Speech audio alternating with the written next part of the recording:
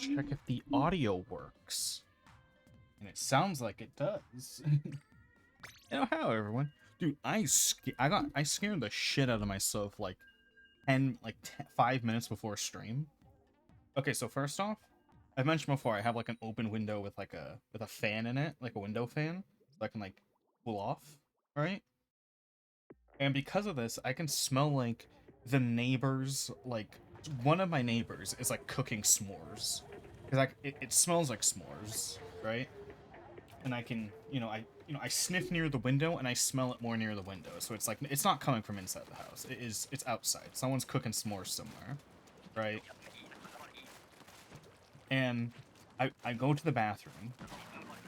Now, so I'm not a sticker kind of person, because there's people who like really like stickers, and I've had this like set of stickers from like that came with my Witcher 3 copy a while ago, a long time ago. I got it like at 2019, this Witcher copy.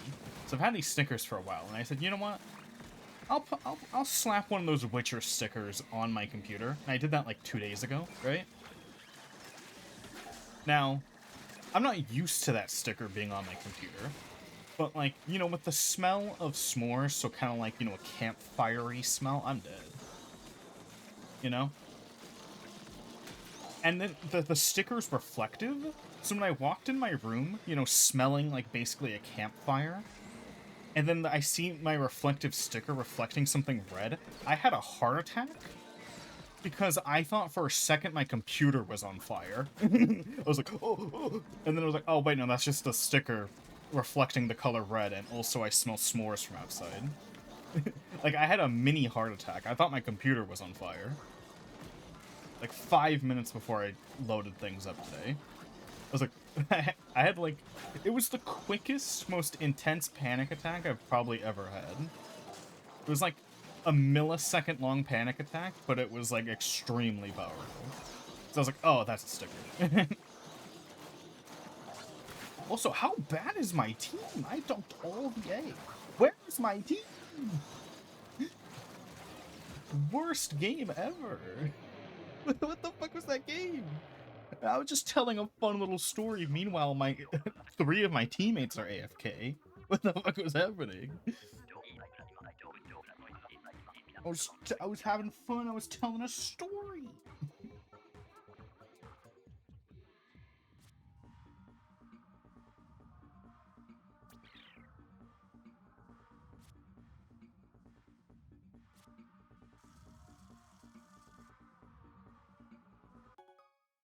Oh, Matsumoto's been updated. Also, in this map, this rotation will end partway through stream, assuming I do a whole, like a full-length stream. I don't quit early or something, right? So we'll probably swap to something after the rotation, unless the next rotation's good. Let me double check the next rotation. The next rotation is okay. It's probably an swap to like art or something after. Woo drunken _ salamander. Prepare for one family when you wake up. Well, it looks like you're getting a new one, Salmon. That seems neat. Wake up next to a Lopunny. No!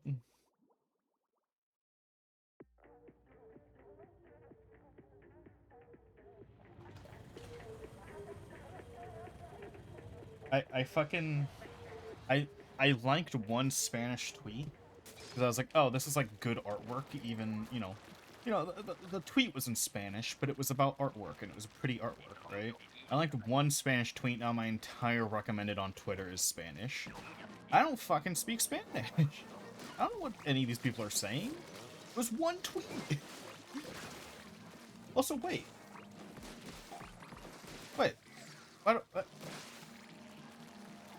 Oh, I forgot. It's one random weapon. I was like, wait, I don't remember this weapon being in rotation. I was like, did I get the date wrong?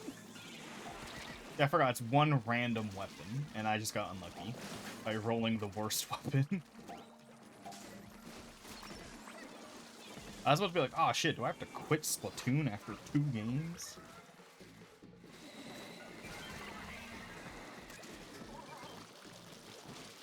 Oh, so yeah, wait, am I? No, I'm good. For a second, I thought it might have been muted. Sometimes I get the sixth sense that I'm muted. And I was fine that time, we're good. So yeah, I had a panic attack. I thought my computer was on fire. Briefly. Oh, the s'more smell is going away. I guess they stopped cooking s'mores. Or whatever the fuck they were doing. Hope my neighbors aren't on fire. Hope that is s'mores and it's not just there's a house fire happening in the next door over.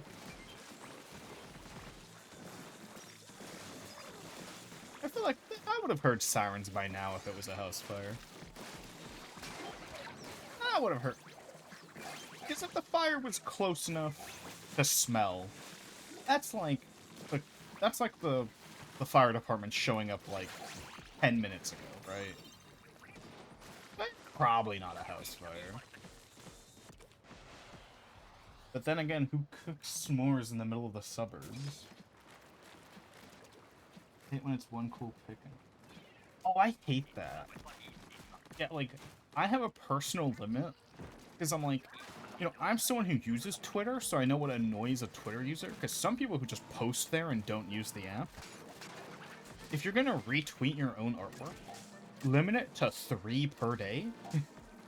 I don't want to just be bombarded with 10,000 pictures of old art I've already seen of this artist. Like, limit it to 3 per day. Like, come on, dude. I want to see other people on my Twitter timeline. Or if you're gonna do more than 3, like, space it out. Like, do 3 now, and then wait like 5 hours, and then do 3 again. Not like, oh, let me retweet my entire art catalog in the space of 3 minutes. So that anyone who follows me can only see my art for the next hour. I guess that's annoying as shit. I hate when artists do that. Or like, if you're retweeting someone else's art, like let's say you found some new artist who's pretty cool and you want to retweet some of their art, limit that to 3 per artist, right? Because I don't want to see just 1,000 from the same guy too. Like, come on. Or if it's a comic, if they upload like a comic, don't retweet every single page in the comic. Retweet page 1, and then, you know, if I want to see the other pages, I'll go to their profile, you know?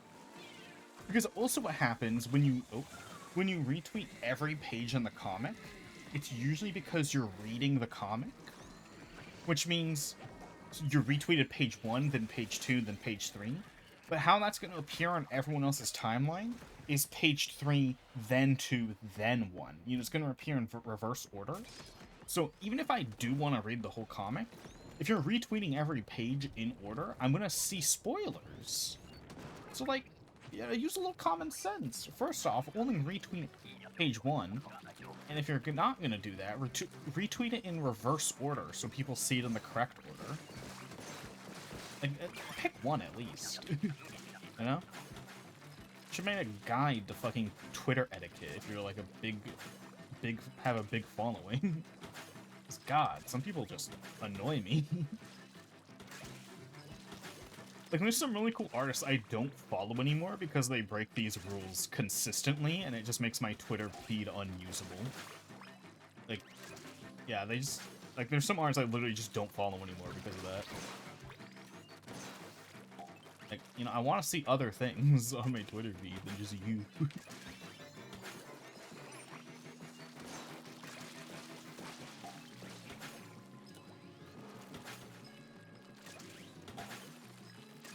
Oh, thank you, Dooley guy. That was actually so cool of him.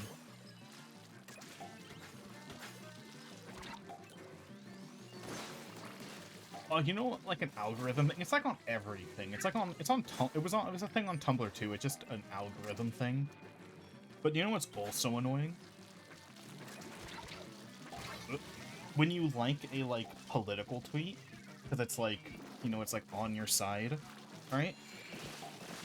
And then it's like, oh, you want all political tweets. So it shows you, like, political tweets from, like, the opposite side that's, like, really bad. Like, you know, I'll, like, someone will retweet, like, a random senator's tweet that's, like, cool, where it's like, this person believes in. It's like, oh yeah, I think if you are racist, you're bad. You know, I'm like, I'll like that. Yeah, I agree. I agree racism's bad. And then like Twitter will be like, political tweet, racism. Let's put racism on their timeline. And I'm like, no. No, I don't want to see racism. Because it's just algorithms. It happens on like every site that has an algorithm like that. But I just hate when that fucking happens. It like picks all the wrong parts of the tweet to be like, oh, this is what they want to see.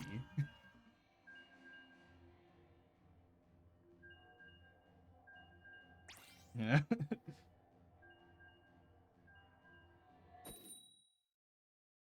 That's also annoying. Takes like a week to cleanse my page when it happens.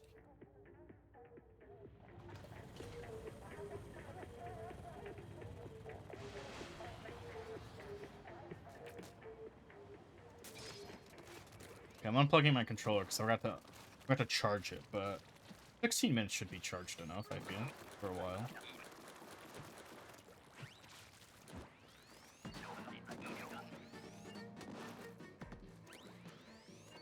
I wish I had the E-liter.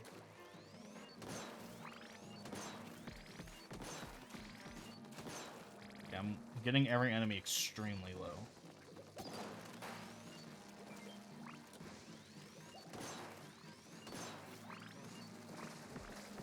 Show me.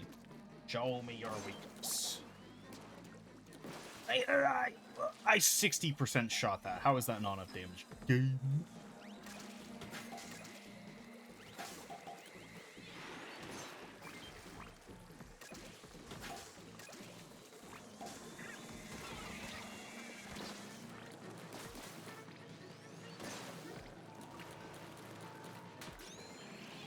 Sorry, I missed all those shots because I literally wasn't looking. I was looking at chat. You can't blame me. I was literally looking away. I'm gonna return back to base. I'm a little dangerous.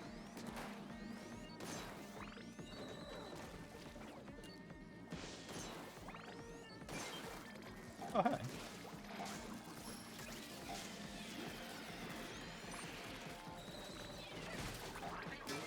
Nice.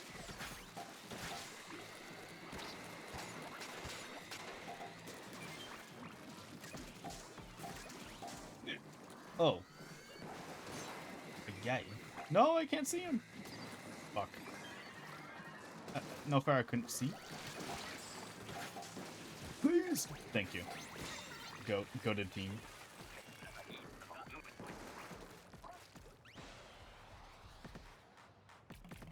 Hmm? Oh, blah blah bird. It's a good weapon, it's just I don't like using it. Uh-oh.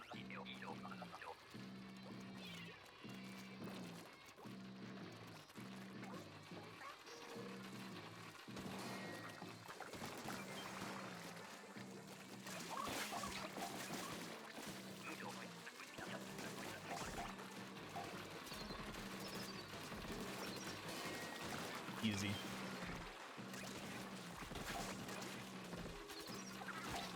Bingo. I'm being jumped!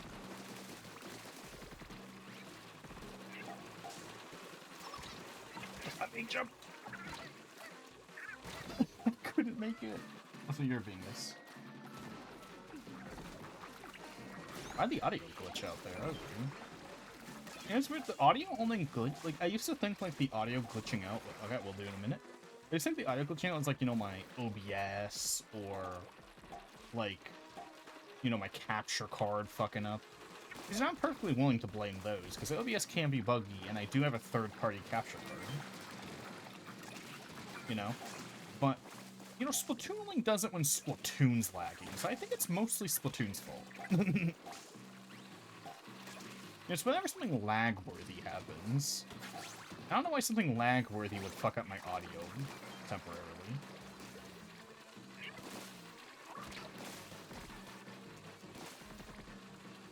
Leave me alone!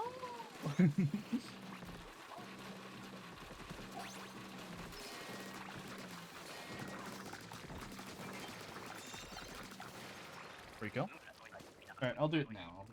I'll do it. The avatar, find it is... Oop, I've been pinged. Ah, shit, did I paste in the wrong channel? Oh. What the fuck are you doing? Dude. Oh, I might have someone I've only raided once. I might be able to raid them today, because they just went live. And this is around the time they normally end stream. Like, this is around the time they normally end. They end at, like, 8:50-ish, which was about 45 minutes ago. And I just got a notification that they just started. So, I might get to raid them today. That's fun.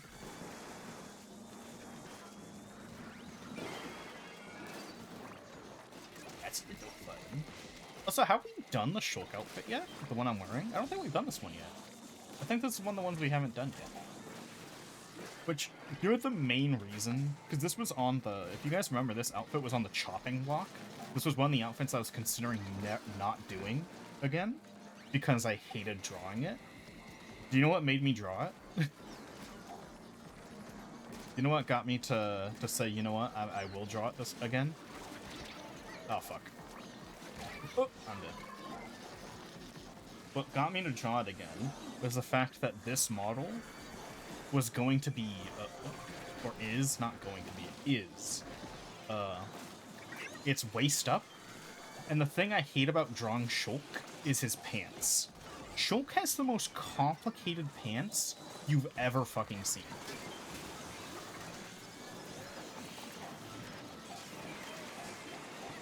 Like, I don't know why, but his pants, or, like, if you imagine Shulk in your head, you probably don't imagine very complicated pants, but look up a picture of Shulk, and I'll show you a picture of Shulk. Shulk has weirdly complex pants for no reason. Like, they have such a weird pattern on them. I'll get a picture of Shulk. Get a picture of him. This high quality image? Yep. There we go. Down. Picture is PNG. Let me get you a picture of Shulk. Let me show you this guy's pants.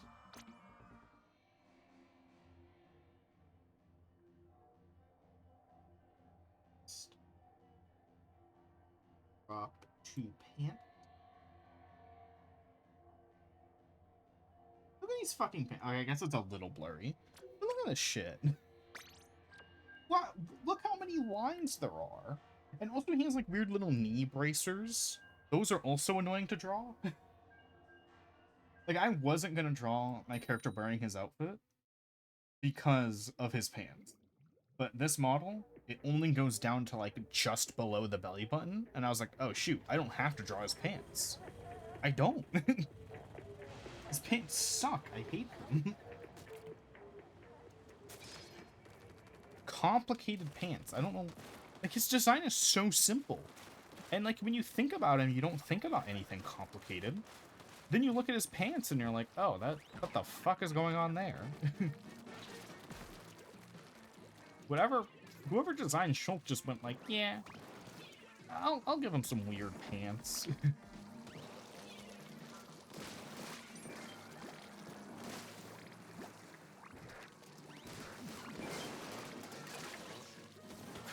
Weird.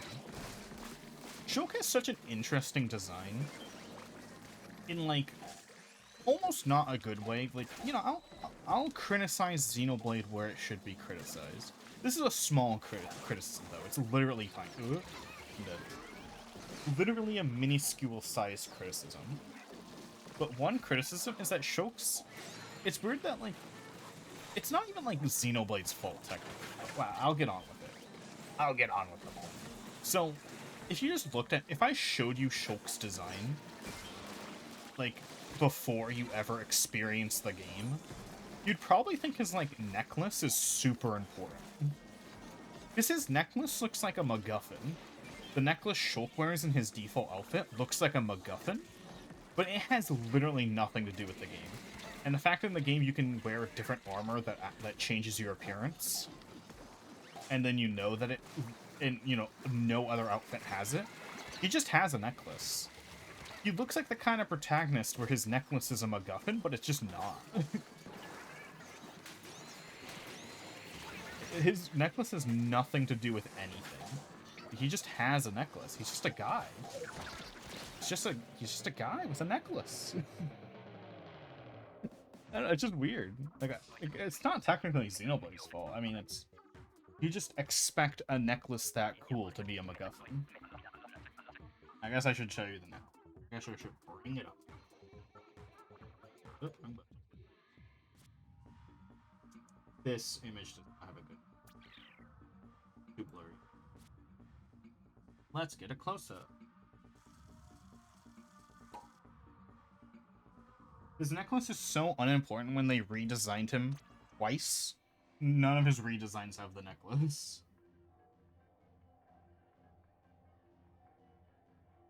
On. He's a cute fit, thank you.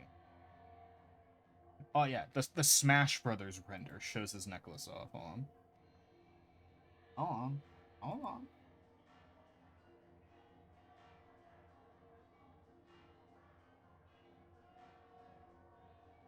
Fucking huge ass image, oh my god. Shrank a little, god damn. Choke a jump scare. Gotta zoom and enhance on that neck. I guess it kind of looks like a whistle in this in the Smash Brothers one. It doesn't look like a whistle in game. In the Smash render, it's a whistle, I guess. Maybe it is a whistle. Maybe it was supposed to be a whistle. Anyway, all I'm saying, it looks like a MacGuffin. It definitely looks like it's supposed to be a MacGuffin, and it's not. It has nothing to do with it. Almost like, do you know what's another weird thing? Sorry, this is a complete tangent. It's barely related. It's like not. It's like almost not related at all. If anyone's seen Yu-Gi-Oh! Arc 5, they also do that, where the protagonist has this necklace, and if anything, they treat it like it's going to be a MacGuffin.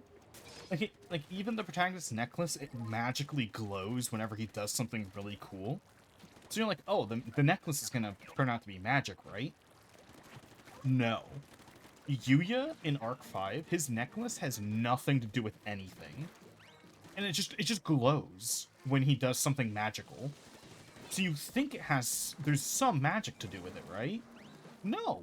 It just glows for no reason. It is a magical little glow when he does certain actions that make you think it's going to be a MacGuffin, but it's not. That one's actually a complaint. Like, that one's actually a valid complaint, because, like, it's a series with magic, and the necklace magically glows when he does magic things. So, like, why does the necklace have nothing to do with anything?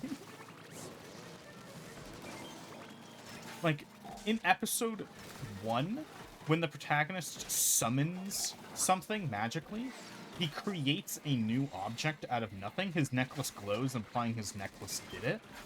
But we learn at the end of the series that had nothing to do with the necklace. It was inside him the whole time. He just has a necklace that glows for some reason. It's like the most red herring bullshit I've ever seen.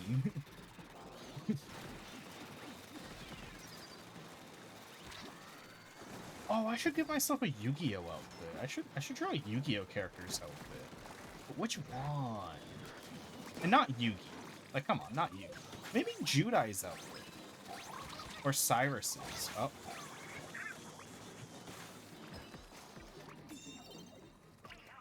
If I was in Yu-Gi-Oh! GX, what would my, what grade would I be? Would I be Slifer, Raw, or Obelisk? Wait, what do you guys think?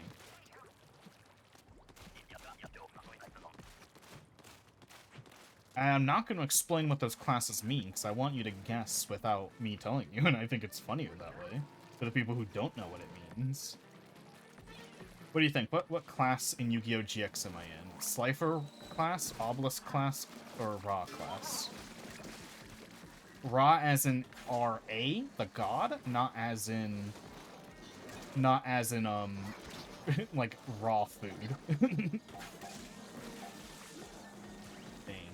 Dang. Do you know what the classes mean, Salamander?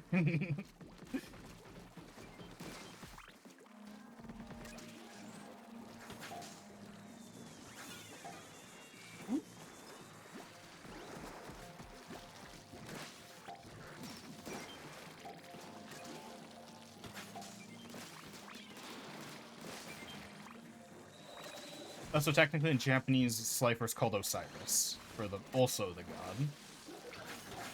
god. It's just in English they changed it to Slifer to pay homage to their fucking executive producer. Slifer is so the classes are basically what their GPA is. Slifer being you suck. And the main protagonist is in Slifer for the entire series because he sucks at doing the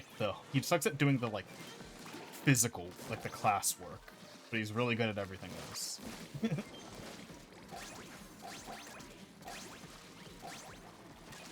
I think I'd probably be Slifer or Raw, honestly. I just didn't want to explain it early because I know no one would say Slifer. No one would say Slifer class if I explained what the classes meant first. So one thing that I really like about Yu-Gi-Oh! GX is that they actually have, like, obviously the protagonist doesn't change classes, like, he doesn't change, like, ranks, but they have, yeah, red's good, I like the red. Like, they don't have the protagonist do it, because he's too iconic, too. You know, he has character design he has to keep. But I really love that Cyrus does change classes throughout the series. Like, he goes up one rank every year. He starts in Slifer, he goes up to Raw in year 2, then he goes up into Obelisk in year 3. And I think that's a really nice touch. Like, obviously they're not going to change the protagonist, and they actually picked a pretty good protagonist to not change classes. But, yeah. I love that they have Cyrus go through a little journey of him getting higher in the ranks as the years go on. Yeah, it's nice. It's like, oh, he's growing. It's cool. I like it. Also, something that, like, I question is unless...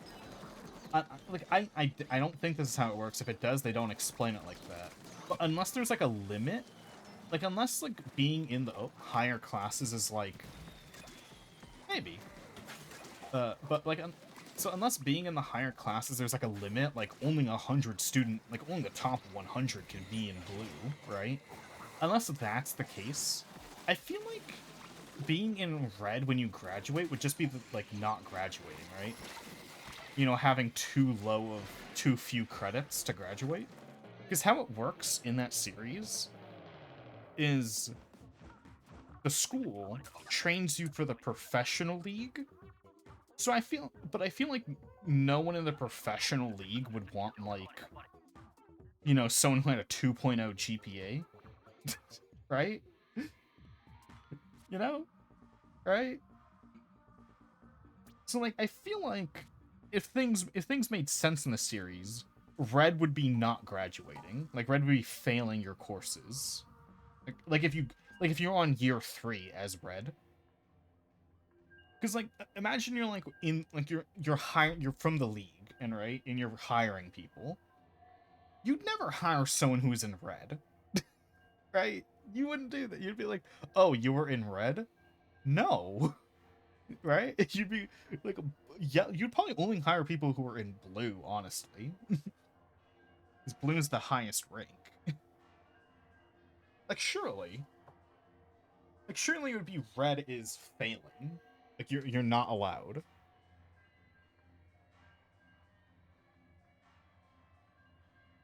Like, obviously, if you've seen the end of Yu-Gi-Oh! GX, Jaden doesn't even want to go into the professional league by the end, so it doesn't matter that he's in red.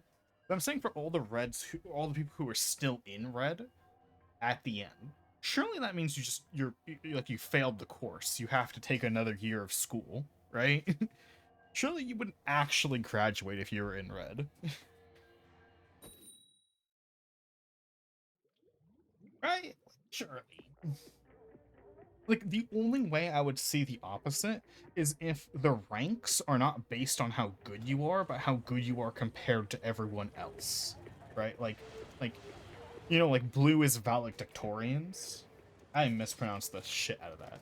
But, right? Like, blue would be valedictorians. Like, unless that's the case, no way. No way anyone but blue would get hired. And even then, I feel like still only blue and yellows would get hired. I feel like red still wouldn't get hired. How it's presented in the show, blues are definitely the only ones that get hired. But how it might work, with a little bit of, tweaking, it'd still probably be only blues and yellows. Like, blue, you go into the major leagues, yellow, you go into the minor leagues.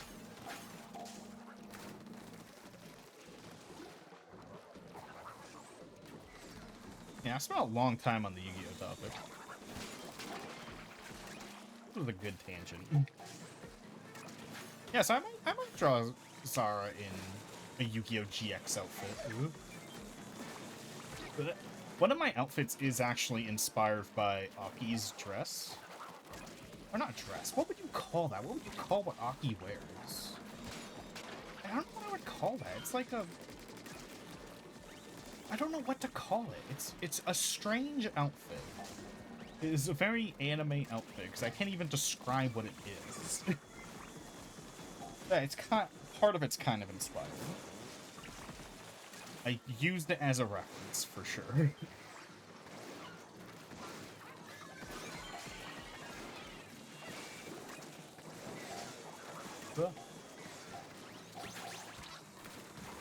I'm not filling that in.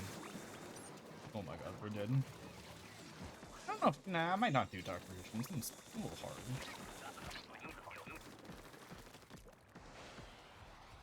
Yeah, it's fine, that's fine. I'm just chatting, I'm just talking. Just splurbing.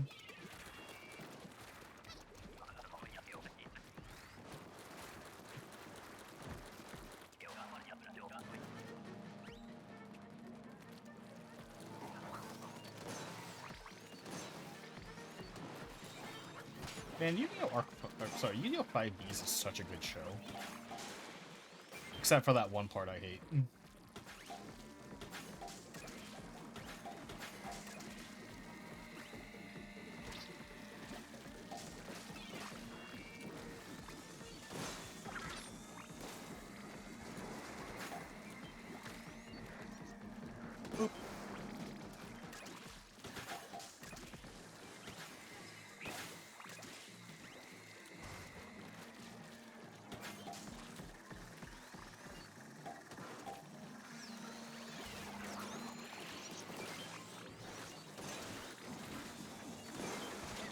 I barely got that guy. I was choking.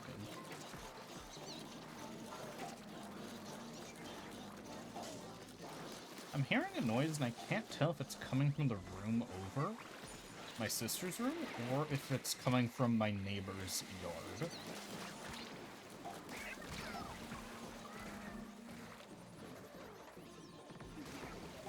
Oh, it's a dog like 5 houses over howling. I can hear it from so far away. That dog's going sicko mode. Is that dog okay? Is it a dog? Let me take my headphone off.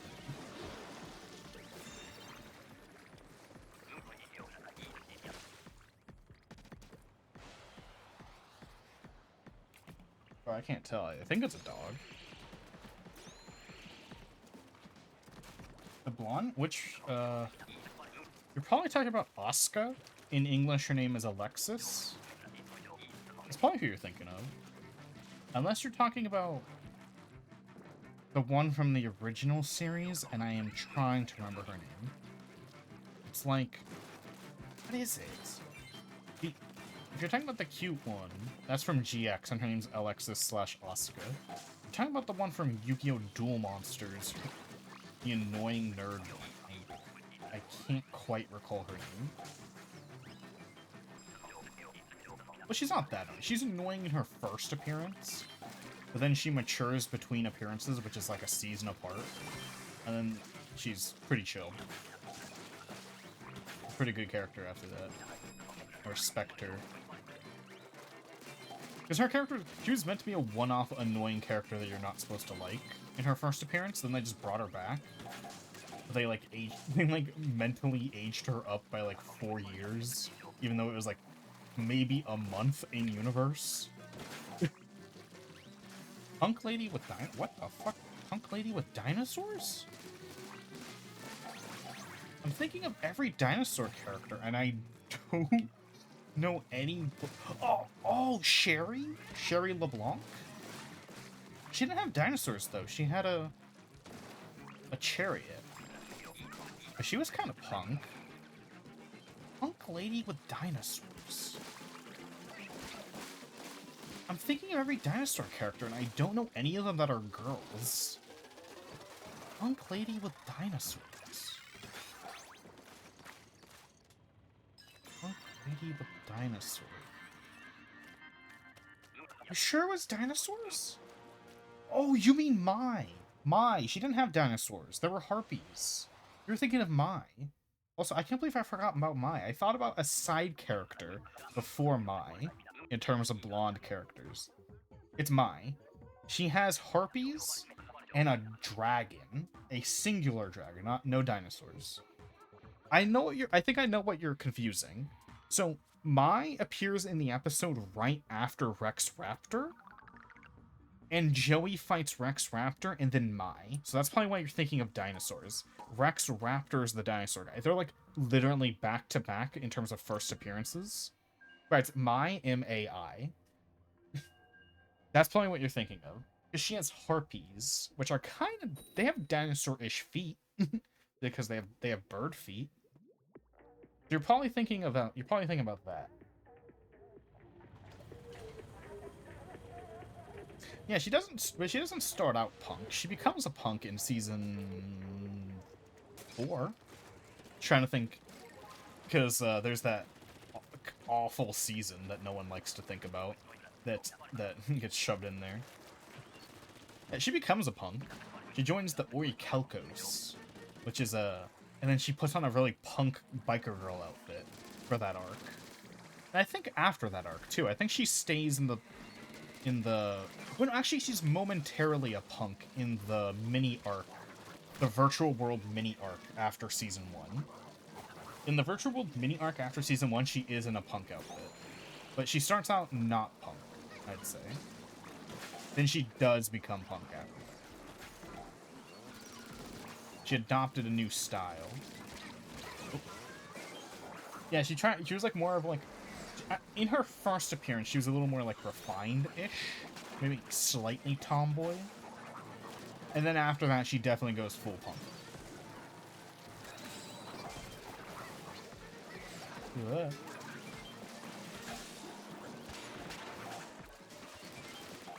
Especially, she kind of does have a tomboy-ish outfit, but it doesn't really match her personality at the very start.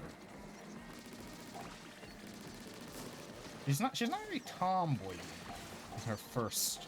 in the first season. Ugh. Also, I don't know why, but something I do love. Yeah, I could do Mize. Mize is a pretty good outfit. Something I do kind of like doing, but like it doesn't happen much, is what we just did, where someone who doesn't know any of a show, any show, it doesn't really matter as long as I know it. And they try describing a character, then I have to, like, mentally work out who it is. It's a fun mental game. I like it.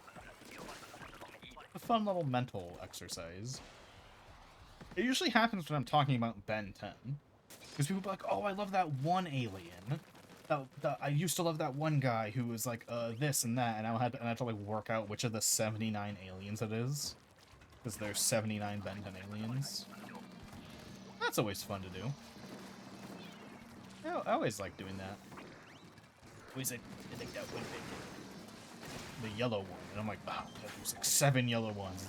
Do you do this? Do you do that? You know, it's kind of a fun game. I like it. A fun little mental game.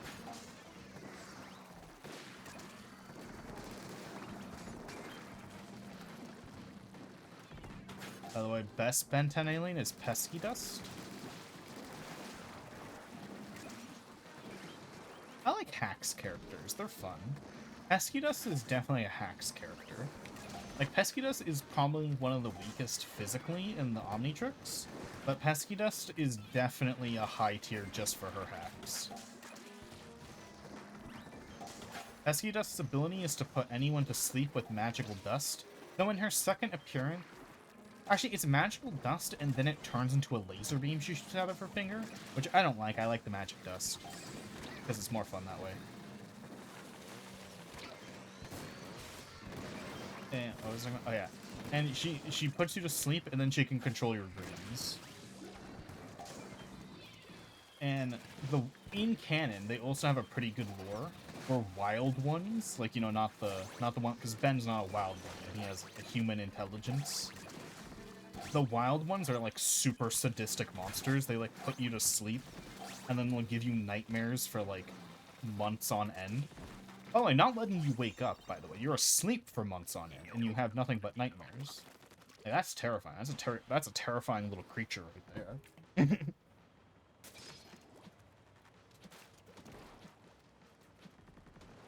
Like, when Ben turns into one of the characters is, like, mortified.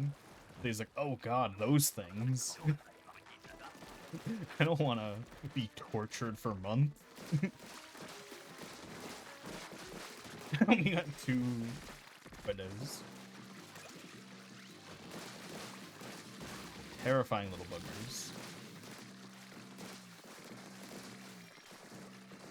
Uh-oh.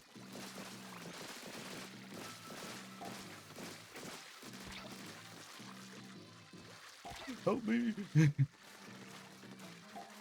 Alright, we're good. Do that. Perfect.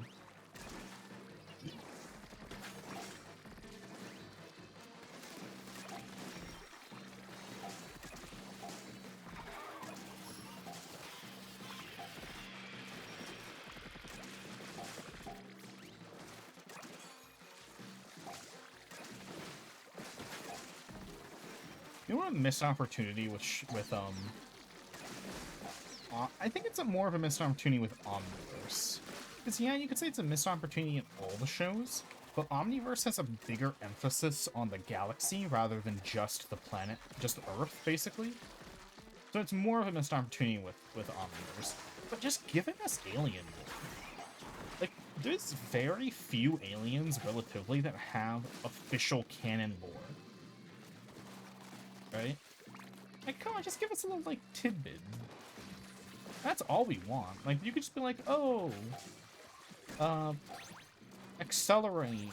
The Kinoceleran species, they're known for their, I don't know, they're known for hunting, like, armadillos or something. I don't know. It's like just give us, like, tidbits or this. Like, just give us, if they threw in, like, 1 tidbit every 2 episodes, I probably would have been really happy with Omniverse. Because there are some shows where the show itself sucks, but the lore is really nice. I probably would have liked Omniverse if they just did that. I would be like, oh yeah, the show's pretty bad, but we got a lot of fun lore out of it. You know?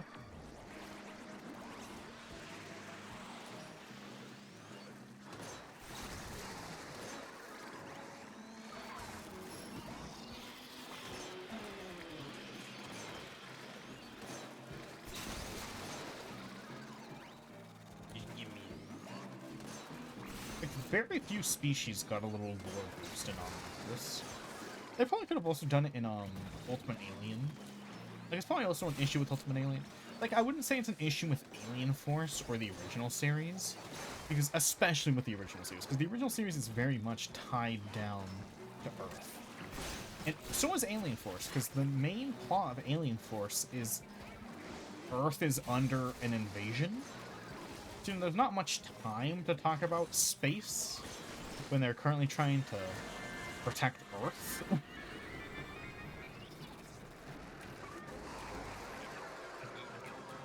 You know, it is more of an Alien Force Omniverse error, I would say, because those two series are more outwards. Like, they actually care about the space more than Earth in those series.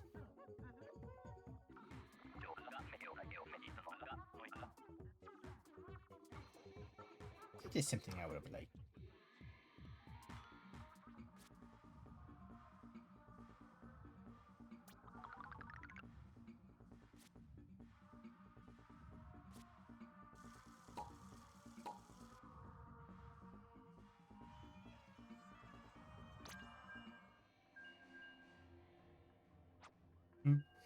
Got a message. Oh, got mail. Oh, what the fuck? I got two messages at the same exact time, and it sounded like one.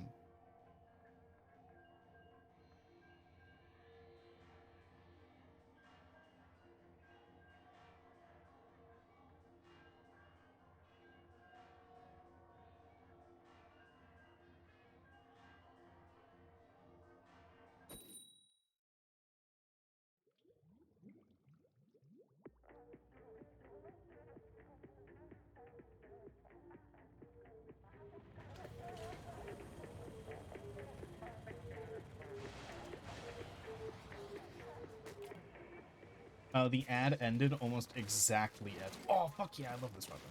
Well, ended almost as soon as the match started. Now that's timing. I'm perfectly timed. I'm in tune. What's I talking about? I don't know, Ben 10, I guess. I think the topic's pretty done.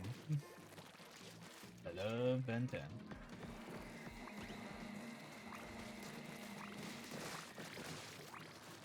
That's like fun. Ben 10's probably like the one of my special interests that I like don't talk about that much. Like, I just don't have much to say about Ben 10. It's just fun.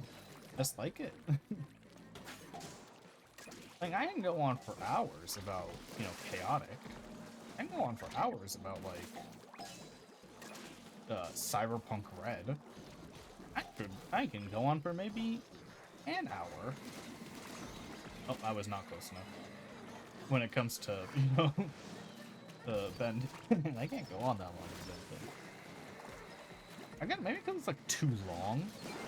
It's like I don't know. It's just, I guess it's just too long. There's too much. There's so much that I'm like, well, do I want to start at the beginning? Damn it. Before time began, there was the cube.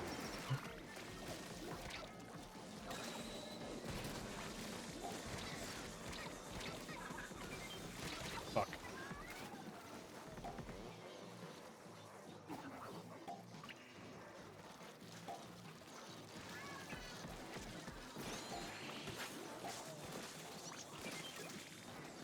Oh, the audio.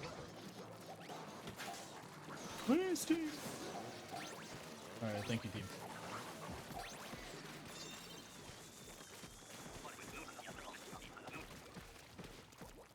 Womp. Fix Seribot.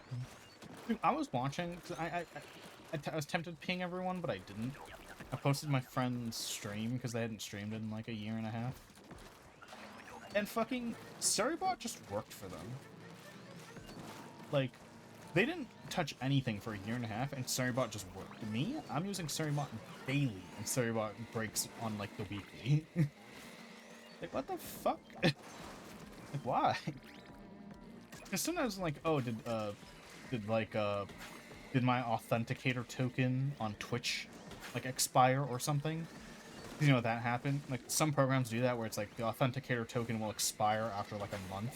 So, you know, every month you gotta reapply, like re-accept the terms and conditions of things that use your authenticator tokens. Right? But no. Because she hadn't used hers in a year and a half, and she didn't need to redo shit. It's just a me thing. It's just Seribot loves breaking for me for some reason. And like, why? What did I do?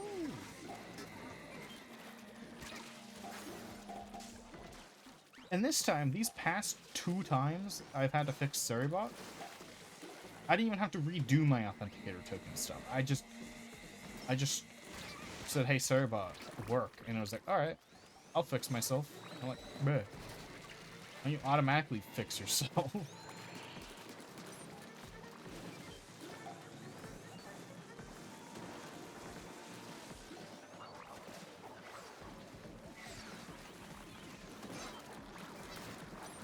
Oh, GG.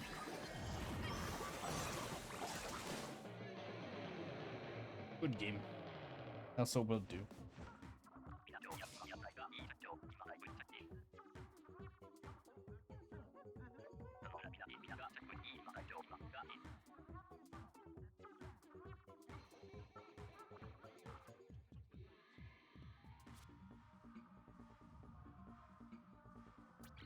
Oh.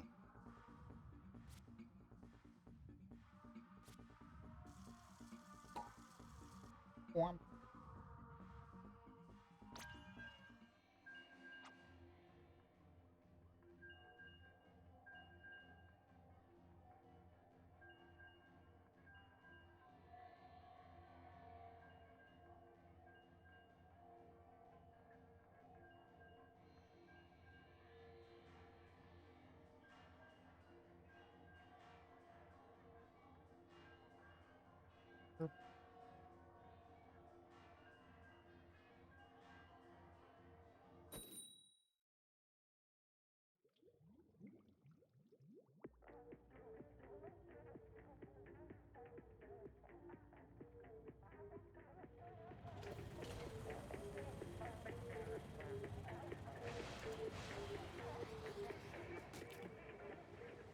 Need to plug my controller back in. It did last a while for me, you know, not charging it and only charging it for like 15 minutes.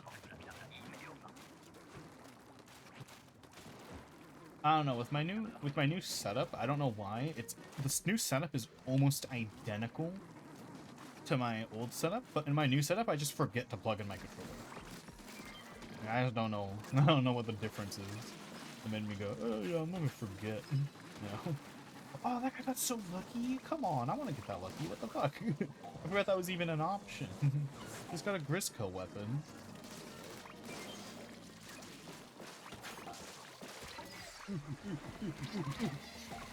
I was doomed.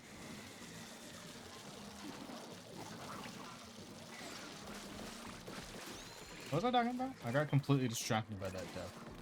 Like before the Grisco. Completely forgot. No clue what I was talking about. It's completely gone from my mind.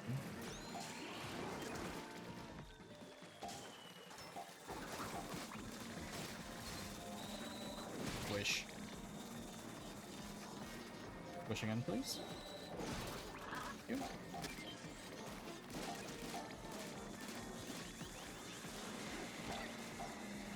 Shit.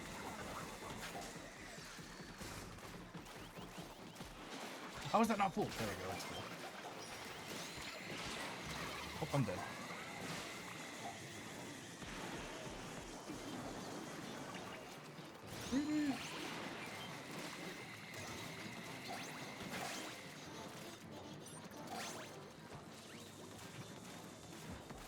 Maharaga. Womp.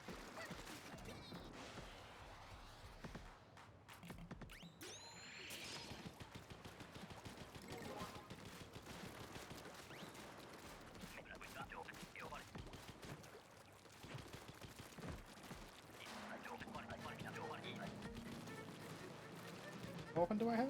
Ooh, 52. I like 50. 52 used to be my main. I did play, it is still good in this game. I just don't know why I don't play 52 like ever. Oh shit. Hey Lumine, I feel like I recognize your name. Where do I know you from? Assuming you're not about to send a spam message in the chat. Where do I know you from? I recognize your name. That or someone else just has a really similar name. Where do I know you from? How do we know each other? I'm alive. I'm good. sound so familiar. Good.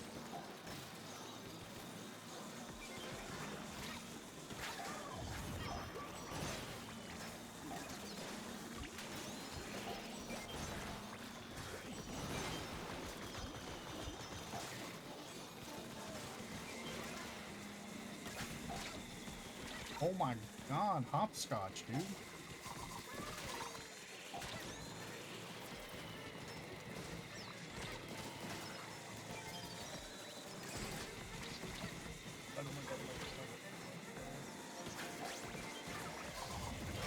Wow, I was invincible. I was in my invincible form. Bullshit. I was literally invincible. I had immortality. And I was like, nah. I was invincible. I had to. Bruh. I'm mad. I'm mad. Absolutely fucking scammed.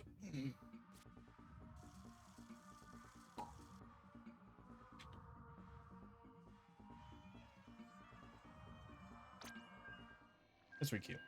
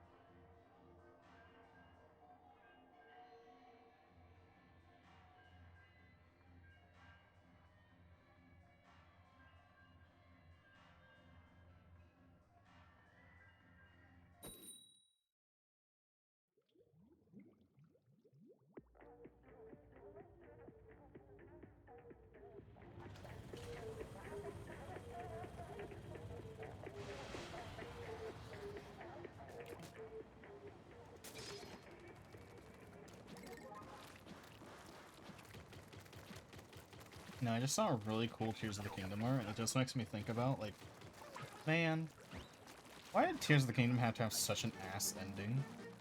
Like, it's almost impressive to have a minimal story and for the ending to be ass, right? Because the more basic you make your story, the harder it is to fuck it up, you know? Like, Kirby. It's hard to fuck up a Kirby story, because Kirby stories are so minimal. Kirby stories are not complex. The evil darkness wizard stole all the colors in Dreamland. Get them back.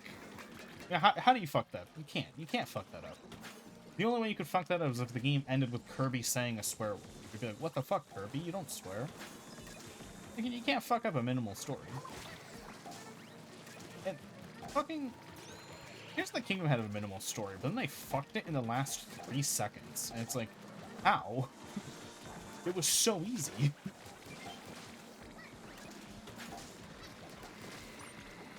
Like, it gets fucked so quickly. It's like, oh yeah, by the way, one of the characters had the ability to de-age people 1,000 years. It's like, what? Why didn't you use that on the villain? Why didn't you de-age the villain into a baby? You know? What? Like, why did you reveal that you had that power the whole time? In fact, why didn't you use that power forever ago? Save us all. You could have saved Link like 17 hours of work. You could have saved Link like 3 months of work. if this girl was just like actually used her power when it was needed. Like, why'd they reveal that the character at the end just has that power? Oh yeah, I can. It's like, it's not like, oh, maybe it only works on people who are willing. No, the creature she used it on was definitely unwilling when she used that ability. So we know that she has the power to unwillingly age people back a minimum of 1,000 years. A minimum of 1,000 years. So, like, what the fuck was she doing the whole game, right? Yeah, anytime you could have showed up and de-aged the bad guy, like, you don't have to turn him into a baby. Like, turning him into a baby might be too cruel. But you could have turned him into, like, a 12-year-old, right? And then, you know, we just pick up his sword and put it on the top shelf, and then he can't get it anymore, you know? Like, yeah, it would be inhumane to probably turn him to a baby, but it'd probably be fine to turn him into a 12-year-old, because he was trying to commit genocide. You know, I feel like it's a fair response when magic's on the table.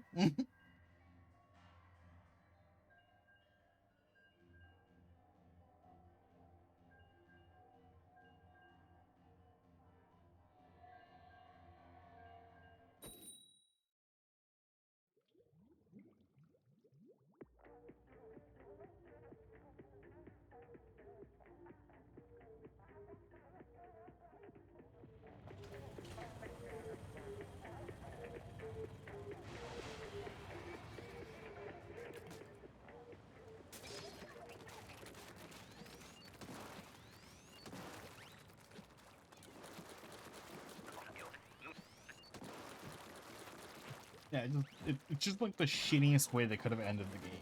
Just lol. This side character you didn't care about could have ended the entire conflict. Like, they could have ended the entire conflict before the conflict started. Because the start of the game reveals that the bad guy was sealed away, and he was, like, going to be asleep for 1,000 years. So it's like, you could have, you know, they just walked up to him while he was sleeping. Because that character knew where he was sleeping and that he was sleeping. And, you know, sneak attacked him. He just been like, whacha! And, you know, fucking lasered him.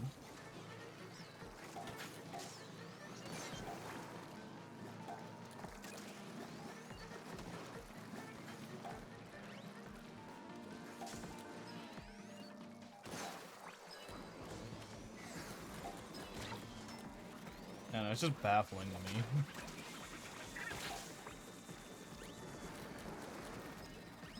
There is only one thing that could, like, you could say, like, oh, she couldn't do it. And that's because they describe the power to... Oh, they describe the power to send something back in time was that you have to be able to remember it. Like, you have to, like, be able to remember and visualize it going back in time. But, like, she wasn't there for 1,000. She wasn't watching the creature she did the minus 1,000 year fucking de-aging thing on. She wasn't there for all 1,000 years, so technically that's not even true. She didn't have to remember every point in its journey to reverse it. But she was just lying when she said that. That or the ending, like, what just makes the ending worse, honestly, because you tell us how her power works, then you show us her using it, not how you described it working. Like, you take the time out of your day to explain how it works, and then it doesn't work like that. Which makes it worse, because, like, it would be slightly less bad if they just didn't explain how her power worked. It's like, oh, yeah, she could, you know.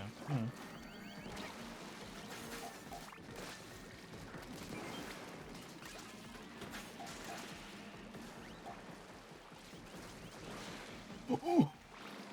That was sick as fuck, and you know it. How did I live? I thought I was dead there.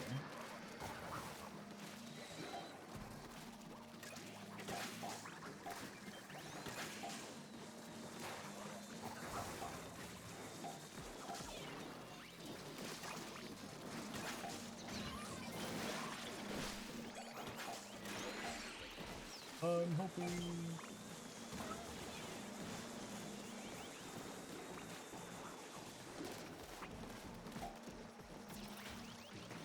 Oh, dang! Good shot. It didn't even open on my end.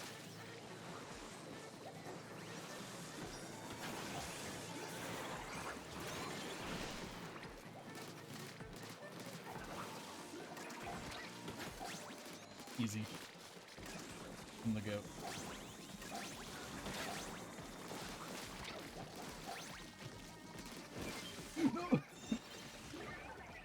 trip into the water.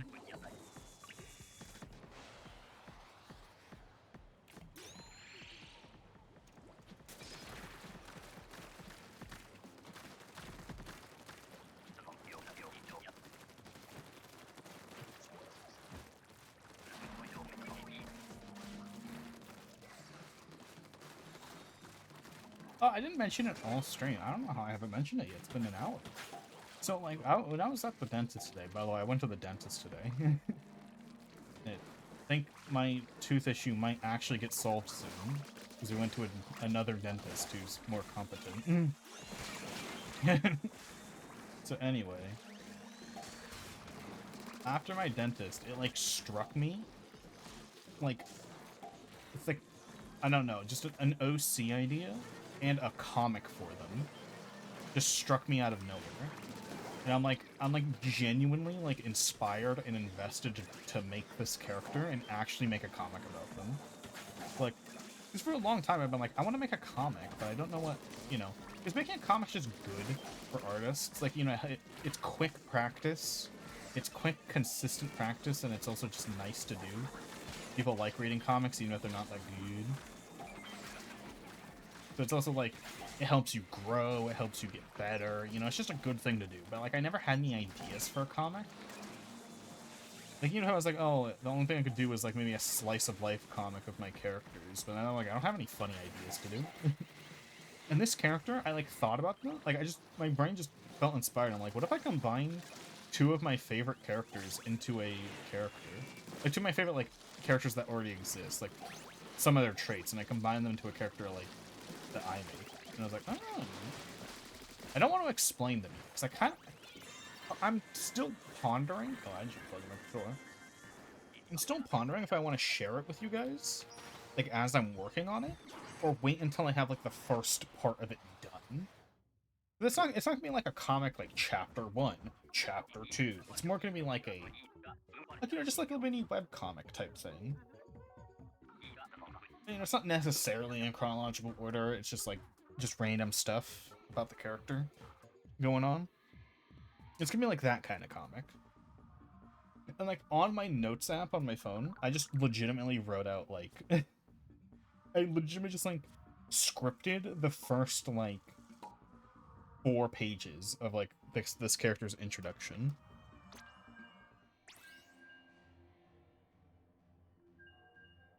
And I'm like, I don't have much of the character. Like I don't have they're not designed yet, and I don't have a name for them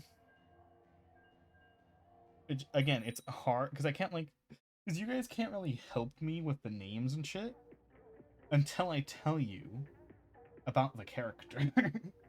But I don't know when or if I want to tell people about it before I'm done. Right? So, yeah.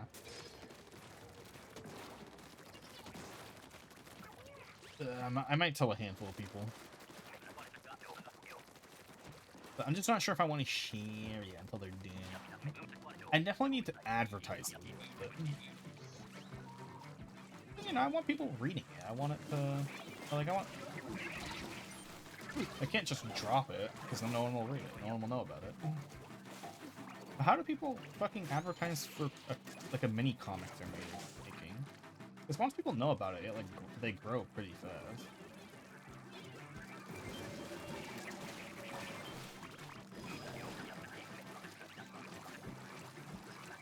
And, like, I'm planning on doing, like, one of those, like, ask character things for this character, like, where you guys can, like, submit questions or things to the character, and I'll draw them responding. And I'm gonna do that with this character, too.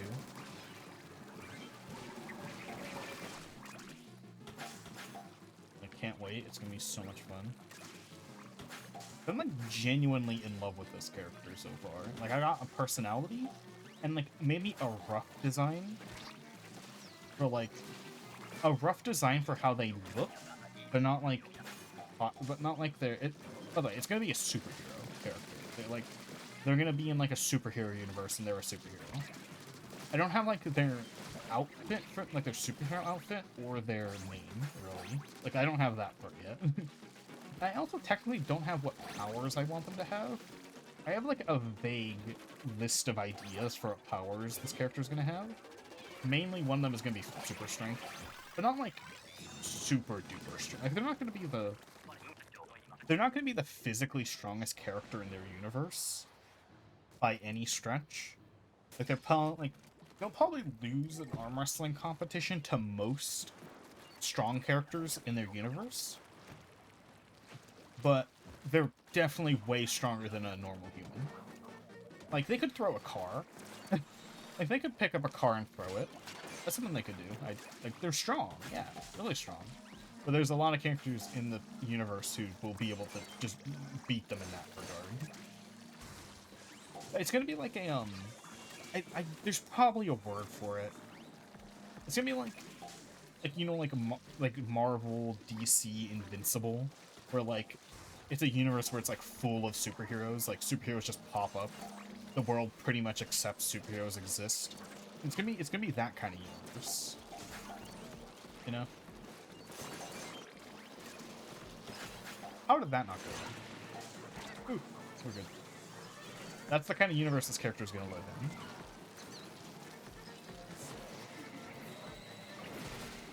Probably won't meet as many superheroes as Marvel and DC, because they have a lot.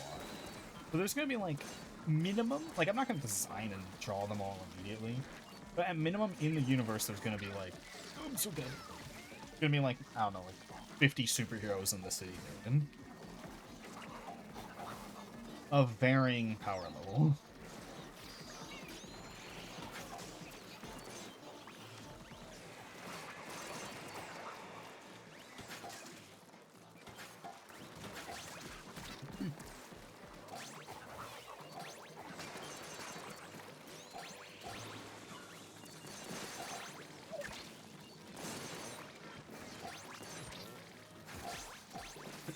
Just wiggling around. What's my phone? Oh, Salmon went live. Oh, that reminds me. Did I ever open that person's stream? I did not. Person I said who never goes live at this hour. Live at this hour. Yeah, I have it open.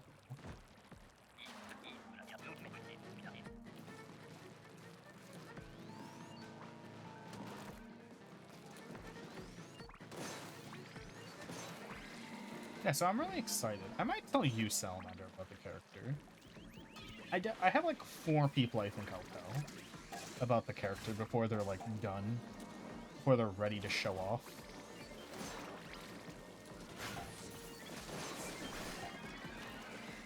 Should I name the comic?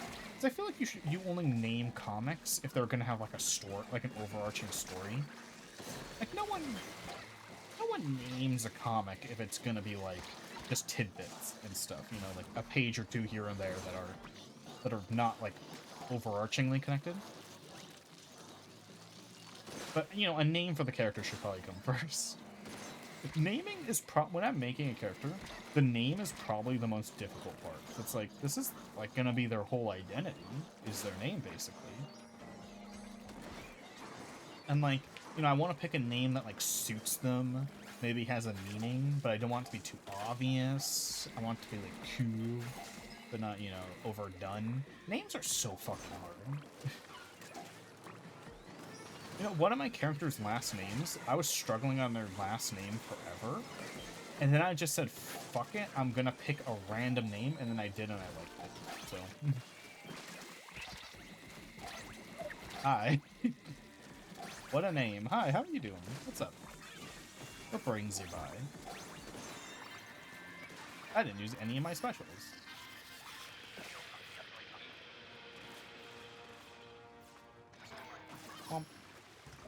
What's up? How you doing?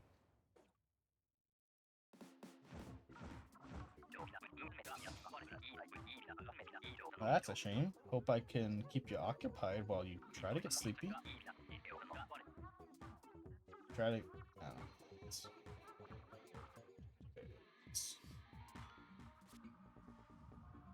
Alright. I appreciate that. Glad you came to vibe. Chill. Right now I'm just talking about a character that I'm planning to make a comic about. Because I suddenly got inspired, like, earlier today. with like a character concept and a comic concept that I'm just fucking obsessed to do right now. That's exciting. It's gonna take so long to work on their design. I want it to be perfect.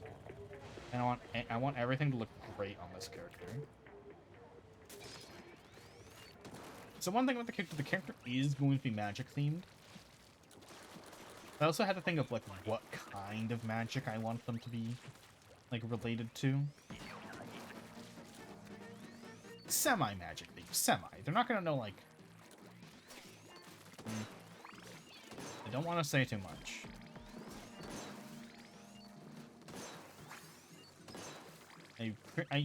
I'm still unsure how much I want to keep secret before the character is done.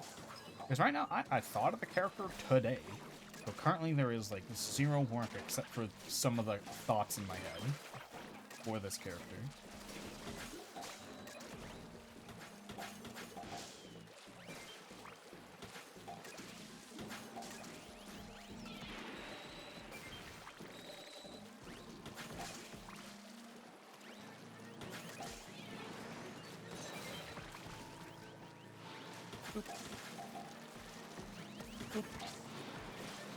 And no one's throwing a bomb at this guy. I have no ink, so I can't.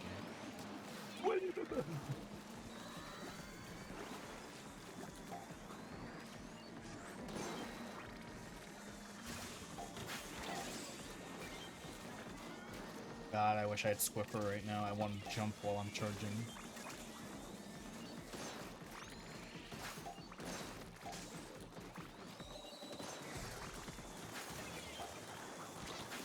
Oh, damn it.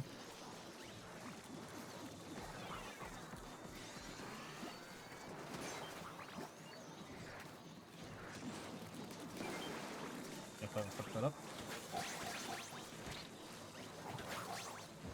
Easy peasy. Good round, good round.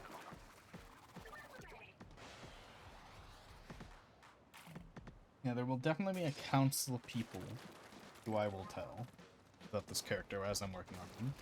I'm so excited. There's also one person I want to tell, but I also think they'll have a pretty fun reaction if I don't tell them, then I just show them when it's done. So like, that's a, do I want their help designing the character, or do I want them to be, actually there's 2 people like that. I'm like, do I want their help more, or do I want to see their, like, excited reaction more? That's the real choice.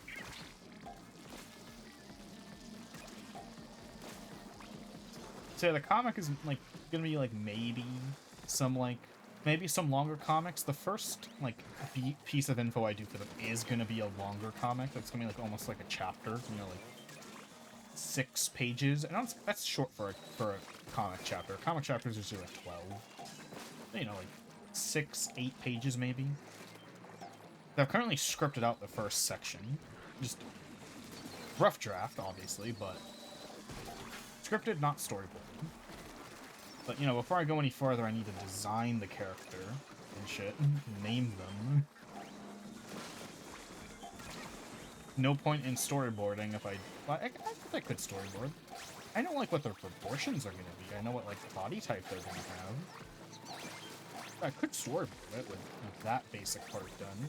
But, like, what if I add earrings to the character? And I want to have, like, a shot of, like, their earrings jingling in a satisfying way in one of the panels. Then I'm like that. I still should probably wait to storyboard.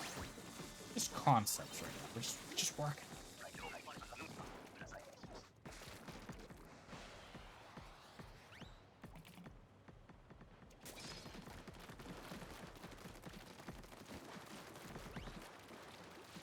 My nose.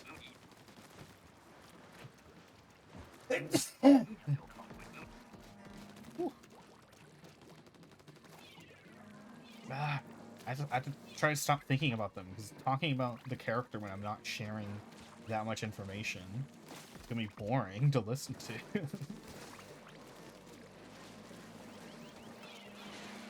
Maybe I'll share the character once they're like once the character themselves is like at least 50% done. At least 50% done, because then like there's more stuff to talk about, and I can like maybe. I'm ready.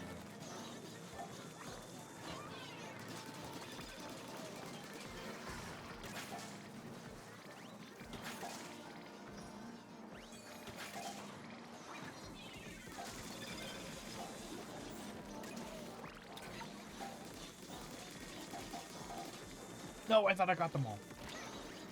Okay, someone else is doing it. We're good.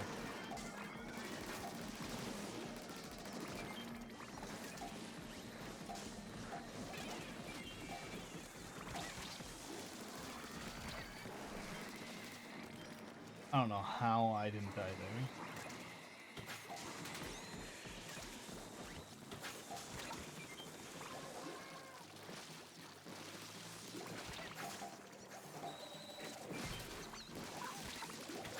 Ugh. We're good. No, we're good. We're good. We're good. We're chilling.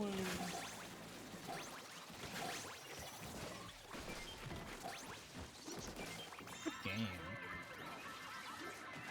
Good round. Good round.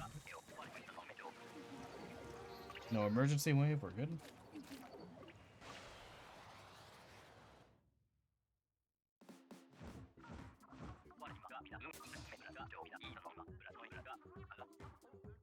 No, I'll wait. I'll wait. I'll wait till they go. And we're in ad mode. You guys can hear me. We're in an ad. That's come on. We're in an ad.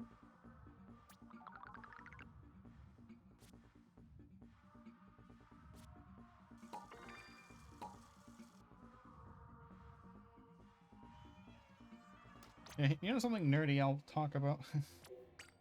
Forever since like I use a 2-monitor setup, but then some for my computer, but then sometimes one of those monitors is my Switch, like it is right now. So it's like, oh, what happens if I open a program? It's on my other monitor, right? So I can't believe, like, I googled this like 10 times before. Like, I've been doing this for like 2 months now, so this isn't too recent. But like, you know, trying to get one thing from one monitor onto my other monitor when I can't see one of the monitors. It's been bothering me for years. And I've googled it a few times, like, oh, what's an easy way? And the closest I got was like some programs, if you right click them on the taskbar, you can there's a button called move, which lets you move it where your mouse is. That lets you move programs really easily if you can't see them. But like 2 months ago, I just accidentally discovered a keyboard shortcut that moves your windows around. And I'm like, I tried Googling this exact thing to see if it existed, and I never got an answer in Google. By the way, the combo is Windows and then the arrow keys. You can move it. You can just move a tab anywhere you want. I don't know why I couldn't find that on Google for like 2 years. Now it's no longer a problem. That's my nerd thing of the day. I learned a cool keyboard shortcut a while ago.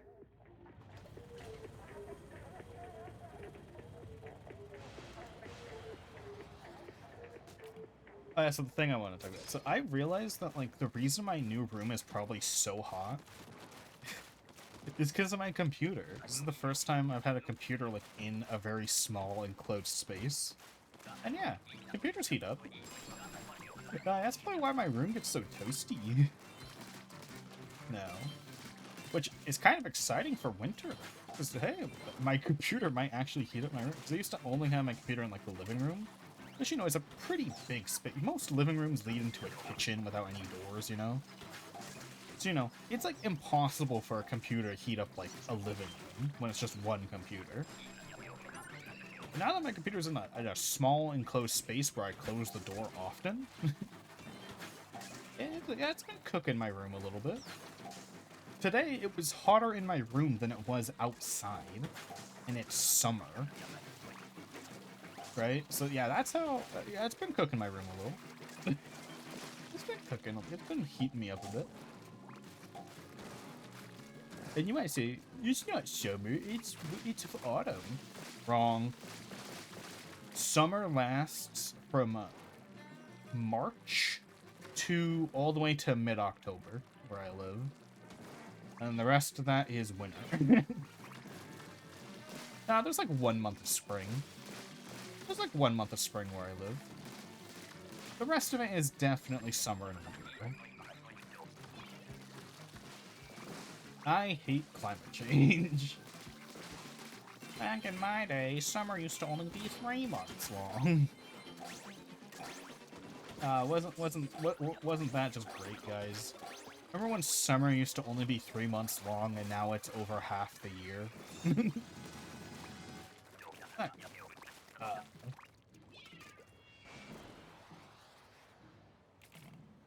More reason to hate summer. It's taking up it's stealing the other months.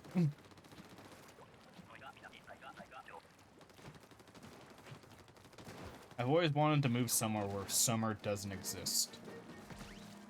I'd almost rather live in fucking Antarctica where you can't take off your clothes for longer than 10 seconds than live in a place that has summer.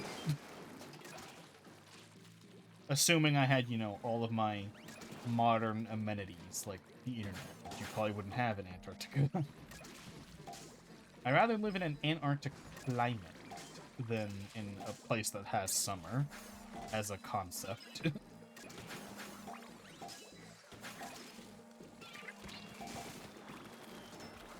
I also think my new room might also be making me sleepier.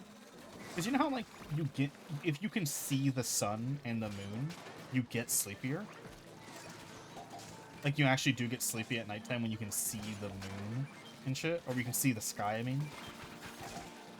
So if you don't have windows, or like you keep your windows closed, you can like stay up longer, basically. So I think my new room has also been making me sleepier since I can see outside my window more often while I'm just, you know, vibing. So like my brain is going, oh, it's night. You should sleep. Rather than just, it could be any time of day. And I can also hear the crickets in my room, when in the living room I could not hear crickets. When I'm just hanging out, I can hear crickets, so my brain's like, it's nighttime, you're going to sleep. I'm like, no, I'm nocturnal now. This resulted in me taking some very weird nap. Like yesterday, I took like a nap from 1 a.m. to 4 a.m. It definitely didn't help. It's sneezing again. How that? Oh, that was Bryden and Mike. Sorry. Also new, like, fuck.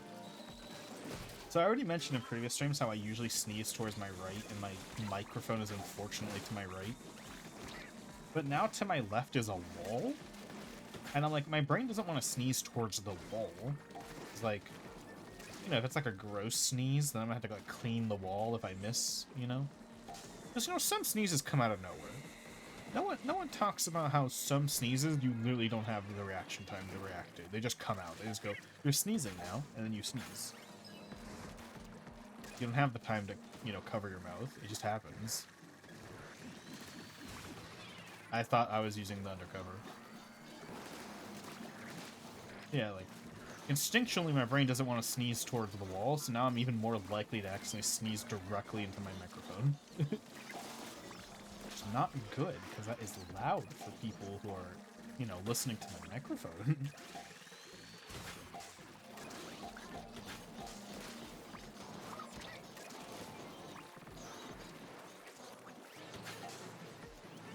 I don't have ink.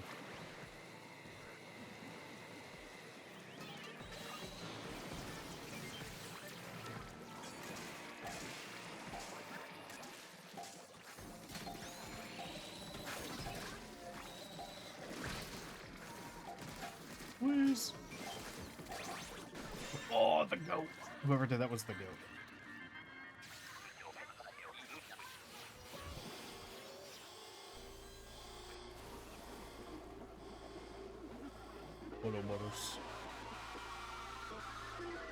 Man, I still have coffee. I got coffee earlier today. been sipping on it pretty slowly. I still have some. That's probably also why I'm not tired today. I'm not a major coffee drinker. Like, some people are like, oh, I have to drink coffee every day. I like have coffee like maybe once a month or two. Just not a coffee drinker. I don't need the boost. I like coffee for the flavor. Phone. I remember to turn off my alarm because I have 2 alarms. I actually have like 4 alarms, and I don't know, 2 of them I just don't turn off, even though I probably should. So okay, so the 2 alarms that I was about to complain about are I have 1 alarm at 9 p.m. telling me to start stream if I haven't. Then another one at 10:30 p.m. to be like, hey, you should start streaming. And I need to remember to turn off the 10:30 one when I actually am streaming already. So it's like every stream on a consistent basis, you just hear me go, oh, my alarm, and I turn it off an hour and a half in.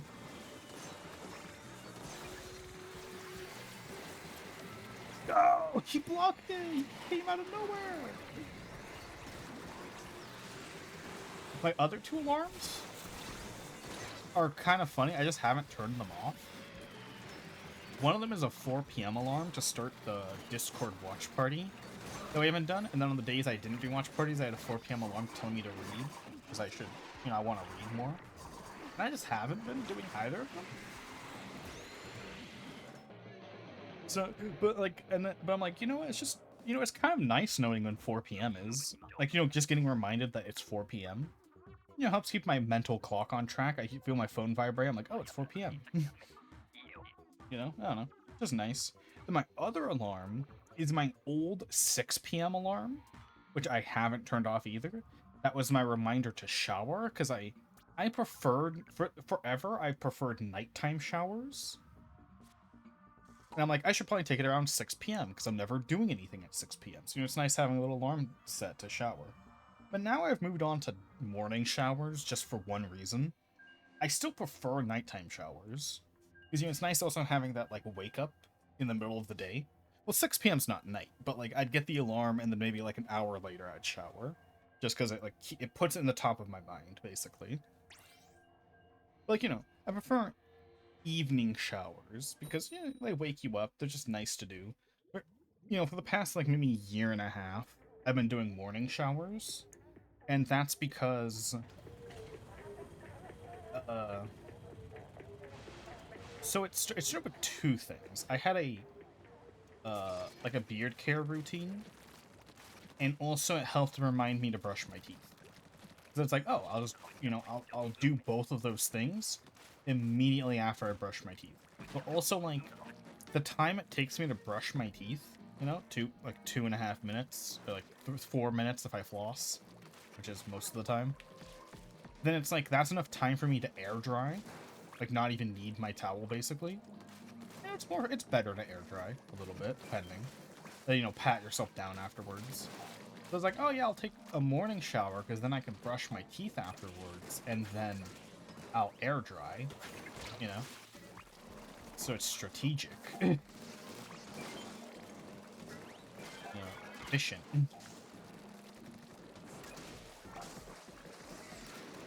Yeah, that's literally the main reason I swapped to morning showers, like a normal person. Because most people take morning showers. But to my understanding, that I'm still a little weird, because I don't know anyone who brushes their teeth after a shower. Because most people I know brush their teeth the second they wake up, and then shower like 3 to 4 hours later. Well, I'm dead.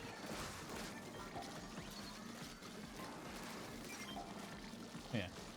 I don't know why I'm talking about my shower routine. Oh yeah, because I was talking about my, fucking...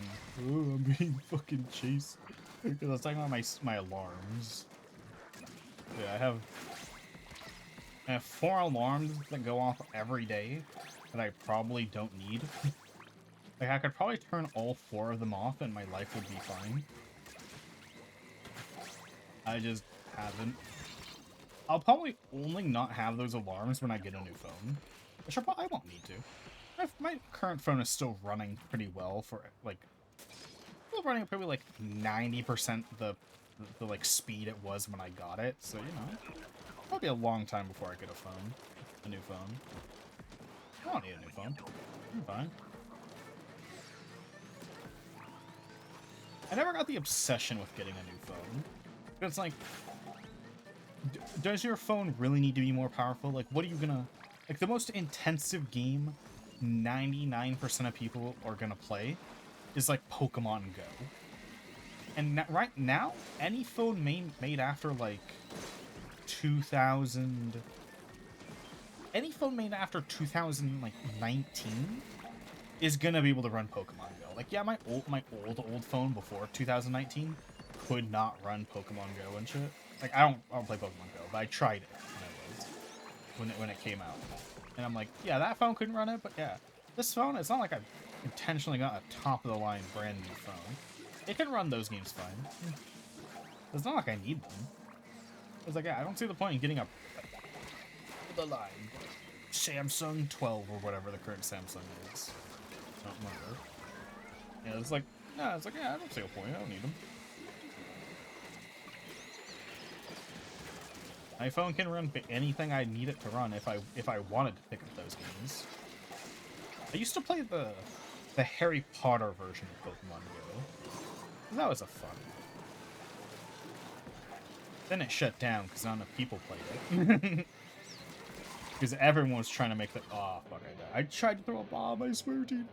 Because everyone was trying to make their own Pokemon Go, and many failed. Yeah, it was fun.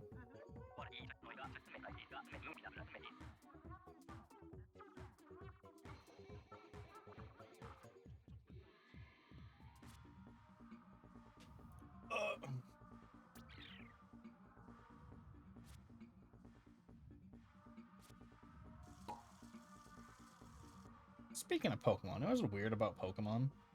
Pokemon only ever does, like, really well when they appeal to everyone who's not a Pokemon fan. Like, it's to the point, like, they don't... Pokemon does not appeal to Pokemon fans at all anymore. If you like Pokemon, there's like a 2% chance a Pokemon product will be made to appeal to you. It's like... They're like, we're gonna go after everyone who watched one episode of Pokemon when they were 10. That's Pokemon's target demographic. Is people who watched one episode of Pokemon like 50 years ago. No, that was too long, but whatever. 30 years ago. That's their target demographic. You watched more than one episode? Sorry. We don't want you playing our games.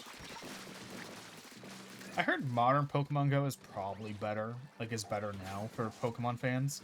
But yeah, Pokemon Go on like launch, like the first year of Pokemon Go was awful. It was like unplayable. There was nothing fun about it. All it did was appeal to the people who, you know, watched Pokemon one time 30 years ago.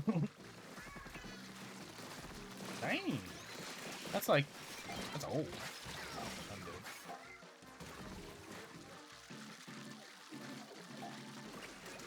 I bet like actual Pokemon fans, like it's like what's an actual Pokemon fan's favorite Pokemon? It's probably something from Gen 3 to 5 on like in most of the time. And then what's the like Pokeboomers' favorite Pokemon? It's Charizard. That's it. It's just Charizard. There's no variation. There's no Jigglypuff. It's like no, it's Charizard, which is why Game Freak exclusively sucks the dick of Charizard. Like, exclusively it's Charizard every time. And that's why. Pokeboomers, the only like Charizard. They don't like anything else. Maybe Pikachu. A little bit of Pikachu. You'll get some Pikachu fans in there. Which, that's the main reason every modern Pokemon thing only sucks Charizard's dick. They don't go, oh, let's hype up Mew. Let's hype up Slugma. You know, it's like, no, let's just hype up Charizard and only Charizard. Sometimes Pikachu. That's a good favorite. Yeah, but like if you averaged people's favorite Pokemons, you'd probably get mostly Gen 3 and for Pokemon. In like complete honesty. If you average like actual Pokemon fans, people who like played the games, or more than one game, that's my category. Playing more than one video game. You'll probably get an average of a Gen 3 Pokemon. Because Gen 3 had bangers. Gen 4 had some bangers too. I'm being jumped. Help me. Used to own Yellow. Yeah. Yellow was interesting.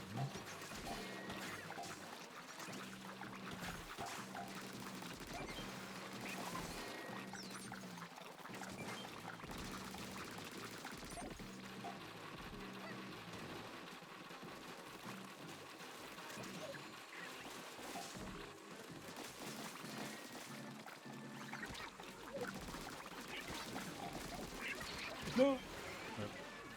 Guys, I think this match might be lost.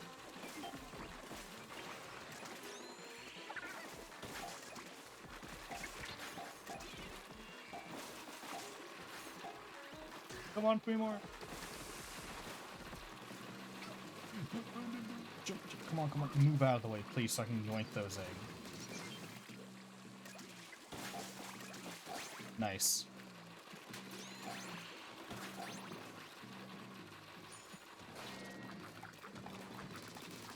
Anyway, that's why gatekeeping's important. Though I think it would be impossible. It's like, more people are learning as of late, and I'm glad that gatekeeping is actually an important thing to do. I think, honestly, Pokemon is impossible. You could not gatekeep Pokemon. It's too big. Like, even if we went back in time and went, this is exactly when we should start gatekeeping, it would be impossible. Pokeboomers are too plentiful and too strong to gatekeep.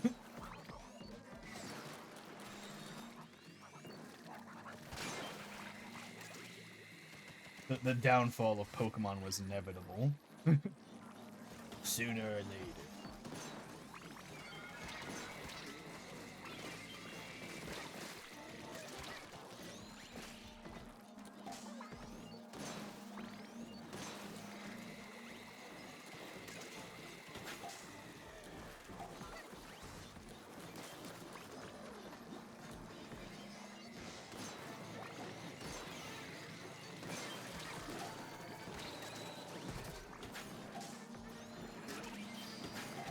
You know what's a weird change in Pokemon that I never get? You know, on all the editions. Yeah, that sucks. That Pokemon can only get away with that because they were the first to do it and they did it in the 90s. They should fucking stop doing that. We are beyond the point of needing to do that. And especially now that the games cost $60 fucking dollars. Like, I could probably still excuse it if they were selling the games for $40 like they used to. And the fact that the games have gotten worse since when they were $40, so they're just scamming you out of $20 now, it is bullshit. That they still do the 2-game bullshit. That practice should have died when they moved to the Switch. If you're gonna start charging $60 for the game, but you're gonna lower the quality, you shouldn't do 2 games. You should do 1.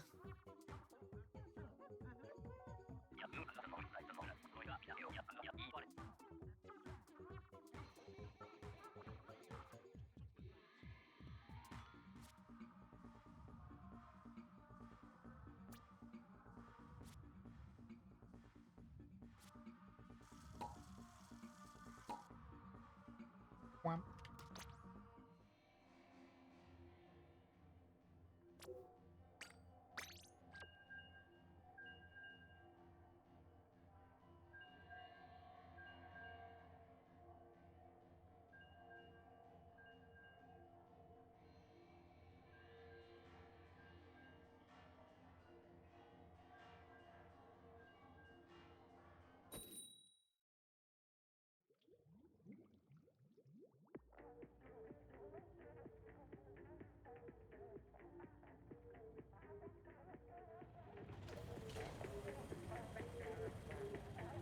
Wham, wham.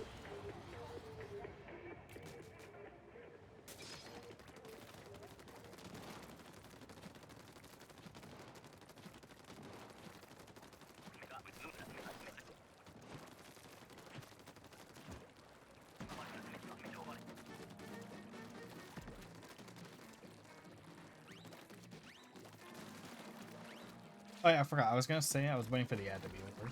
But there's something I want, like, there's one Pokemon change I never fucking understood. Like, one shitty change that they made in the new games that just sucks. So, since Pokemon started, since the first Pokemon game, easy mode is the default. And you have to turn it to, you know, a harder mode to play the game. You have to intentionally do that. Easy mode was always the default. Except when you were playing online, then you were forced into the hard mode, right? Or, you know, over cable.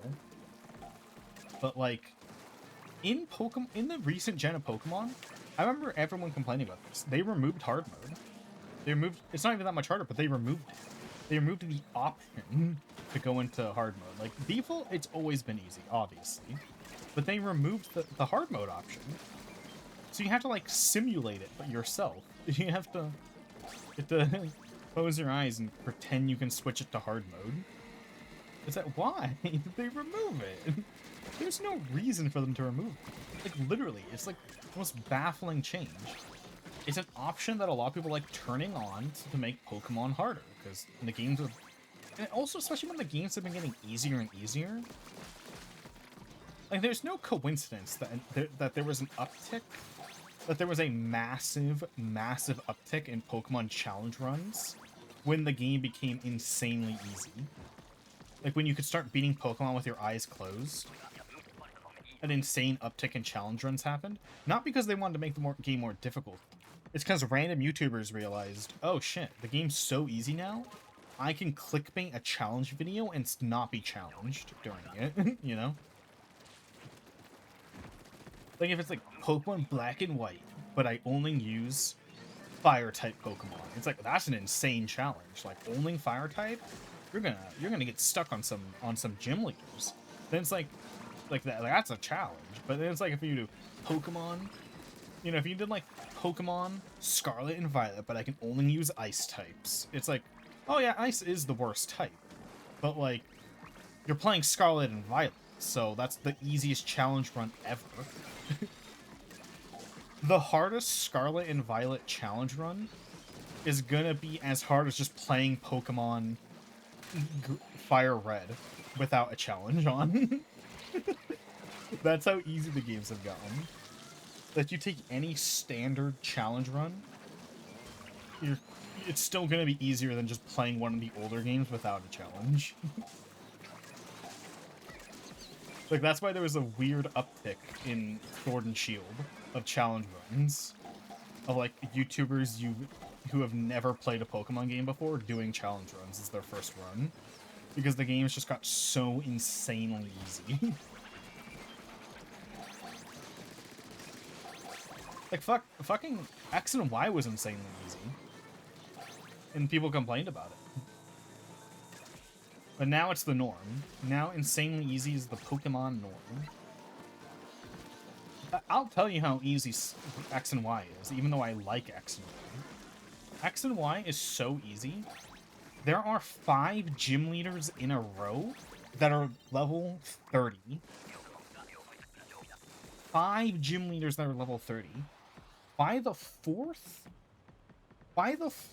level 30 gym leader, you're at level 50.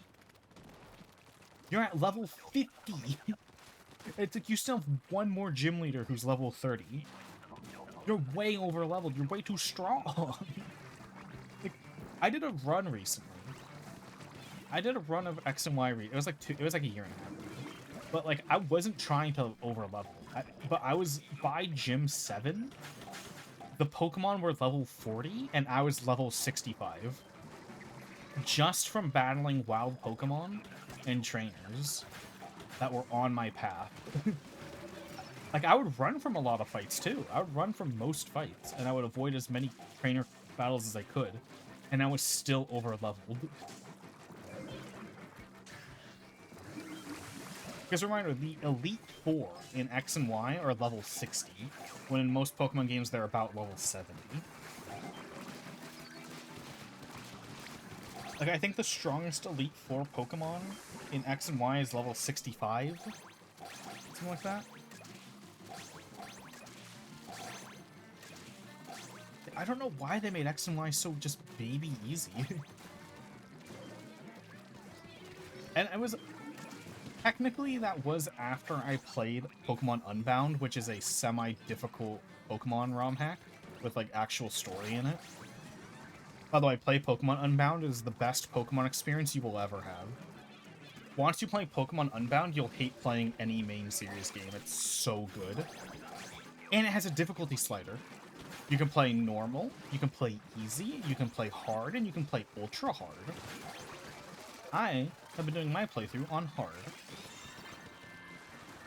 Pokemon Unbound is so good. It even has its own custom region with its own custom story. It is such a good game. I still haven't finished it, but that's because I'm procrastinating. Pokemon Unbound is so good that like I'm like people like most people who play Pokemon ROM hacks will play ROM hacks that are like Pokemon Emerald, but I made it harder. And it's like, it's the same region though. I want more ROM hacks that are completely custom region. Moemon, the classic. But yeah, Unbound is so fucking good. It has Pokemon up to Gen 7 with some hidden Gen 8 Pokemon because the creator never intended to add Gen 8 Pokemon, but he did for his like brother's birthday because his brother really liked Gen 8. So there's like a secret method to obtain Gen 8 Pokemon in that one. But yeah, it's so fucking good.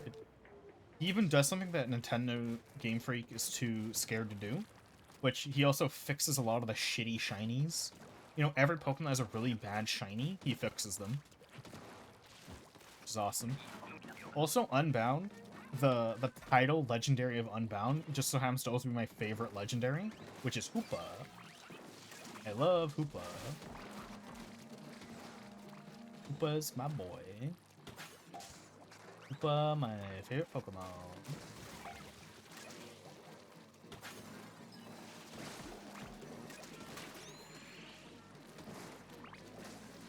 You know what sucks?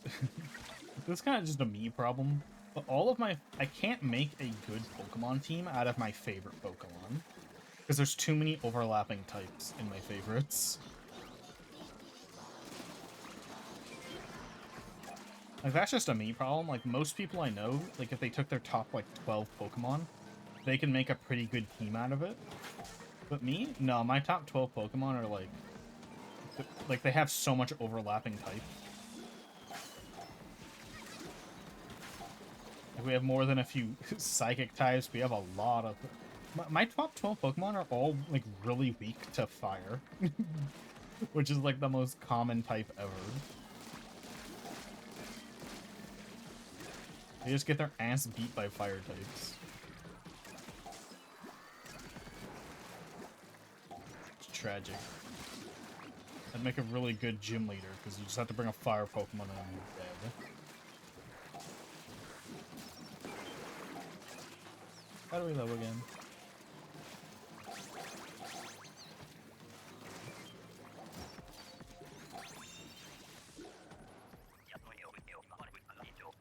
I'll plug in. Oop.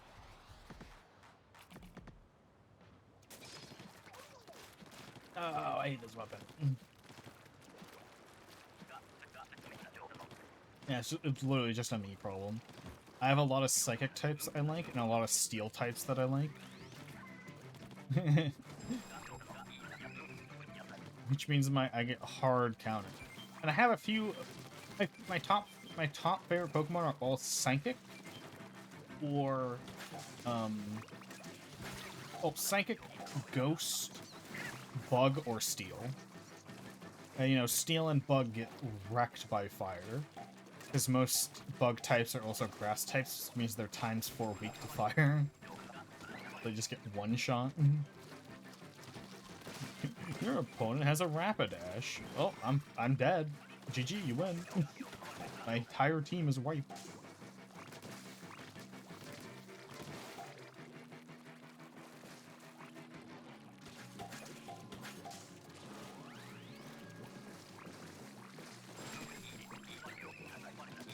But like, you know, because I have a lot of psychic and ghost favorites too. I also get sweeped by dark types. So, like, Houndoom is like if I build a team out of my favorite Pokemon, Houndoom is the scariest Pokemon because he's a he's a fire dark type. So he kind of sweeps my whole team, which is tragic because one of the main reoccurring villains in Pokemon Unbound has a Mega Houndoom. One of the reoccurring villains in Pokemon Unbound. And because I have a lot of ghost, psychic, and fire types, or steel types and bug types in my team, he beats my ass every time I encounter him.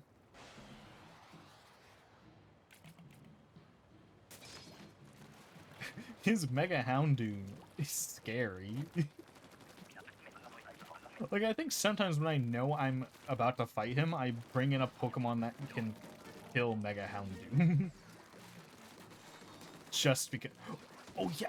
And one of my favorite Pokemon is Jinx. And Jinx is a Psychic Ice type, which is also immediately murdered by Houndoom. Because Psychic is weak to Dark, and Ice is weak to Fire. You know, if I was redesigning Pokemon from the ground up, I would have actually made Ice strong against Fire. Wait, no. I would have made... No, wait, no. I mis-said my thoughts, and now I don't even know what my thought was. Ignore my previous comment. Restricted. Not strong against Fire. Brain fart. Not as shitty towards Fire. I don't know why I said that. Not as shitty towards it. Oh, to give it more ways around being beat. Because Fire is strong against so much already. You know? Fire beats so many types of Pokemon. I think Fire has the most type effectiveness of any type, if I recall. Like what? It beats Bug, it beats Steel. Steel should definitely...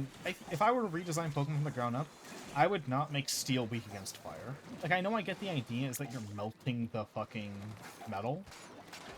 But, like, come on. Come on. Steel should not be weak against Fire. Just on... It's like, you can make a case that it shouldn't be weak against Fire, and Fire is already too strong against everything. It should definitely be neutral or resist Fire. Especially with how many Steel bug types there are. There are so many Steel bug types, it should be resistant to Fire, so Steel bug types have a chance. Because there's so many cool Steel bug types in the game. But yeah, they should be weak, Steel should be resistant to Fire. Yeah, Steel bugs get fucked. There's so many Steel bugs too.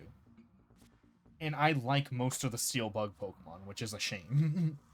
So I get fucked. I get ×4 against Fire.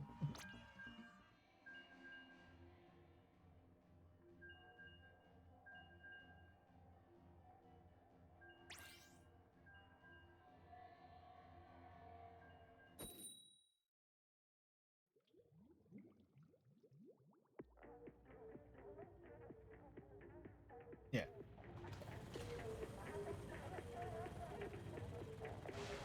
Also, I'd remove ground type. Ever since I started playing Pokemon, I've hated that ground type exists. Because, like... Swampert. Swampert's cool. I mean, I hate ground Pokemon. Because, like, most, like, 90% of ground Pokemon are also rock type. Which just makes them ×4 weak to water, which is just, like, bleh. Bleh. Why? Like, there's a handful of ground Pokemon that aren't rocks. And I'm like, if we just combined ground and rock into one type, I don't think anyone would care that, like, Throw, I think it's Throw. I think he's fighting ground. I don't think anyone would care that Throw is a rock fighting type. You know, I don't think many people would care. But, like, oh, Groundor. Groundor's, actually, I think Groundor is ground steel, I think? I don't think many people would care if he was rock steel. I don't think anyone would be like, oh, that doesn't make sense. I'm pretty sure people would accept that pretty quickly. It's going right. Just talking about Pokemon right now. We were discussing earlier a comic I was thinking of doing, which I am excited to work on. Man, no one would care if we combined ground and rock into one type in Pokemon, and we just made all the ground types rock types.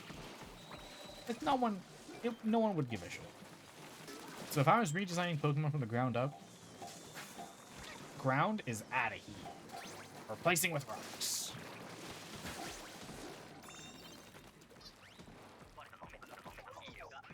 Hell, even the Pokemon card game gets rid of ground Pokemon because they're just one color. They're brown energy Pokemon. They got combined. The card game knows what's up. Then again, the card game also combines poison and psychic, which I don't like. So I like separate.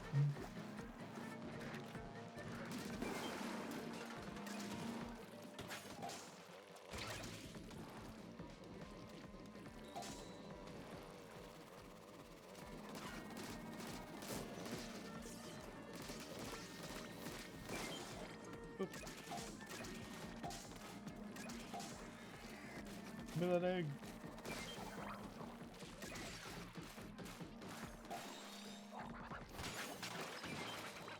Nice. How you doing, CPU?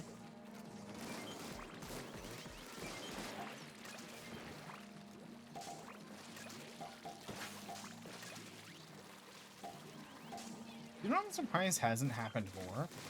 Kind of nice that they haven't, but in some cases I feel like they should. They should. Shindeloo. Litwick is pretty cute. I like it. Like, something they've only done it a handful of times, but changing the stats of Pokemon between generation. I think they should have done that more. Like, it's nice in a perfect world where every Pokemon was, you know, they actually thought through their design. It's, like, pretty cool that barely any Pokemon ever change stats between gens, because they're, you know, they're consistent. It feels better. But I don't know, some Pokemon should maybe have gotten nerfed, and some Pokemon maybe should have gotten buffed between generations. At least, like, I hate when Pokemon swap to saying fuck you to previous generations in Gen 7. I hate it, or sorry, Gen 8. I hated when they did that. But at least if you were gonna do that, that should have been when you started changing Pokemon stats. That should have been started when you go like, oh, this Pokemon's too strong, let's lower his stats, or this Pokemon sucks too much, let's raise it. That should have been the point when you started doing that, at the very least. If you're gonna start saying fuck you to every previous game, at least do the one good thing that could have come out of that. But no, they're like, nah, we're still not gonna do that one good thing. We're gonna take the thing, and we're only gonna use the bad things from it.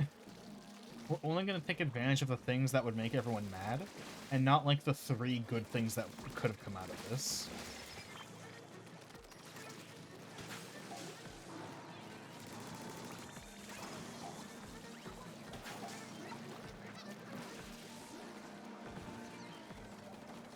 Game Freak is an indie company.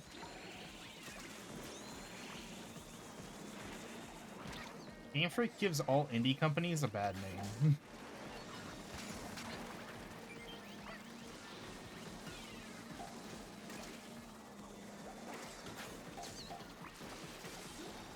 As someone who loves indie games, Game Freak gives indie companies a bad name. I don't know what they're doing. They have such a big budget for an indie company, and they ruin everything.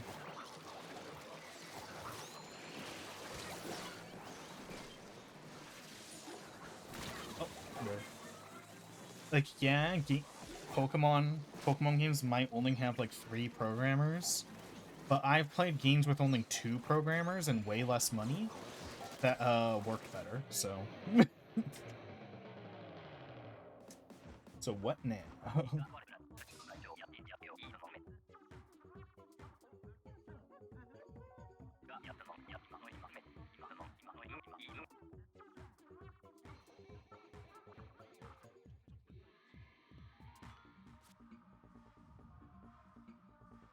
I could probably make a better Pokemon in C Sharp, which is not a programming language you should program games in.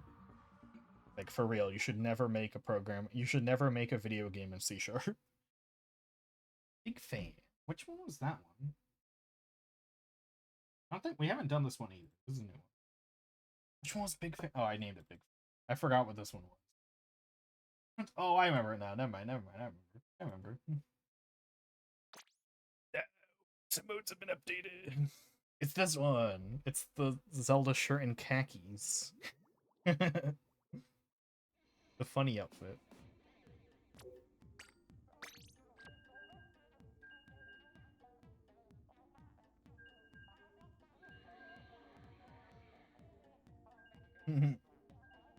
You can't see the khakis, but they're there. I drew them.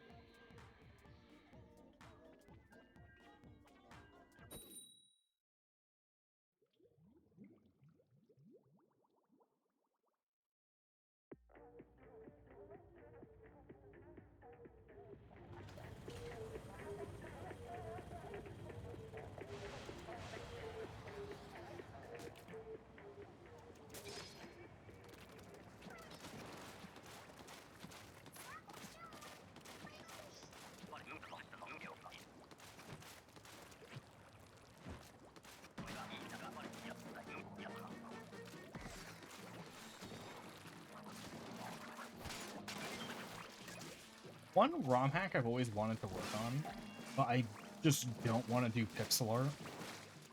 Like, I really just don't want to do pixel art. I've always wanted to do a Pokemon ROM hack. Like, as I work on my as I get more confident in my Mario 64 ROM hack, like, I know I could make a very competent Pokemon ROM hack with, like, my programming skill.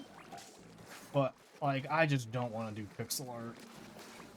Like, you know, I can, like, force myself to do, like, chibi, and my chibi will come out okay eventually.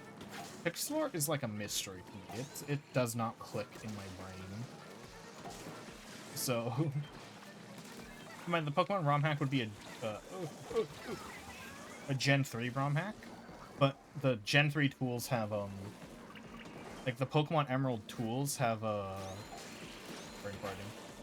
they have, like, tools that implement all Pokemon, basically. Like, you can make it's pretty easy to make a Gen 3, like, art-style ROM hack with all modern Pokemon and mechanics in it. Well, not mechanics, but all the Pokemon at least. And their moves. Like, that's pretty easy, because people have done it and it's open source. And you can just copy it. They let you. Oh, with credit, of course. With credit. It's like, I just don't, it's like, you know, I'd want to do custom trainer spray, custom fucking gym leader sprites. And I'm like, it's pixel art. That's difficult. I don't want to do that.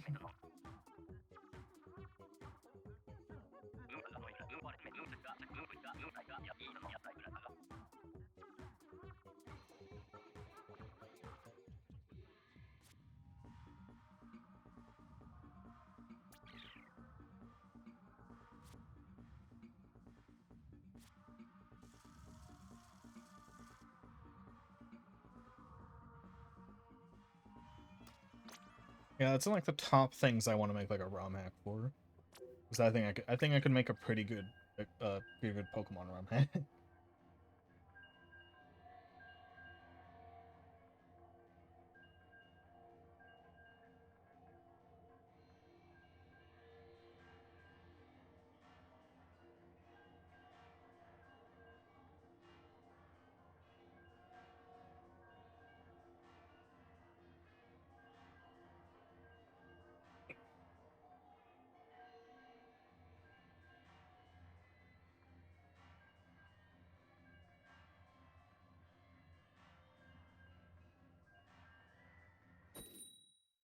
No, I'm still sending a message.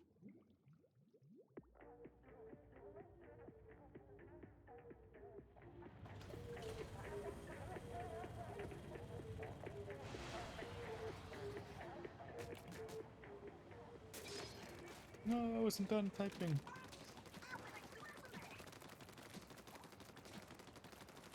I can make it. Also, Scalemon should become official. If Pokemon made Scalemons official, like, you just boot up the game and the game is automatically in Scalemons, Pokemon would be 1,000 times better. And for those who don't know what Scalemons is a game mode in Pokemon, and sometimes an option in ROM hacks, depending on what ROM hacks you play, where every final evolution Pokemon is a pseudo-legendary. So their stats are all beefed up, proportional. So like their stats will still be like proportionally the same, but they'll be raised to be a pseudo-legendary. Which a pseudo-legendary means base stat of 600. Scalemons just makes... Like, Pokemon, I feel like, is unplayable unless I'm playing Scalemons. Because I'm like, I can actually use, like, fun Pokemon. I can actually use Pokemon that, like, aren't the same, like, 10 Pokemon that are like, these are the best ones. Play these 10 and nothing else. Especially when you're playing a difficult ROM hack. Because then it's just like, oh, with a difficult ROM hack, you are limited to using pretty much good Pokemon.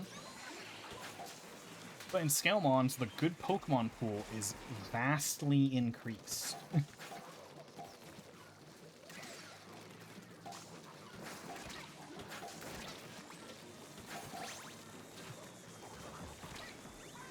Scalemons is just, like, it's great. If they made Scalemons official, like, every Pokemon was officially increased to be a pseudo-legendary when they enter their final form, Pokemon would, like, it would just enter, like, a renaissance of being good. I mean, assuming they made the base game actually playable, but that's unlikely.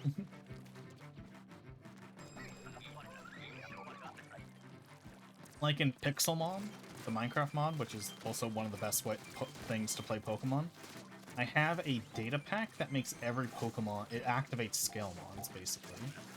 And just every Pokemon's stats to be a Scalemon. It's so nice. Because there are some Pokemon in the base game, they level up, or like they evolve, and it doesn't feel like they made, like, nothing changed. It's like, oh, my Pokemon didn't even get better. But in Scalemons, it's like, oh shit, I actually feel like my Pokemon got stronger when it evolved. I actually feel like it can fight. Because in base Pokemon, there are some final stage evolutions that have worse stats than, like, Charmeleon. I know, the average person doesn't look at base stats, so you're gonna be like, oh, this Pokemon's cool, I'm gonna use them. And then you're not gonna realize that they, like, suck, and that they're just worse than Charmeleon or whatever, which is a stage 2 Pokemon.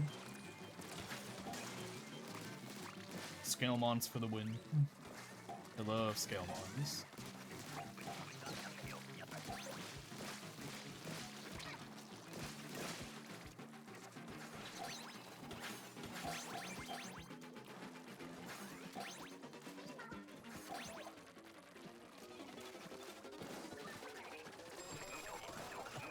Yeah, if I made a ROM hack for Pokemon, Scalemons would be the default. You could not turn it off. I'd say, fuck you. You're playing Scalemons.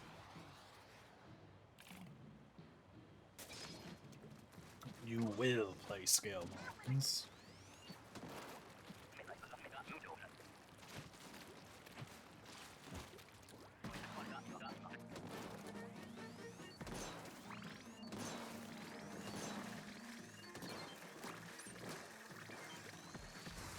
See, it's also disappointing, like, learning about Pokemon and wanting to... Like, learning about, like, semi-competitive Pokemon.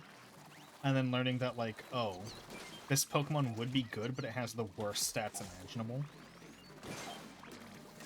But then, it, you know, but then it's like, in Scalemons, it's actually good. It's like, oh, really? Or, like, it's decent. Wow. I think Scalemons also... I don't think it affects Pokemon that are, like, higher than a 600 base stat. Yeah, you can join. I don't think Salmon's, like, lowers Pokemon stats, it only raises them. So there is, like, so, you know, like, the Pokemon that are stronger than pseudo-legendaries. They're still stronger. But that's usually, like, legendaries and shit, you know? It's usually like really good legendaries, so it's like, yeah, the legendaries are stronger. Who would have thunk? I thought they were gonna fill it in. I should probably pop my special. I just went pop. Uh-oh. Save me!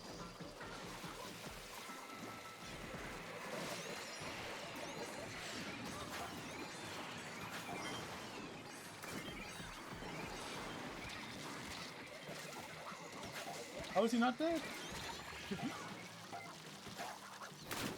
What? Okay, okay. Yeah. Okay, I'll open a lobby now for you so you can get in. Oh, never mind. Open a lobby in like 90 seconds. Or more accurately, just 2 minutes. It takes 30 seconds for the after the wave ends.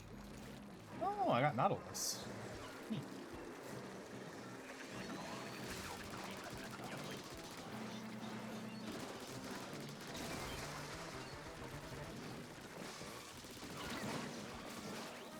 Put me up. Oh, we had a disconnect. When that happened? Oh. Oh, oh, oh.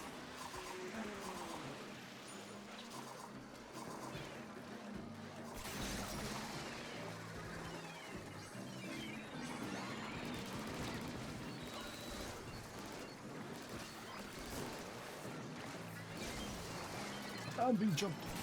Never mind. You might save me.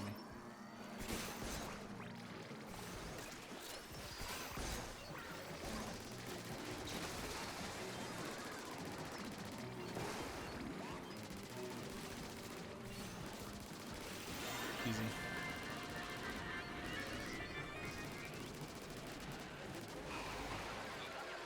Womp. I don't even know when that disconnect happened.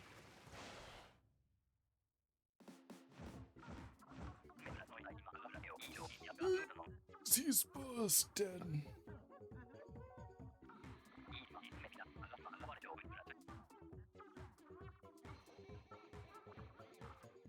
Damn.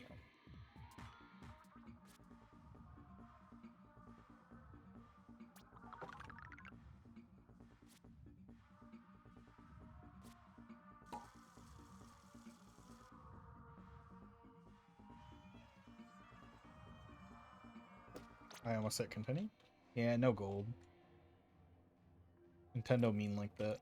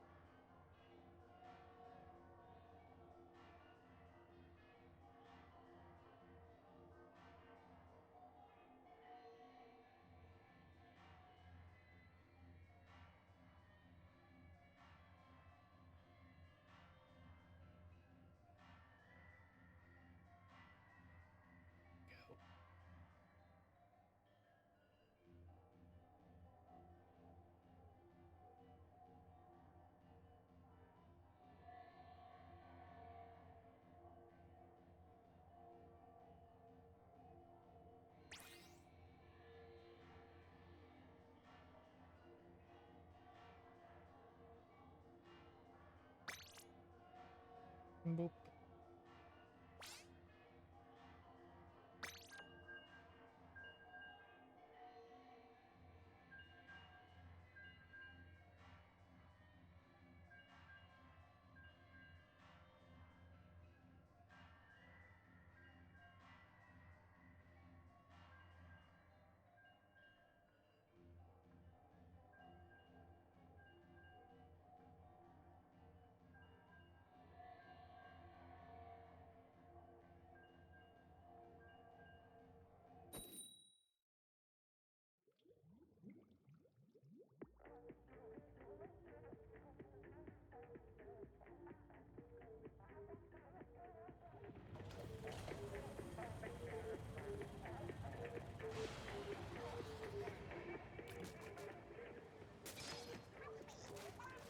I can pop in. It's been a few rounds. I can probably unplug my controller.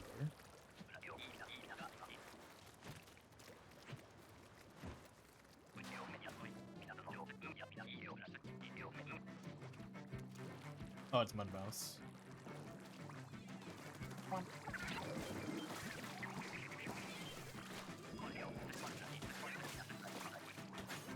that guy throw it just barely not far. It wasn't that much of a hassle, dude. Who got fucked with the brush? That sucks, man.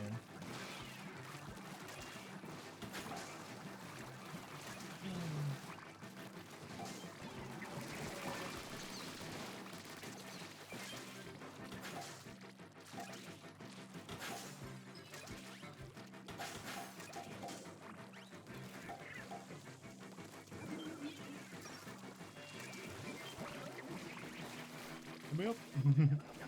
Again? Dude, I love spawning golds over there. Oh.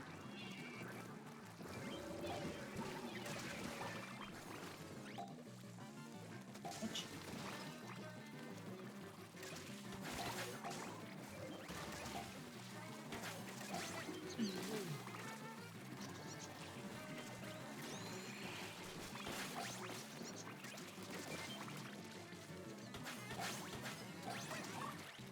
This is a good rotation. I'm liking it. I doubt I'll swap off Splatoon until the rotation ends, which I think it ends in like 2 hours now? Maybe like 1.5? Oh, I should double check. I have Splatoon open on the other tab. Alright, checking. 1 hour and 38 minutes and 2 seconds until it is a new rotation. Yeah. Probably go until the game ends. Might get a little bit bored earlier, but who knows?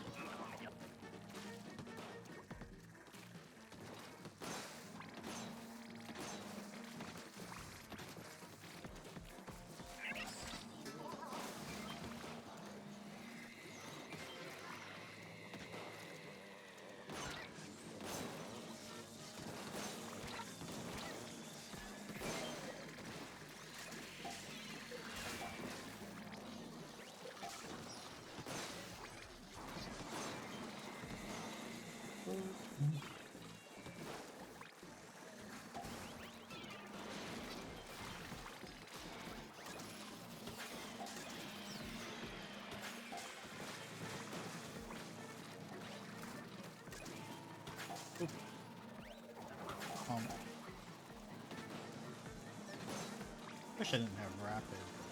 Wait, is this rapid? Oh, I thought I had rapid for some reason. This is fucking... Oh. Oh my god, I was playing like it was rapid. No wonder it's doing damage. I thought I had rapid pro for a second. I didn't even look at the gun I physically was carrying. I was like, wow, did they buff the rapid? No, I'm not even using it.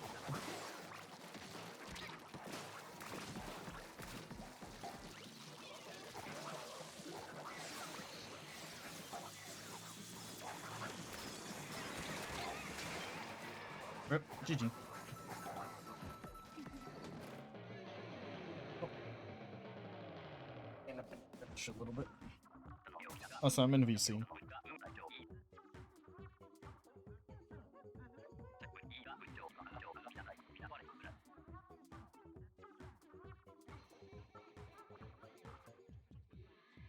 Ooh.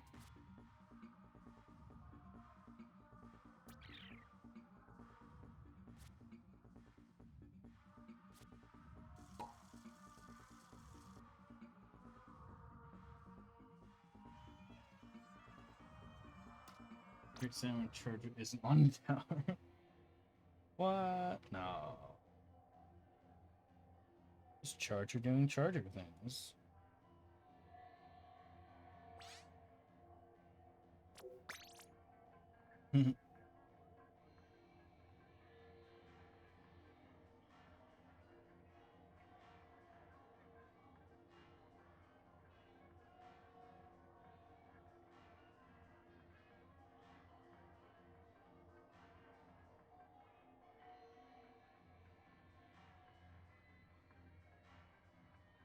There you are. Double check I wasn't muted.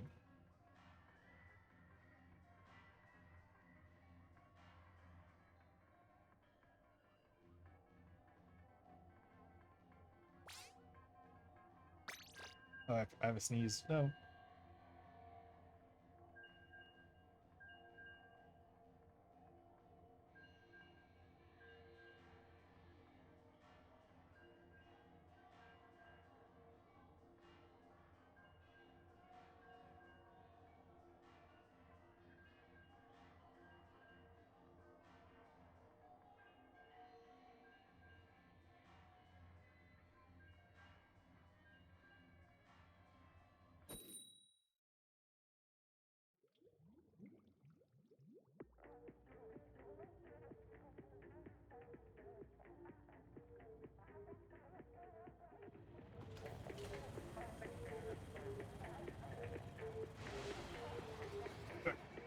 Also, no you. Oh, you said bless me. I thought you said bites me. I was like, man. Like, CPU, I didn't know you were the type of person to say that. The bless. Dude, I was on the... Speaking of that, because part of what made me misread that is because I saw the L as an I. Speaking of that, dude, I found something interesting. I was looking up... I needed the names of, like, a bunch of Yu-Gi-Oh characters. And I noticed that the... You know, the first result that popped up instead of the Yu-Gi-Oh wiki was the official Yu-Gi-Oh website. They have an official list of every character. They were missing a few for some reason. But I used that list, and I noticed the font they use. It has to be the new worst font I've ever seen. So, you know how in most fonts, and I hate this, most fonts, a capital I and a lowercase L look identical? You know, I hate that. Fuck everyone who uses that font. You get a font that makes them look different. Like, fuck fonts that make those two letters look the same. But in this font, lowercase i's were identical to capital I's, which were identical to lowercase l's. And it was so fucking confusing. Like...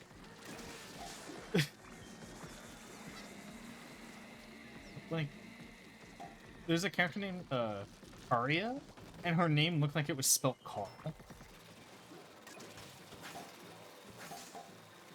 And I was like, bruh. How? Why is the font so shit? Like, how do you even get a font like that? How? Why a font where lowercase i's look like lowercase l's? Well, a dot above it.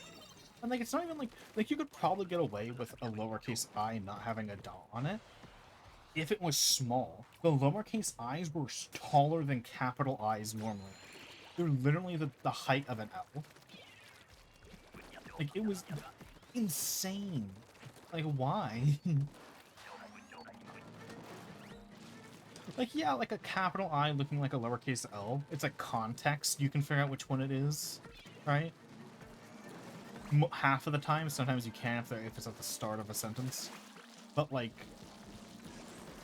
a lowercase I looking like a lowercase L?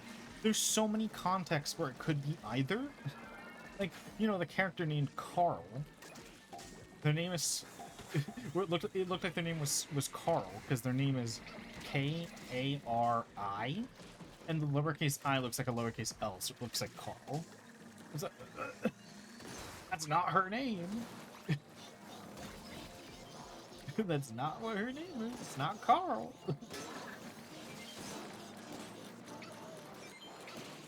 Like, it was wild. Like, I don't know what...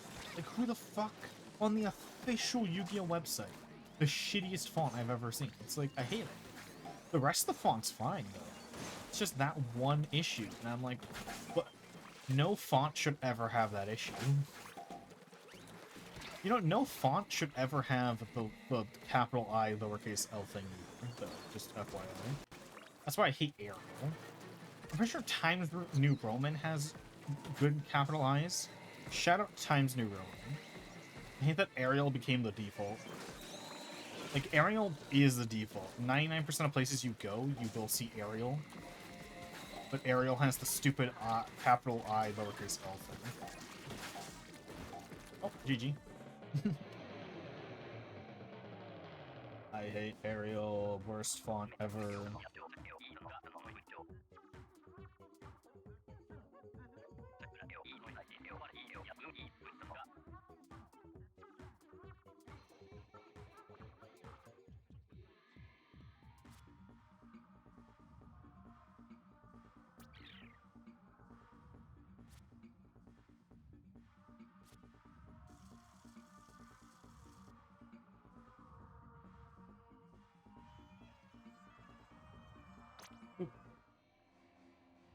Where's Daddy?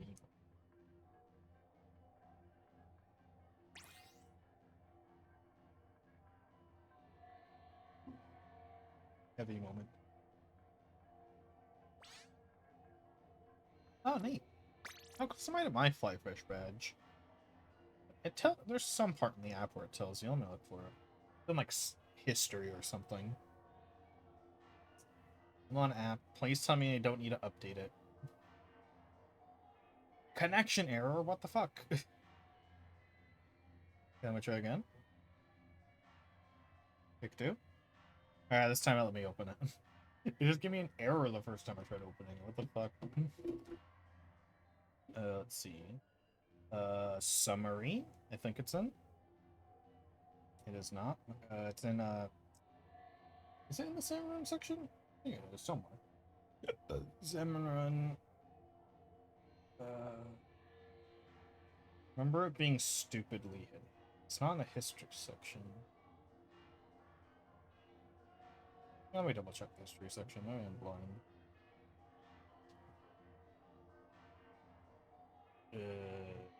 Wait. Wait, is it here?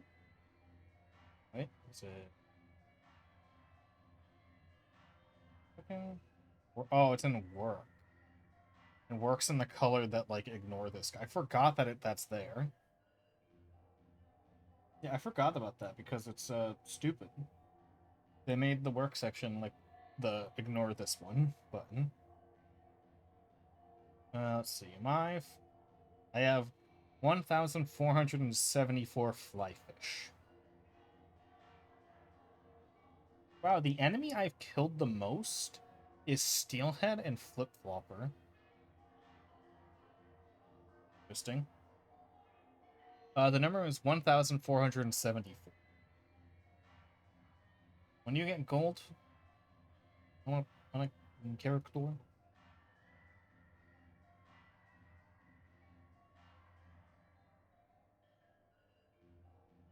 Oh, it also this has to be new. I don't remember this part. But it tells you what brain fart. It tells you your highest on every map. 10 gate. No, that's gonna take forever. Tells you your highest stat on every. My highest stat on Sockeye Station is 580. I thought I got a gold on this map. I guess not, because my highest is 580 on this map.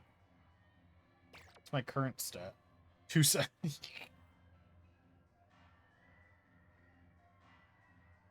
Let's see. Spawning grounds. 605, weirdly enough. Someone must have disconnected on that run. Jam and Salmon Junction. 730. Salmon and Smokeyard, which I refuse to play because it's the worst map. It is the worst map from Splatoon 2. I don't know why they brought it to Splatoon 3. But 390, because you can't force me to play that map. Actually, I haven't seen Salmonid Smokeyard in rotation in like months. I forgot it was in the game. It had a gold rotation, and that's when I got to 390.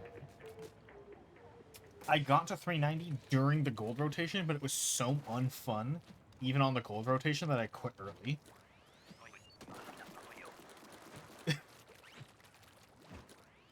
I remember streaming that too. I streamed that gold rotation, and I was like, the gold rotation's not good enough for me to tolerate this map.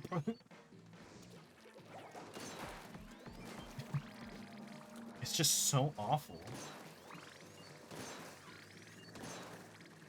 There's nowhere to stand. I'm surprised none of the returning Salmon Run maps had any changes to them. Like, it's kind of crazy that they didn't change any returning Salmon Run maps. They all are identical. And considering one map, their grand epic fix that took them months to fix is making the map 20% bigger, it's like, why couldn't you make Salmonid Smokeyard 20% bigger? Because if Salmonid Smokeyard was 20% bigger, it probably would be more fun to play on, honestly. Because one of the issues is that there's nowhere to stand on that map. Once the boss gets to the fucking center, you're fucked. Everything is drowned.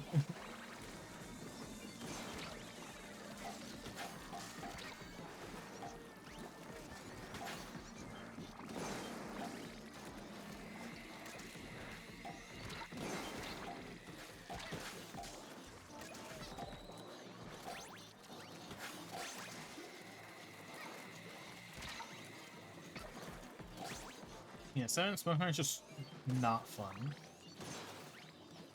They would have to, for me to bother even getting to 600 on Salmon Smoker, they'd have to do a golden rotation, but not just a golden rotation. They'd have to do a golden rotation, you can't get any of the bad Grizzco weapons. Like remove Blaster, remove the bow, and remove Brella, and then I would try getting to 600 on Salmon Smokeyard. I'm not playing Salmon Smokeyard, but there's a chance I can get the Grizzco bow. Which is... Grizzco bow is already absolutely useless, but on a map like Salmon Smokeyard, you are a detriment to your team. You should just stand near the basket, dunk eggs from the cannons, and then revive someone if possible. That's all you should do if you have the Grizzco bow on Salmon Smokeyard. If you're anywhere farther from the basket, you are a detriment to your team, and you will make your team lose. That's how bad the bow is. And that's how bad Salmon Smokeyard is, too. If you can get 2 bows, just quit. Just quit out of the game. Just put your controller down. Like, take a smoke break. Say, fuck it. Just don't play it.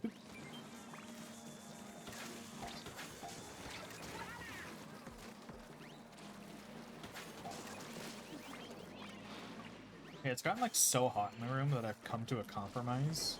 Because instead of doing the cycle of, you know, having my fan blow on me for 10 minutes, then get too cold, turn the fan off for 10 minutes, and then get boiling hot and turn it back on, I've turned on the fan and scooted really far away from it to hopefully mitigate the overcooling myself problem.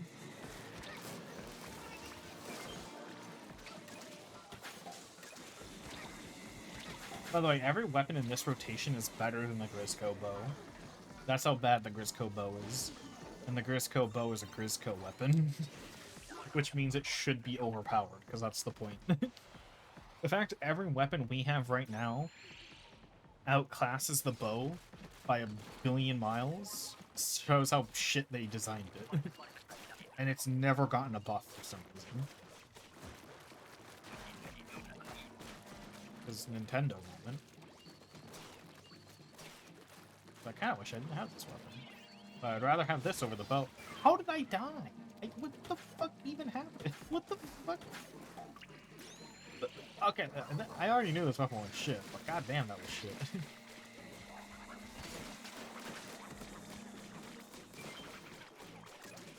I just died. I'm sorry you're using the Splatoon wiper. Die. Sim crimes. Sorry for using the Splatoon wiper. Sim crimes can never be forgiven.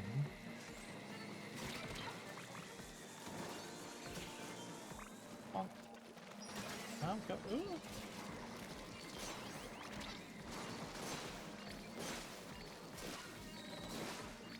I honestly don't remember for the wiper if it's better to spam verticals or better to spam horizontals. I know on Stamper it's better to do verticals all the time. I think it's horizontals on this one.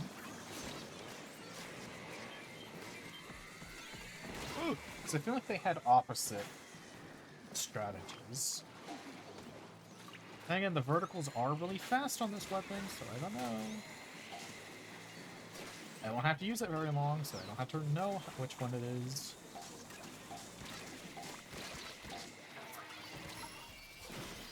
Oh, GG. We are not getting to 400 or 600.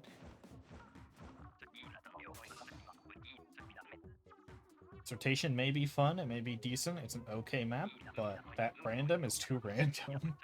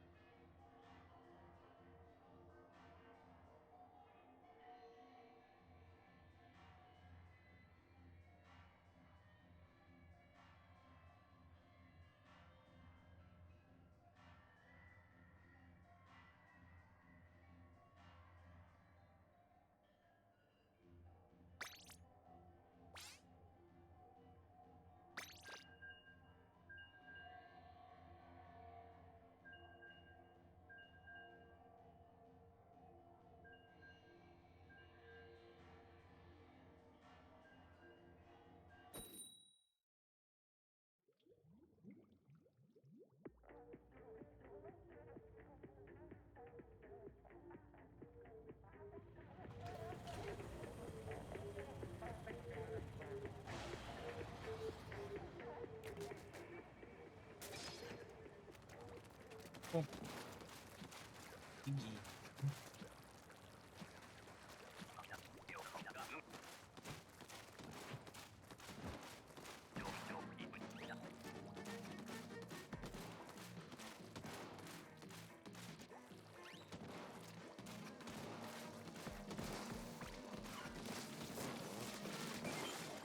Peaceful the Gula Bruni.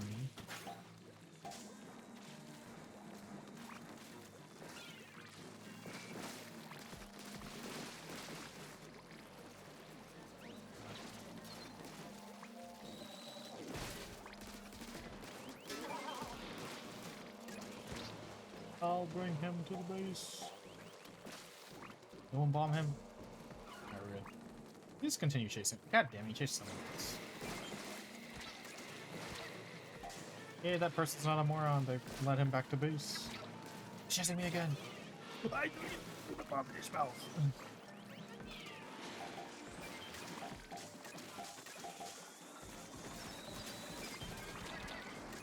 Ooh.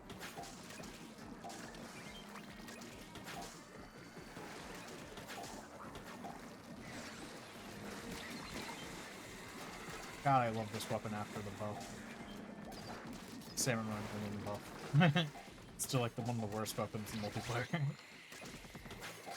Oh, I haven't been playing multiplayer. I said fuck it, because I'm tired of Nintendo's bullshit with this game. Like, why do they have to ruin ranked? Like, yeah, people complained about how shit ranked was in Splatoon 2, but I don't know, Nintendo has a history of this. That whenever people complain about certain things, instead of fixing them in the next game, they said, you know what, because you complained, we're gonna make it worse. And it's like, why? And then they're like, and then they gaslight the, like, dick-sucking fans into being like, it's because you complained. And I'm like, we complained because we wanted it better, not because we wanted it worse. Like, what the fuck? They just give the middle finger and no one's happy? Like, Nintendo does that a lot. But, like, not Nintendo specifically, but Nintendo properties.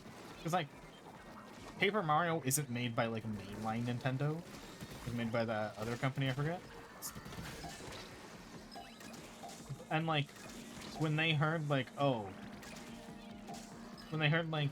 minor complaints about the gameplay in Super Paper Mario, they said, oh, you don't like the gameplay? You think the story's a little itchy? Well, we're gonna get rid of the story and the gameplay, so there's nothing in the game. It's like, oh, that's not what we wanted at all, you fucking asshole. That's not technically Nintendo's fault that they did that. Those guys just did that and said fuck you to everyone for some reason. I think Paper Mario is made by different people. It's not mainline Nintendo programmers. Yeah, why do they do that? I hate when game companies do that. But I can't think of many game companies outside Nintendo properties that do that. They get one complaint and they're like, you know what? We're gonna make it worse out of spite. It's like, fuck you. That'll teach you to complain. No, it won't. Makes me not want to buy your fucking game. And I haven't bought a Paper Mario game since.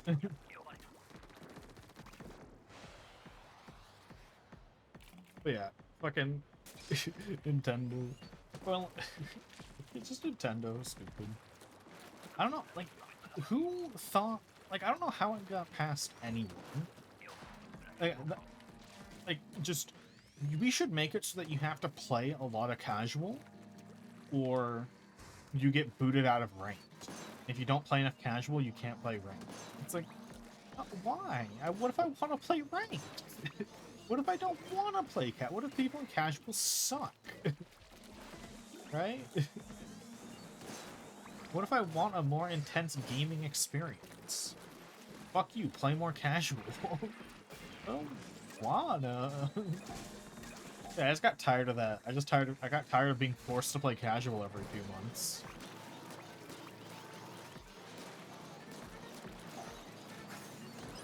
There's modding me.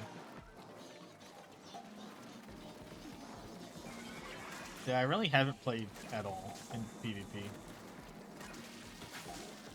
Feel awful.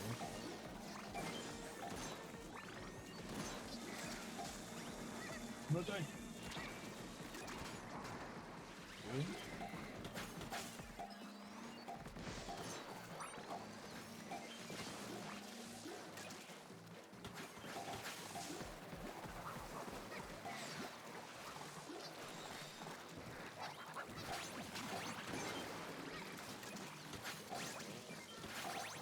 I don't know how I'm alive.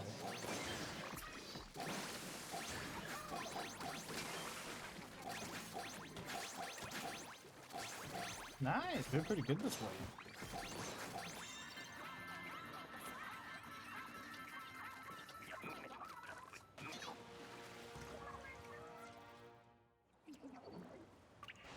Wow. You don't play enough casual. No more rank for you. Possibly the worst fucking decision I've ever seen. Nope, second worst. The worst decision is Smash Ultimate's decision to make online mode literally unplayable. Literally, like, unplayable. I've never heard that they fixed it, and I've seen some screenshots of modern Smash Online, and it still looks broken and awful. Like, how is the 3DS Smash Brothers so much better in nearly every way? Like, even some of the graphics look worse in Ultimate. Some, not all. Like, shields? Like, the shield bubble when you shield? It looks better in Smash 4. It looks way better in Smash 4. Like, that was the first thing I noticed when I bought Smash Ultimate. I was like, why does the shield bubble look worse? Why does it look like I went to a shittier... Like, why does it look like I'm playing an older version of the game? Why do they downgrade what the shields look like? Why did they remove so many customization features that were already programmed? Why did they... Why'd they remove the best single-player experience ever? The best Smash single-player experience. Why'd they make a shitty version of it that doesn't work? It isn't fun, and is repetitive and boring.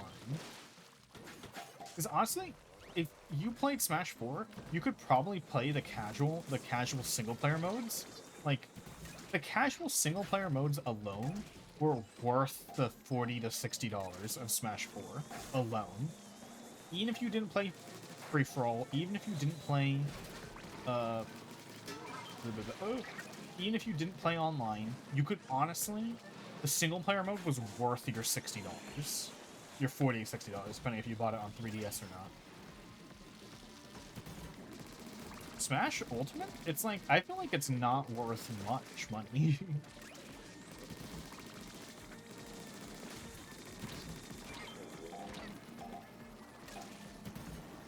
Smash Ultimate's a lesser game than Smash 4.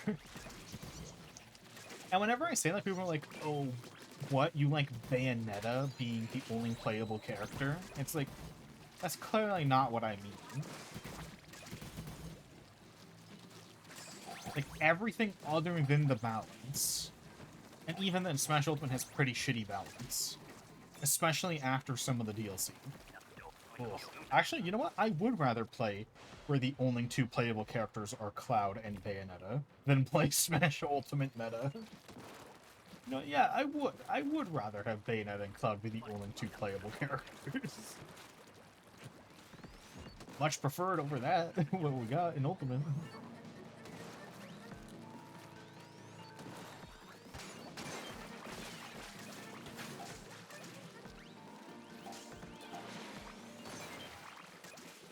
I think the only game Ultimate is better than is Smash 64, but that's not fair because it's Smash 64.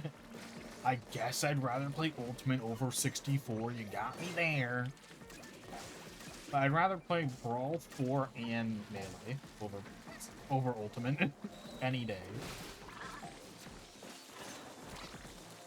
The only reason I would play Ultimate is if someone the only reason, yeah, no, Ultimate was that. I meant to say Ultimate, never mind.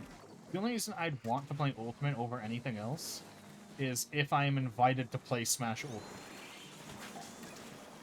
Like my friend's like, hey, I'm gonna stream Smash Ultimate, you wanna play? I'd be like, yeah, sure, I'll re-download the updates. And there, that's the only time I'm playing Ultimate.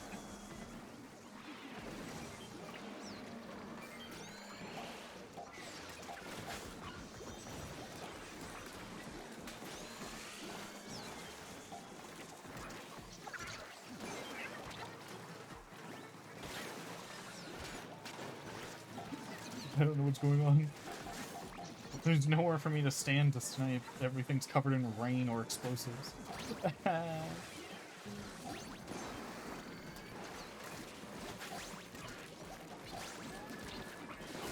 Blast my hum and take it from me. Yeah, we live.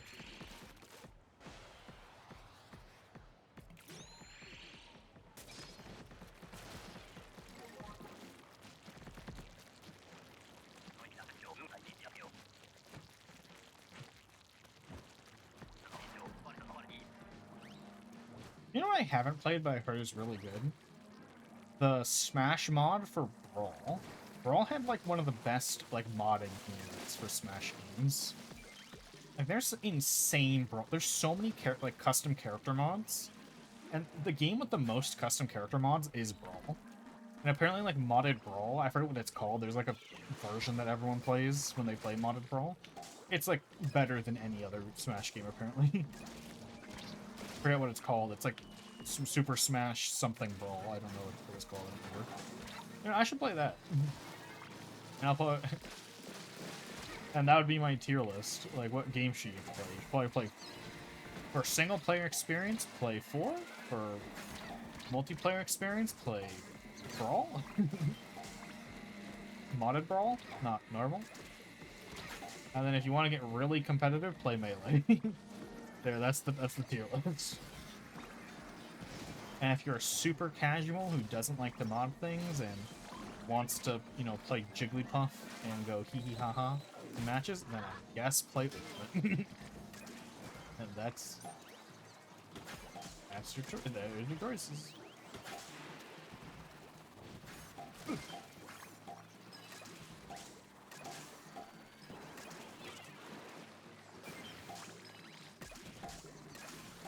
I'm dunking eggs as fast as I can, sir. Alright, we're good. Nice, and I even used my special. I forgot to. Oh. It's an emergency.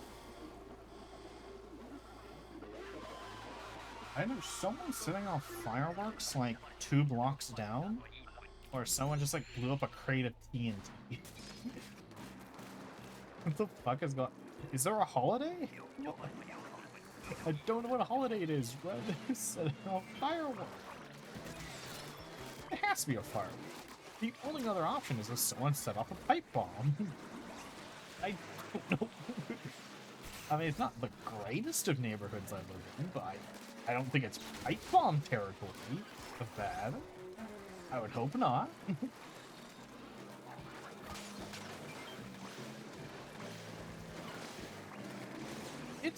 It's almost midnight. No one does a family celebration at midnight. It's 4 minutes to midnight. Oh, fucking Uber blocked my shot.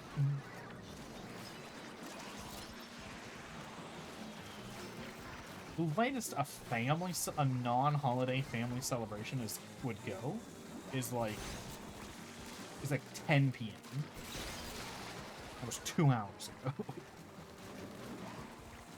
Plus, I don't think you're really allowed to make noise past like 10 p.m.-ish, unless it's a national holiday. Even then, they should shut the fuck up. I don't know what that means. It's not like because it was fireworks, it'd be consistent, right? Because there's fireworks, it'd be like I'd be hearing them every 2 seconds. It's like every like hour I hear a big ass like crate of TNT going off somewhere.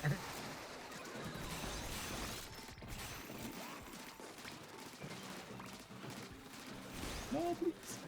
No, shit, like 2 HP left. Oh, let me check my calendar. Is there a holiday going on? Oh, holiday right now?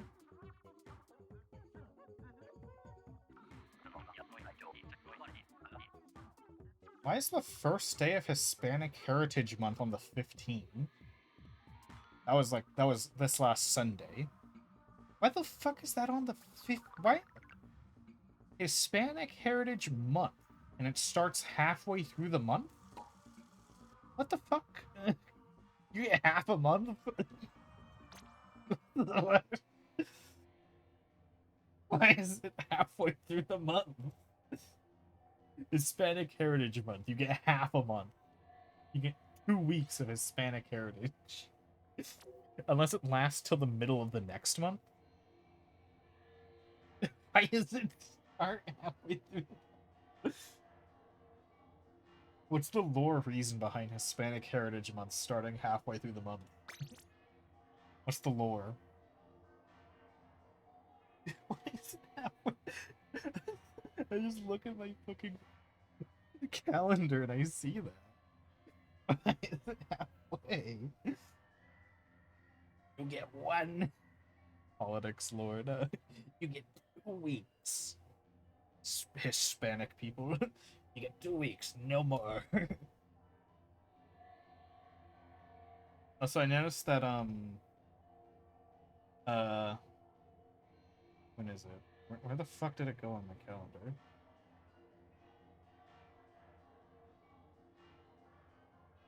Oh, Thanksgiving is on National Pashkinti Day.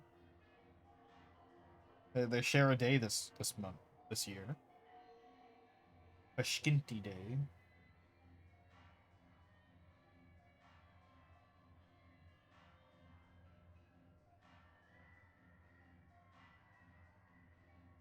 Okay, so National Pashkinti Day is a holiday made up by one of my favorite YouTubers.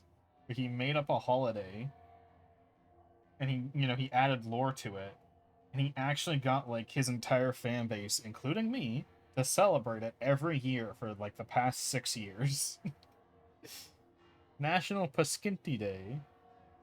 Oh yeah, Leif Erikson Day is in a week. And not no, sorry, like 2 weeks. My bad. I have that on my calendar too. I purposely put both those on my calendar.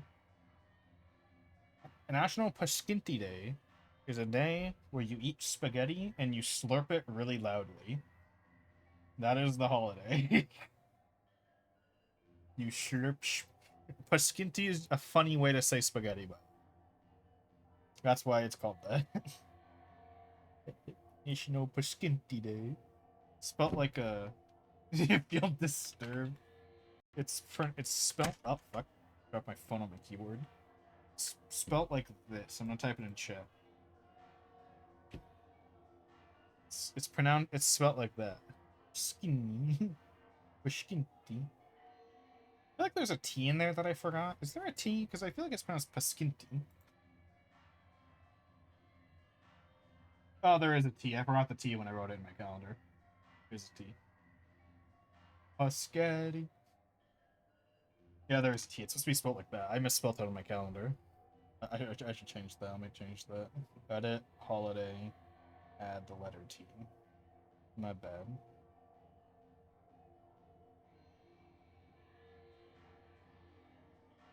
Yeah, it's November 28th. Is National Paskinti Day. And the 20th just so happens to be the last Thursday of the month on November. So it shares a day with Thanksgiving this year. What? That's not when it's Thanksgiving this year. Thanksgiving changes days every year. That's the last Thursday. Except when like I forget, it's like a certain time it's the second to last Thursday. I forget when that happened. I think it's when Thursday is the last day of the month. Then it's the second to last Thursday. Isn't that how it works? I don't know. Ever since the invention of just, buying the calendar at the store, I've never remembered how Thanksgiving works. I think it's last Thursday, unless Thursday is the last day of the month, then it's 2 Thursdays from the last day. I'm pretty sure that's what it is. Minimum, like, a few days from the last day of the month.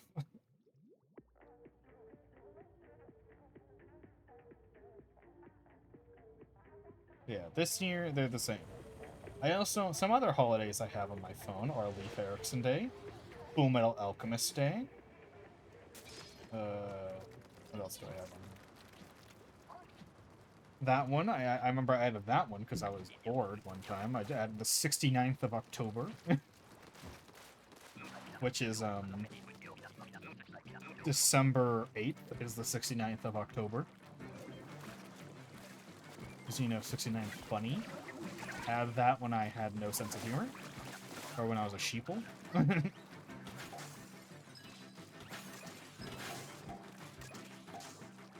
Which question? Oh, you my pescetti cut or uncut? I'm trying to think of what you mean. Like, I guess uncut? I'm not sure what you mean.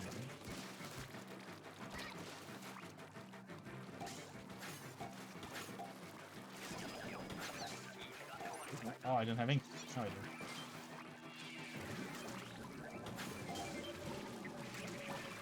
Nice. The guy didn't even get to spawn any enemies before we killed him. I will do Salamander in a minute. But after I finish going through all the fake holidays on my phone, I have Cereza from Bayonetta's birthday on my calendar. That is December 19th. I have like 3 fictional characters' birthdays on my calendar, including Isabel from Animal Crossing.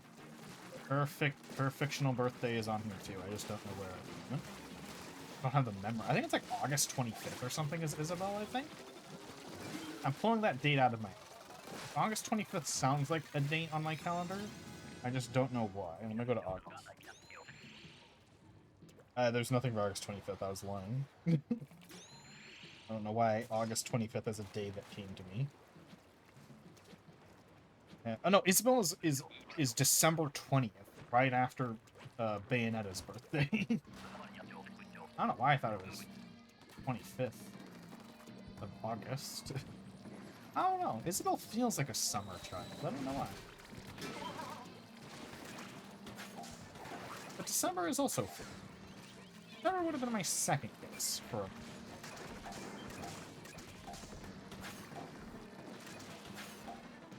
a... Ooh, whoops.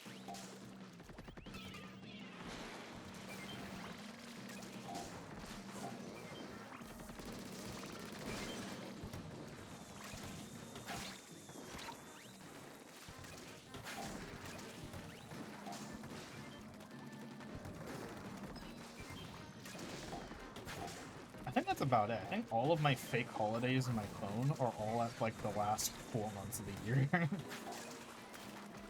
Steve Erickson Day, Full Metal Alchemist Day, which is October 3rd.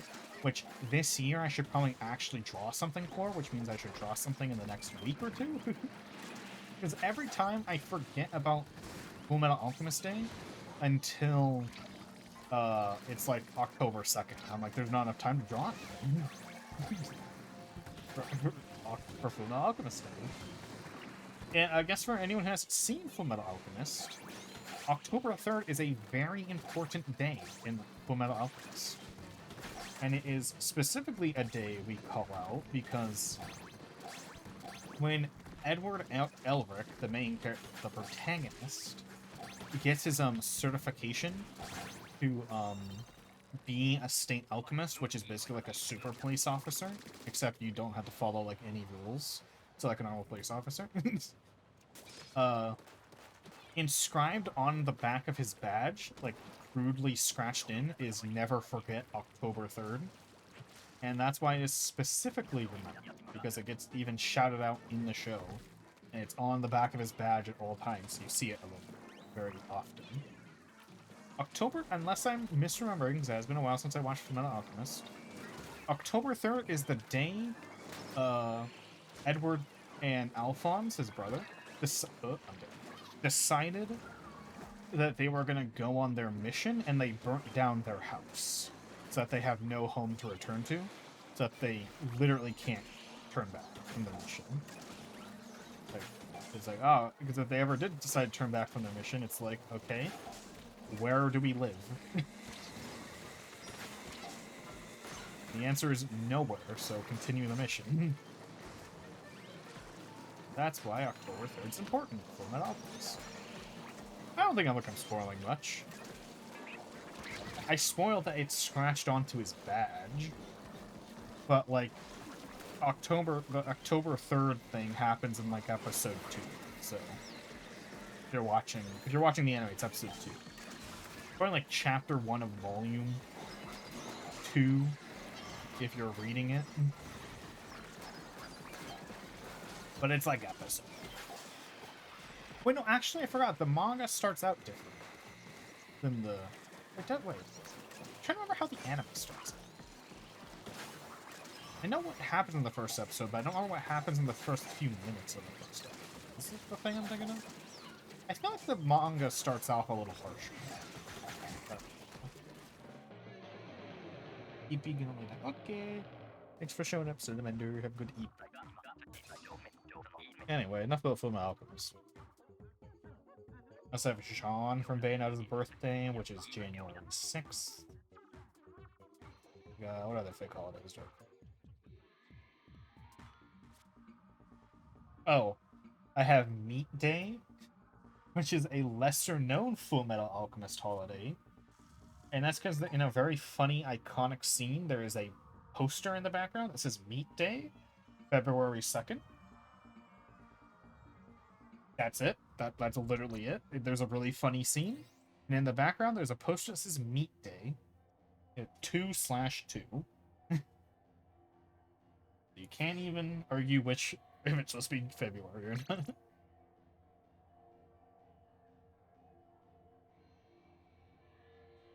Yeah. Yes, you'd expect.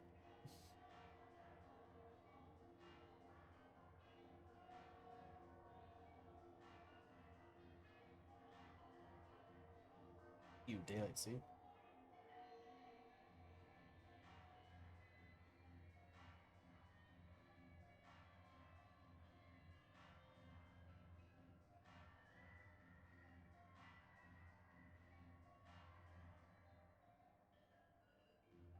That's it for fictional holidays on my phone. What's this? This one's a real holiday because it's from the. This is from like the automatic holidays. What's Flag Day? The fuck is Flag Day? Flag. When the Continental Congress determined the composition of the nation's bank. Oh, that's stupid. Why do we have a holiday for that? That's really stupid. Why is that a holiday? I don't. No one gives a shit. I've never heard a single person celebrate that once.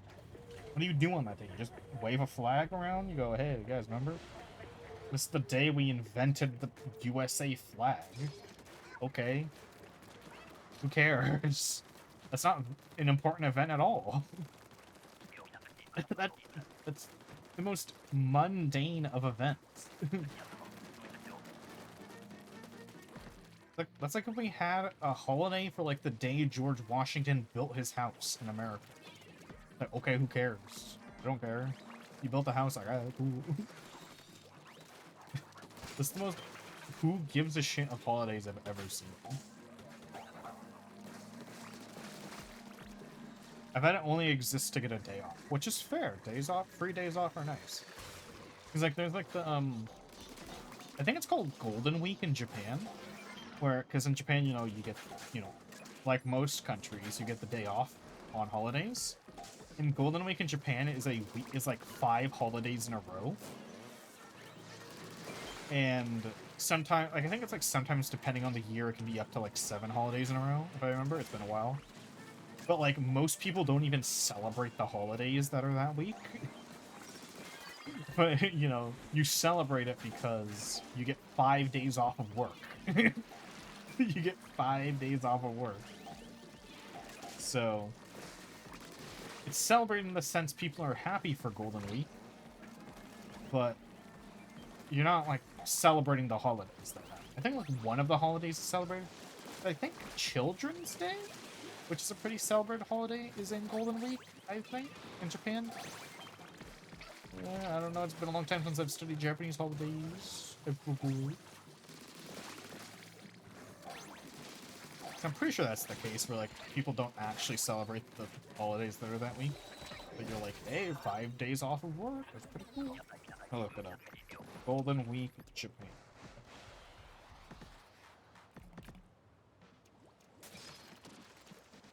Multiple public holidays. Blah blah blah, just take me to the wiki page so I can read it. I'm kind of glad I didn't even get the name. For half a second I was like, is Golden Week even the right name? It is, that's what it's called. I have the wiki page open, I'll read it. Oh, I have to stretch and drink water still for Salmon. Alright, we're good. I stretch. That's some pretty good water. Water never tastes better than when it's out of a freshly cleaned, reusable water. Like, freshly cleaned. Like, the first, like, hour after it's been cleaned. Well, not hour, but, you know, first little bit. Especially if it's a reusable water bottle, most people don't clean them that often. At least to my knowledge, I think most people don't clean them. Like, so, you know. Better than a freshly clean. I got clean today. It's morning. Very nice. Hey, water definitely better. Freshly clean.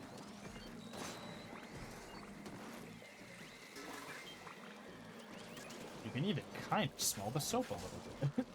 Oh, look, like a tiny 1%. Not anymore. It's been like hours. Anyway. Well, when laundry comes out. Smell the detergent. Or the soft detergent. Usher. I missed. Alright, now let me read what the Golden Week holiday is. Showa Day. Right? Constitution Memorial Day. Greenery Day. And Children's Day. I knew Children's Day was a part of it. I was right. I thought it was like 5 holidays. Only 4. Unless one got kicked out. 4 is still a lot of days. That's still most of the week. And for my Japanese teacher, I remember him saying that most people will save up their vacation days for it to have 3 vacation days so they can make it 7 days. People use it to visit their family, usually. Because, you know, it's 7 days off work. You can, go halfway across the country and be back. I should not have jumped down here. I died. My sins.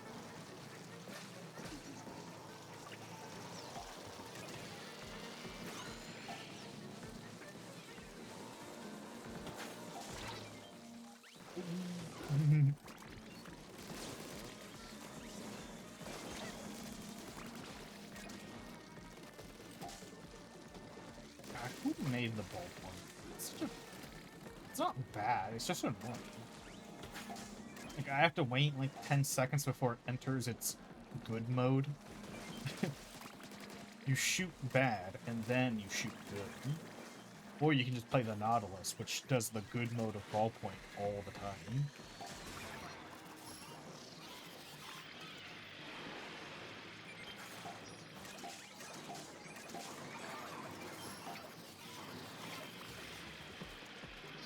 I'm stuck.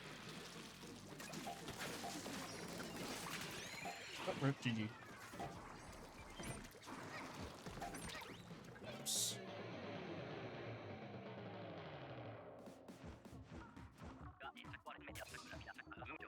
Seriously, why is Hispanic Heritage Month start halfway through the month? Hispanic Heritage Week and a half.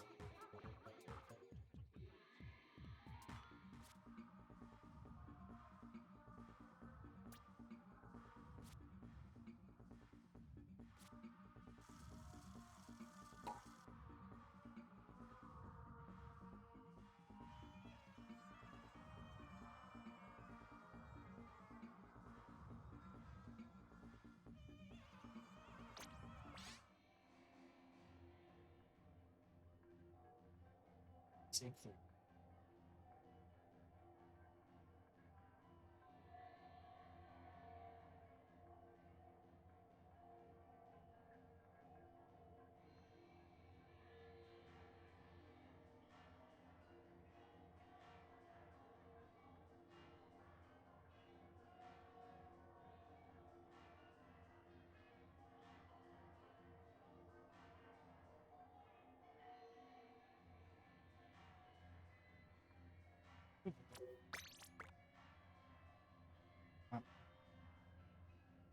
How much time is left in the room?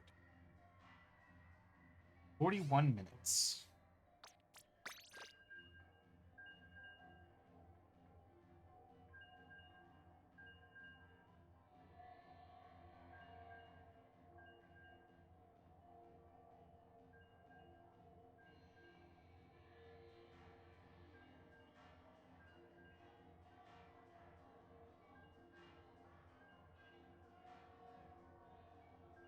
Oh, is this from that one movie?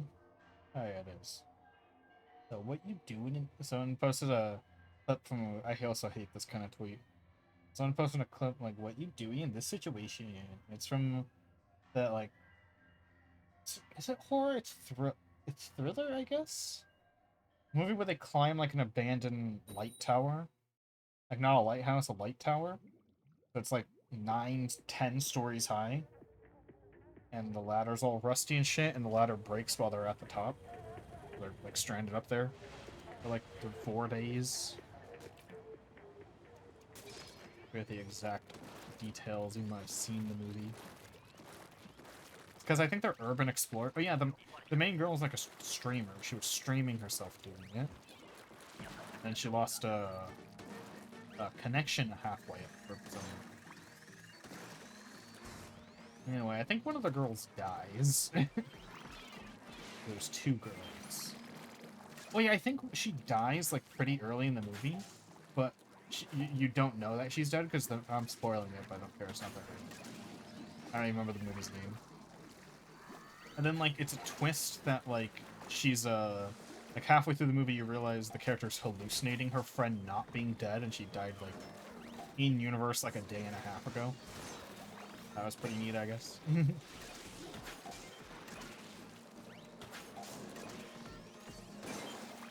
Because she, like, tries to climb lower on the tower to, like, get a thing, the bag they dropped. And then, like, her rope snaps and she gets stuck down there, but then, like 30 minutes later in the movie, it reveals she died when the rope snapped. And the character's just been hallucinating talking to her the whole time. Not like the main, it's not like a big, it's like a, whoa, that's kind of spooky. There's still, you know, half the movie to go. Again, I don't even know what movie it is, so it's not like... By the time you see the movie, you will have... By the time you figure out what movie I'm talking about, you will have forgotten these words. Won't matter.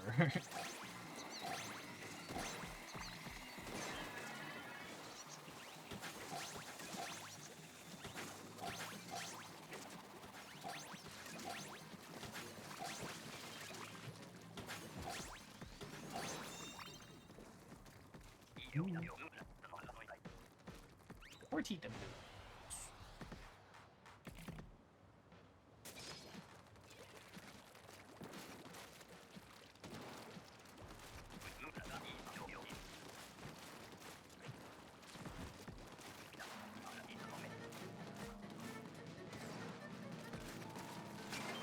Ooh, nice. Oh, we have 2 snipers. That's why that guy died so fast. Thank you. As in the random entry, not the random player.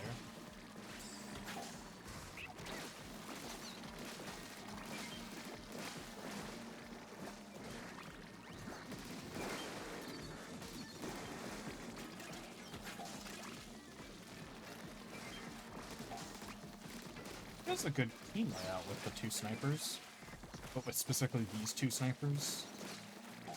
Almost like any other combination of sniper would not have been good. This team comp's kind of cool. It will be gone forever though soon.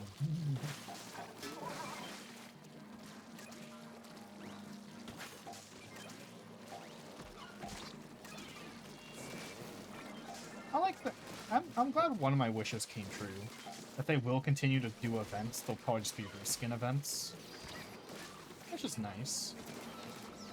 So likely completely automated. They probably won't even have like any human input at all.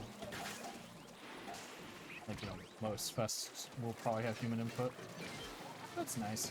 I hope that means they'll do more big runs more frequently instead of every 3 to 7 months. You know? I hope that means like a big run will become like monthly. It'd be nice if they did the re-ran big run like every month. Maybe like a week before Splatfest every time. Actually, I think they said Splatfest was gonna be once every 3 months. But they said seasonal Splatfest will still happen. So that's Christmas, Easter, Halloween, and... What's the summer seasonal Splat? There's no summer seasonal Splatfest, but summer. Because the seasonal ones are Halloween, Easter, Christmas. What's the summer one?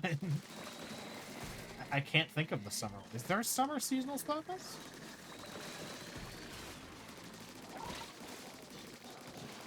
Just summer? Just summer? The theme for summer is summer?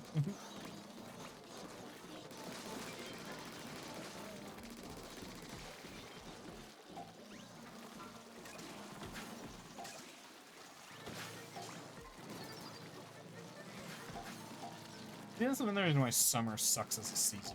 There's no holidays. It's like, what, 4th of July? Okay. I can eat a hamburger any day of the year. I don't have to wait for 4th of July. I can't dress up as a ghoul and get candy from strangers in the middle of January. That's why that's why Halloween's cool.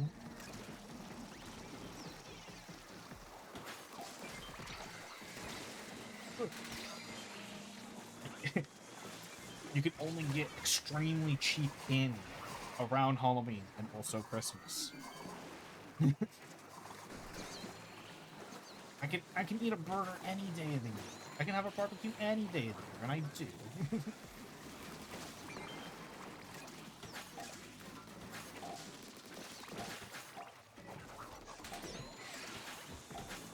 Oh, GG.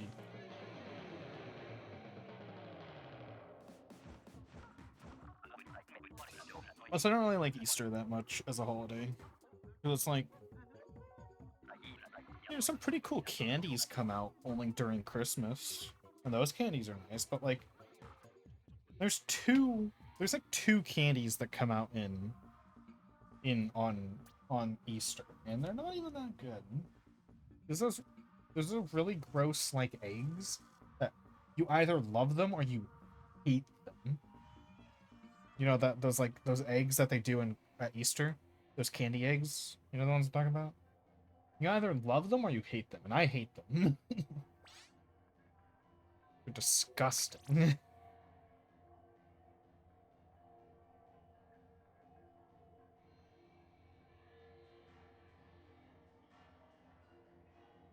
I guess the egg-shaped Reese's cups do taste better somehow. I don't know how. They're just egg-shaped.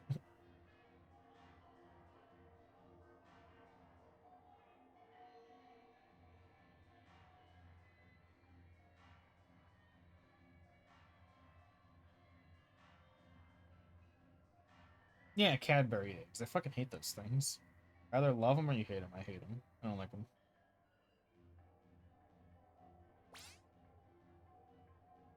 Not a big fan.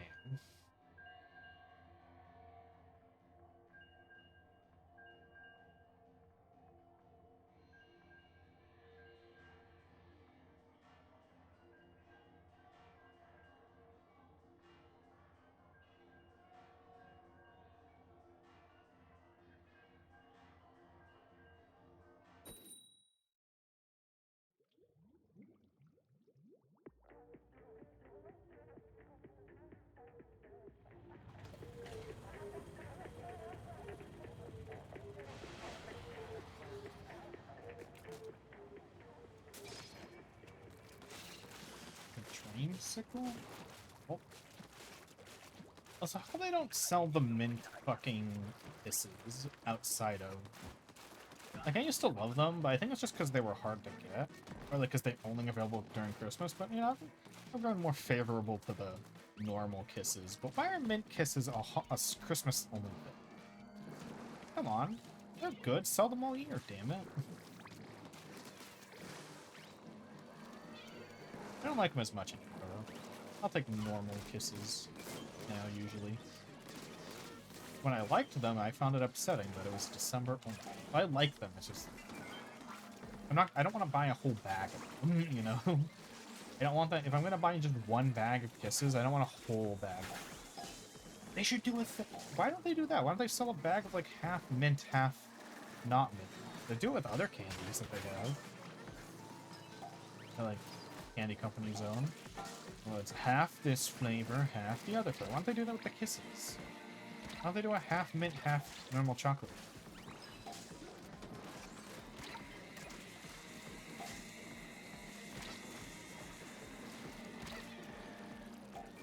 Like, they sell those M&M things where it's half normal M&Ms, half peanut butter. Which I don't get, because I just want the peanut butter ones. Also, here's a take. I don't know if it's hot or not, but peanut butter M&Ms are better than Reese's Pieces. And you might say, those are the same. No, they're not. Reese's Pieces have thinner chocolate than peanut butter M&Ms. Peanut butter M&Ms have a thicker chocolate shell before you get to the peanut butter. And I like the ratio of chocolate to peanut butter in peanut butter M&Ms more than a Reese's Pieces. Ooh, I got exposure. I'm gonna kill all the flyfish. I'll try to. I'm not saying Reese's Pieces are bad. I like them. I just, if I have the choice, I will take the M&M. The humble M&M. Famous rapper.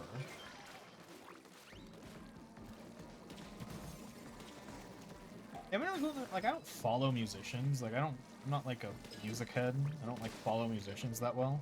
Does he still make music? I feel like I haven't heard about him in like 7 years. Oh fuck! I fell right onto a server.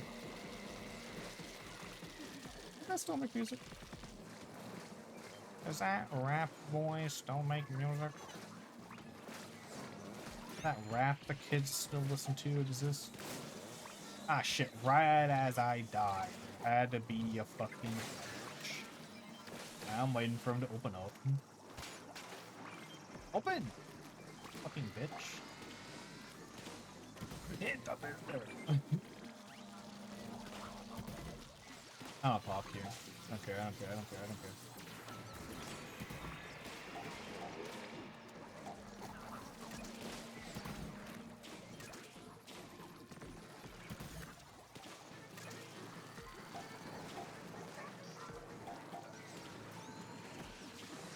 How did I miss that shot?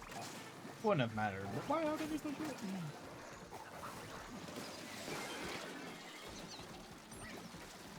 Oh, yay! GG? Wow. He's a good. Mhm.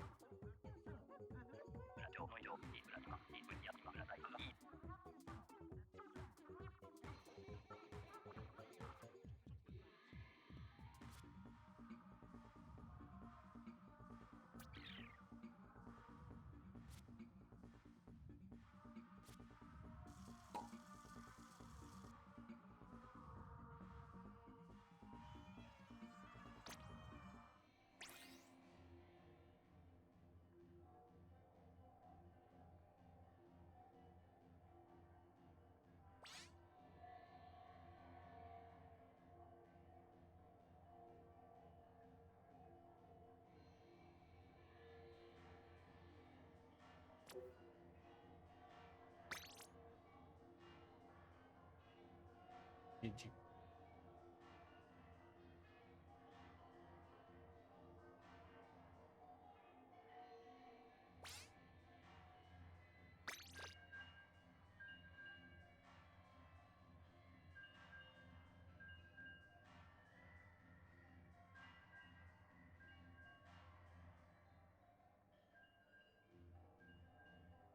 Where I don't speak Spanish.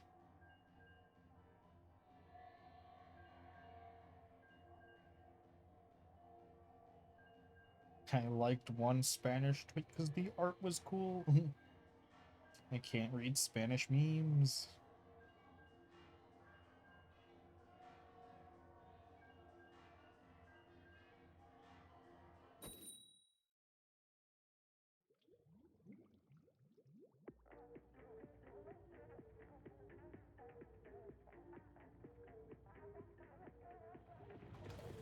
That's weird. I kind of get it, but also it kind of feels unnecessary.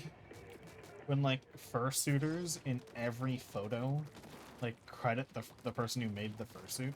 Like I kinda get it, but also like every photo, I feel like you could just put that in your like Twitter bio.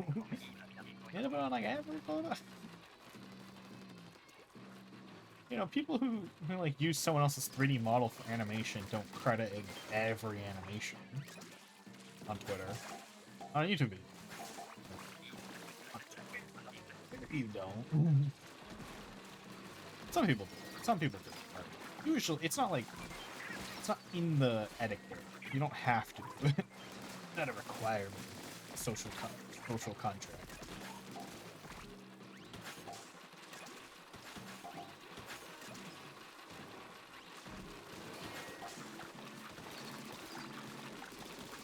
I think what makes less sense to me about it is because, like, you know, like almost anyone could download the 3D model and use it, so crediting it there makes sense. Like with the fursuit, it's like, yeah, I'm not gonna have your exact, like, I'm not gonna, like, I can't just like get that. Like, I could commission them, yes, but it's like I can't just get that. Not as like accessible to the point where crediting it every single second, like, matters too much, I guess, to me.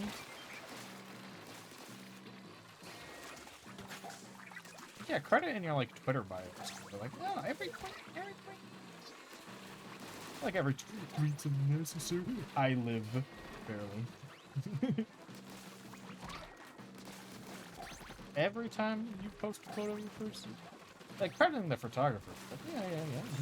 That makes sense.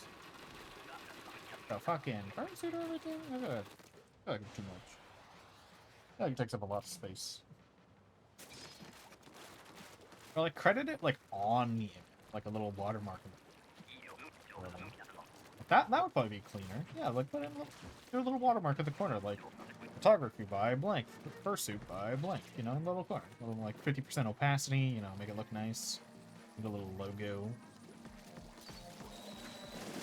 There, I solved my own issue. No one will ever take. You know, sometimes a little watermark adds to your artwork.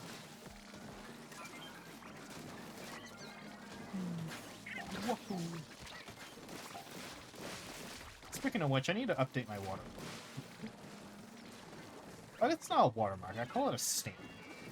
I feel like it's a watermark when it goes in the corner of your... Alright, sorry, it's a watermark when it goes in the center of your art. It's a stamp when it goes in, like, the corner. It's like, it's a little credit thing. Like a little, like... It's like a signature, but it's not your signature. Stamp saying that you did it. So I mean to add my blue sky, but now that I'm trying to get into VGen, which VGen's a commissioning site that's, you know, doesn't censor you. It censors a lot. It's like, so far, it's one of the least censory commission sites ever out there. And I kind of want to get in so I can, you know, because technically, I can't do certain things on Ko-fi that I could on VGen, so I want to get into VGen.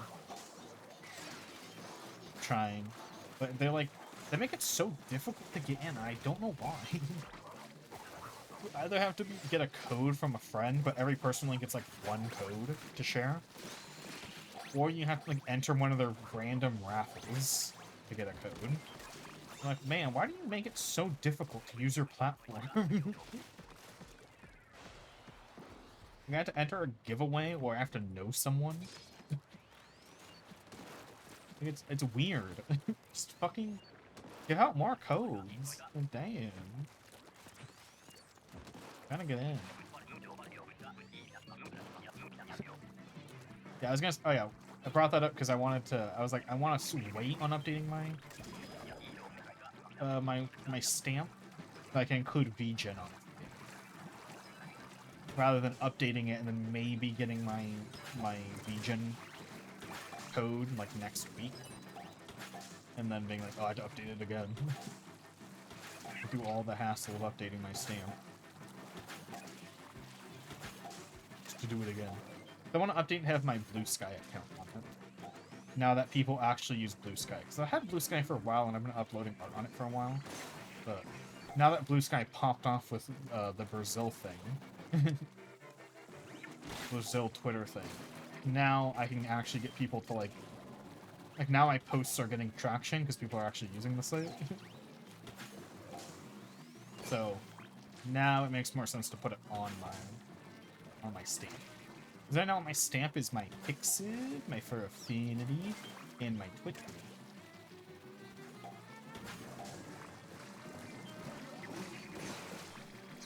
I'd like to put Blue Sky, but if I'm gonna get it... Honestly, I feel like it's gonna take me like months to get a VGen account, though.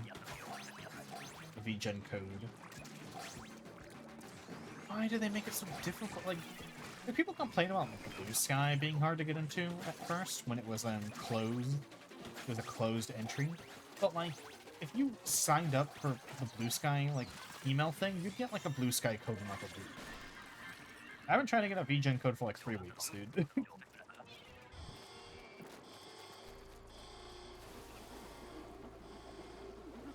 But entering all their fucking code giveaways. Official code giveaways. Don't fucking give me one. Just let me in. I draw. I want to solve things on your fucking website. And it's like, I have like a really good system. Like you can like show everyone who like wants to buy from you the progress on per commissions. Like I know I commissioned someone on VJ, and like I can see that it's like in like I can see when they start working on it, like when they move it to their work in progress section.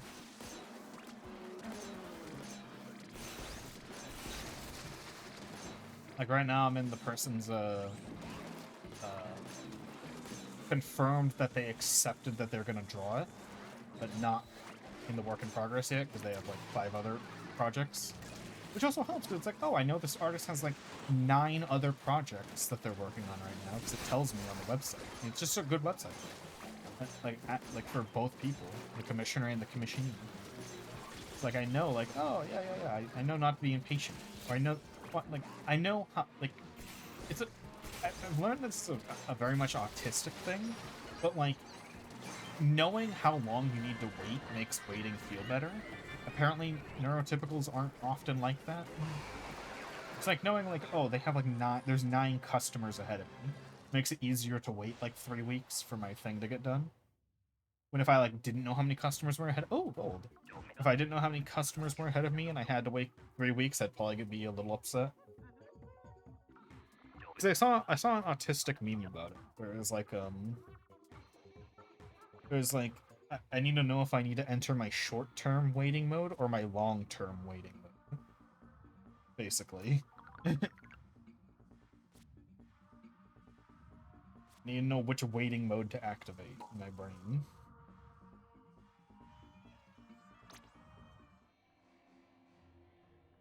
Yeah, it helps with that. That helps, because I can see how many people are ahead of me. The fucking...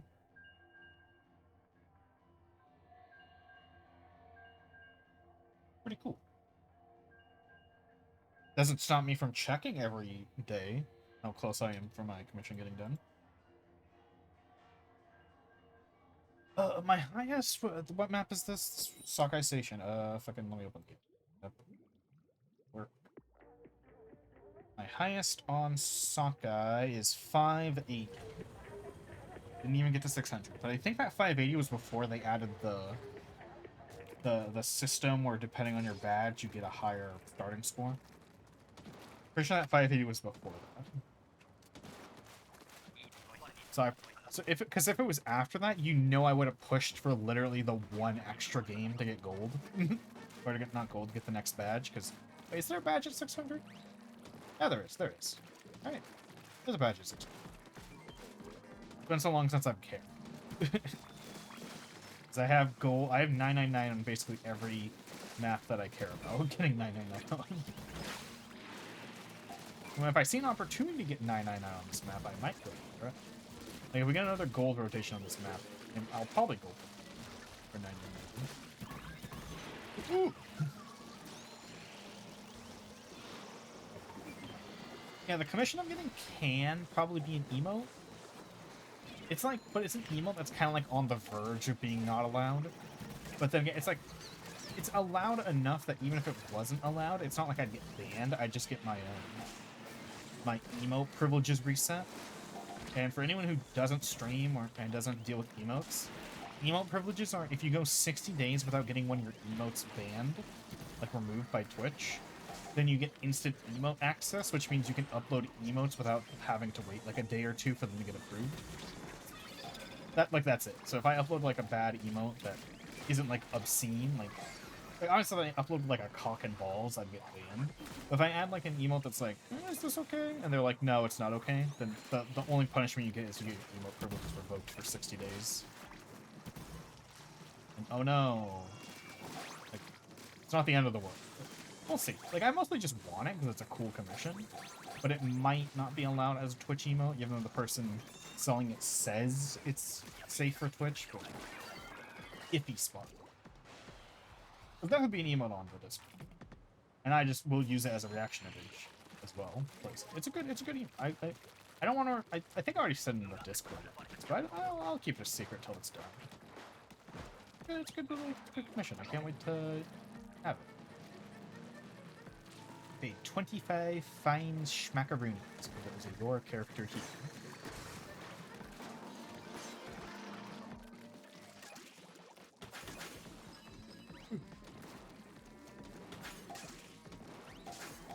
Speaking of which, I keep telling myself I need to make those. I need to make a your character too. So I can sell it at a cheap price and get a lot of people on.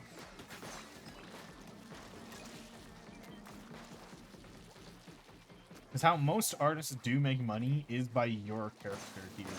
I pronounce it Yik, but I learned that most people don't pronounce it that way.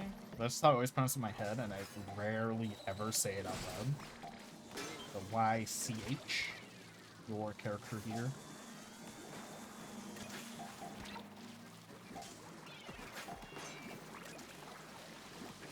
Ooh.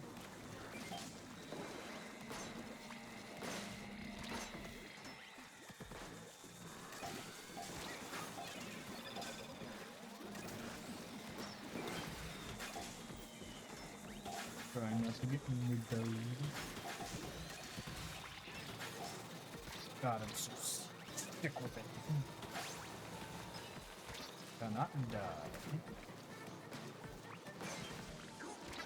I'm jumping. Out of nowhere, I was just getting jumped. I'm just living. Oh, we're good. I have no specials left. I probably didn't need to pop my special that wave, but I did.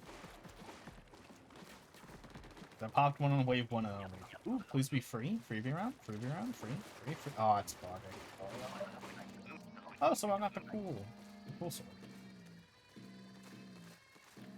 I think we have like 30 minutes left until no, an hour left. Right. Until the session thing is over. Let me check. No, wait, it's 13 minutes. We have 13 minutes left in this rotation. I thought that hour and a half since the last time I checked went by so fucking fast. Oh my god. Because last time I checked, we had an hour and 40 minutes. An hour and 40 minutes went by so fast. What the fuck? I feel like I checked it 2 games ago. We have 13 minutes left in this rotation. That's like 2 games at most if we're lucky. And I thought I was going to get tired of this rotation before that happened.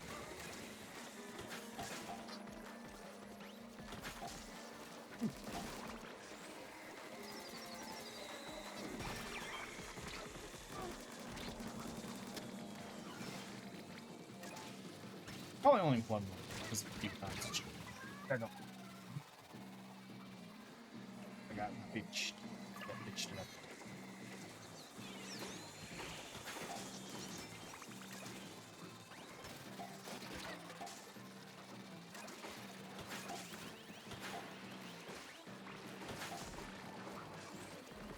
I'm coming.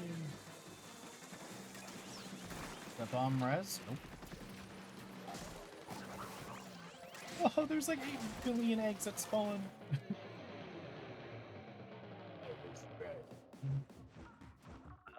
Yeah, what's my best big run score? I feel like it was like the second big run.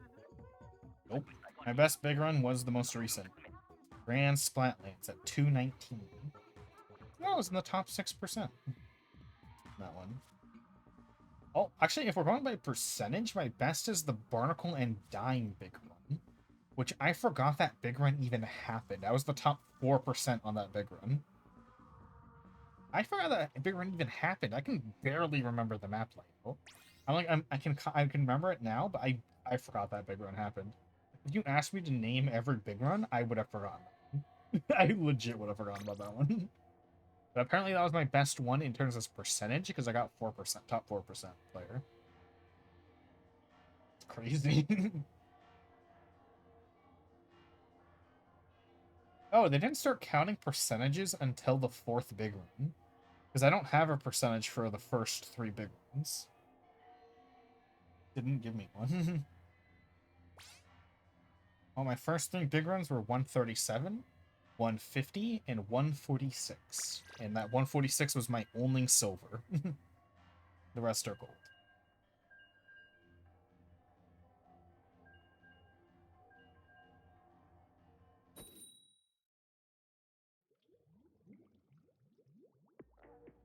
And my least killed boss is Megalodontia at 36.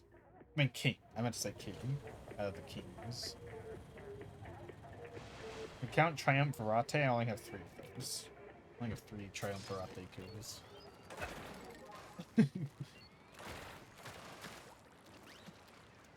The first time I get a Grisco weapon on the last rotation. Last fucking rotation. And it's bow. I actually hate it. Nintendo thinks they're funny.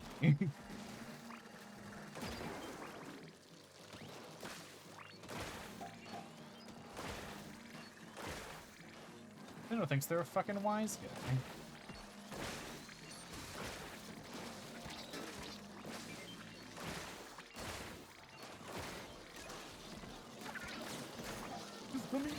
Why did I even fall off? I got pushed back by something. I don't even know what.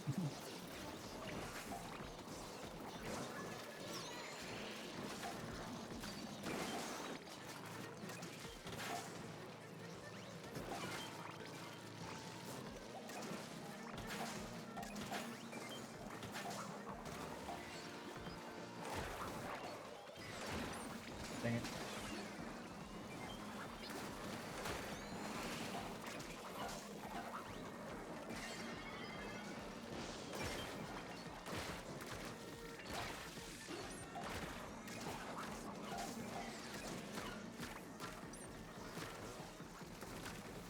God, this weapon uses up so much ink and does so little damage.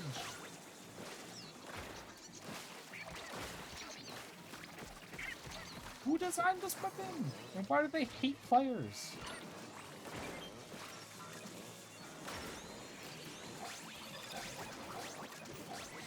Okay, if it was a waste, I have the worst weapon. Need a waste shit. God, it sucks.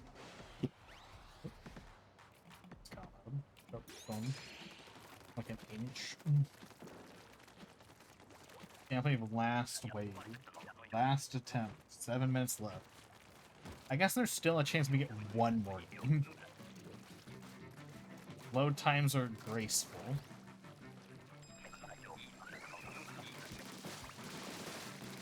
You could probably squeeze in one more game. What last?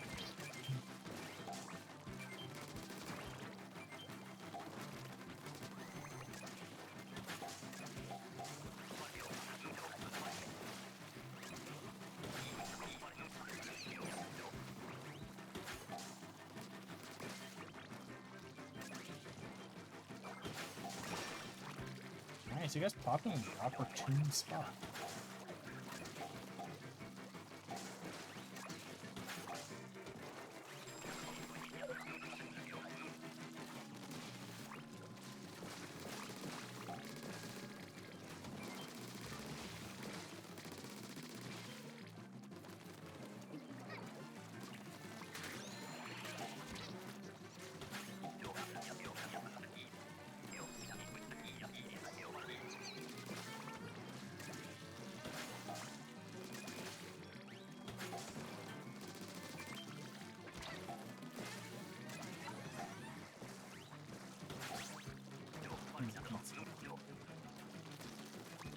I thought Chum just... That Chum walked up to me and didn't attack me, then turned around to walk towards someone else. Who was, like, way farther away than like, to me than they were. Like, they were, like, an inch from me, and they just turned around. What the fuck? That Chum just didn't want to die. Killed him anyway. Poor Chum.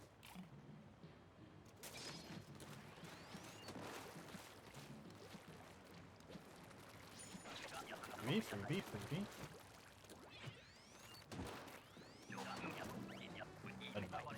I have sniper or something. Where's the mutton? There it is. I was like, where the fuck is the first mutton?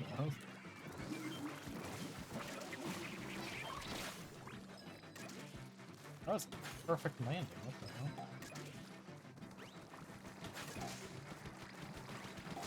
Oh, and we got Grisco Blasters. It's like the one time Grisco Blasters great. Slosher would be better. Beggars can't be choosers. Is that beggars can't be choosers, or is they can be choosers? It's can't. Right? They can't. they're begging, so they shouldn't be able to choose certain things. Take what you can get. Begging.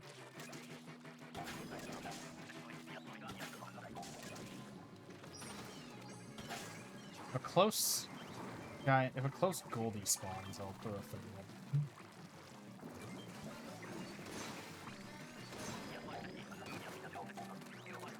Oh, far away.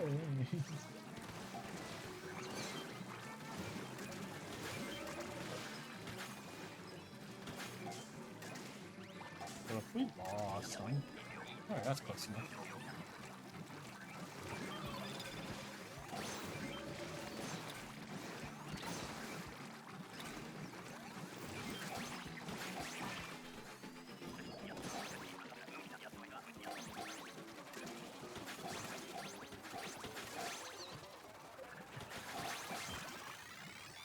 Okay. I think if we re-queue immediately... Yeah, we have 4 minutes. If we re-queue immediately, we can go one more game.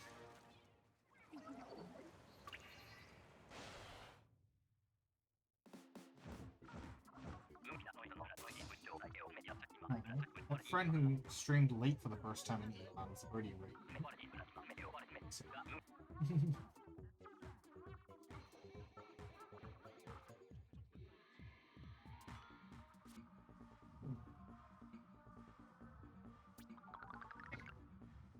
The people I want to raid, I don't know which one.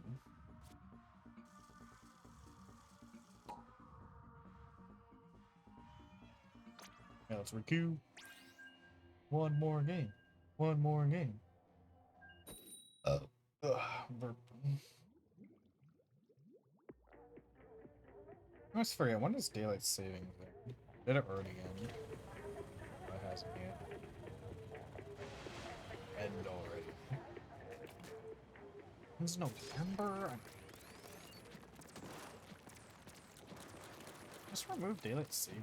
It sucks. It's cringe. No one likes it.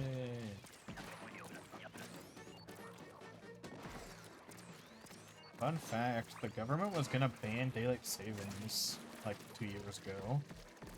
But they were gonna get rid of it, but instead of taking us out of daylight savings, they're gonna permanently put us in it, which is the worst option. So we just permanently be like a fucked time compared to everyone else on the planet and the states that already got rid of daylight savings. So it just would have made things needlessly stupider. And then it didn't go through, which I'm kind of glad for. Like, I want daylight saving gone, but I want it gone the right way.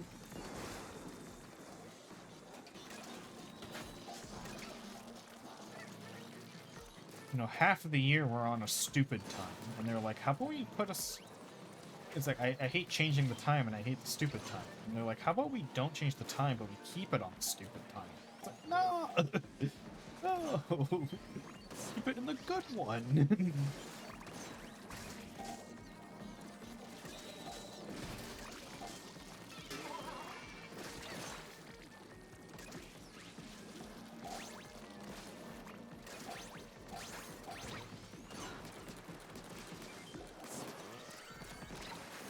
Probably didn't die.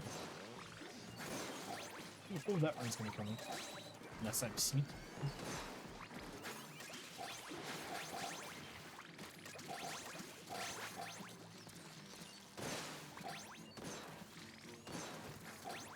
Nice! 46 wave 1, dude, we're popping off. That's what we get when we put me on sniper.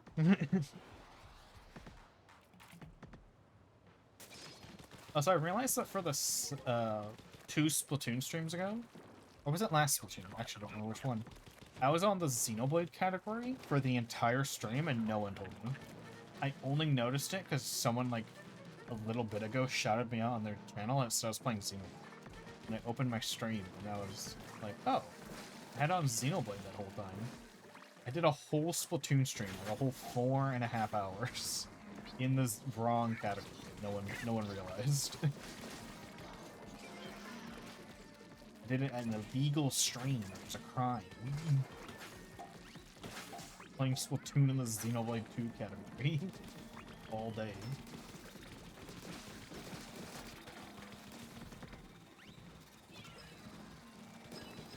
First time I've had the wrong category too in like 2 years maybe.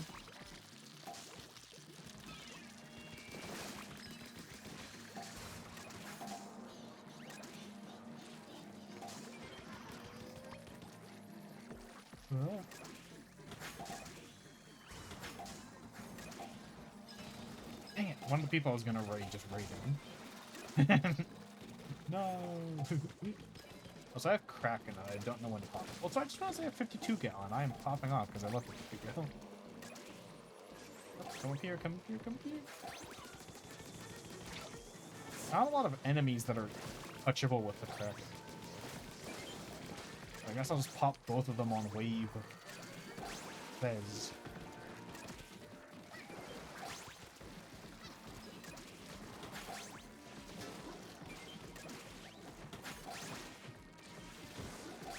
Nice 40. Goodbye, 52 gal.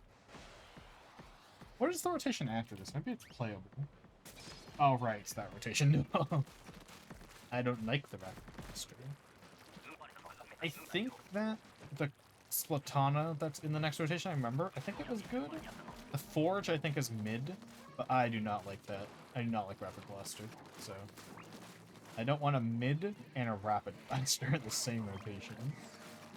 Maybe you could convince me if, like, they replaced the Splattershot Pro with, like, I don't know, Dapple Duties or something. Dapple Duties is extreme. It's the only S tier weapon. I don't know. Anything other than... anything better than a rapid blaster. I mean, it might be playable because it's the rapid blaster and not the rapid blaster Pro, which is definitely unplayable.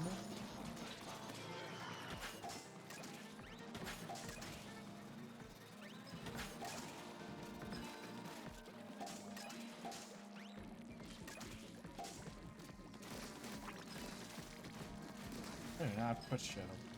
Nah, wait.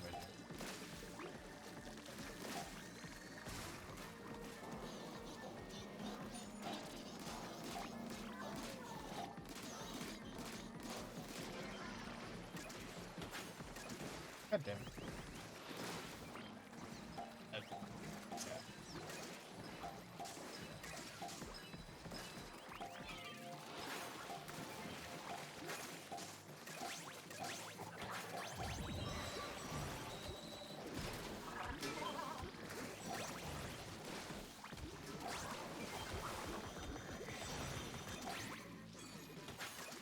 No, I hate when your egg bounces a whole ball.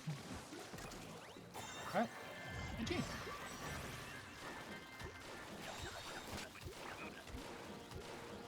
I should have got an emergency.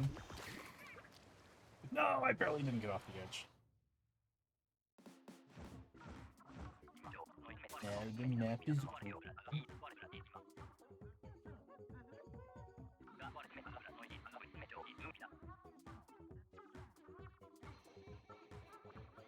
Okay. I'm gonna read Salmon. It's the only one left alive. Sorry. Oh, actually, I haven't seen this person live. I don't like them enough to play a game.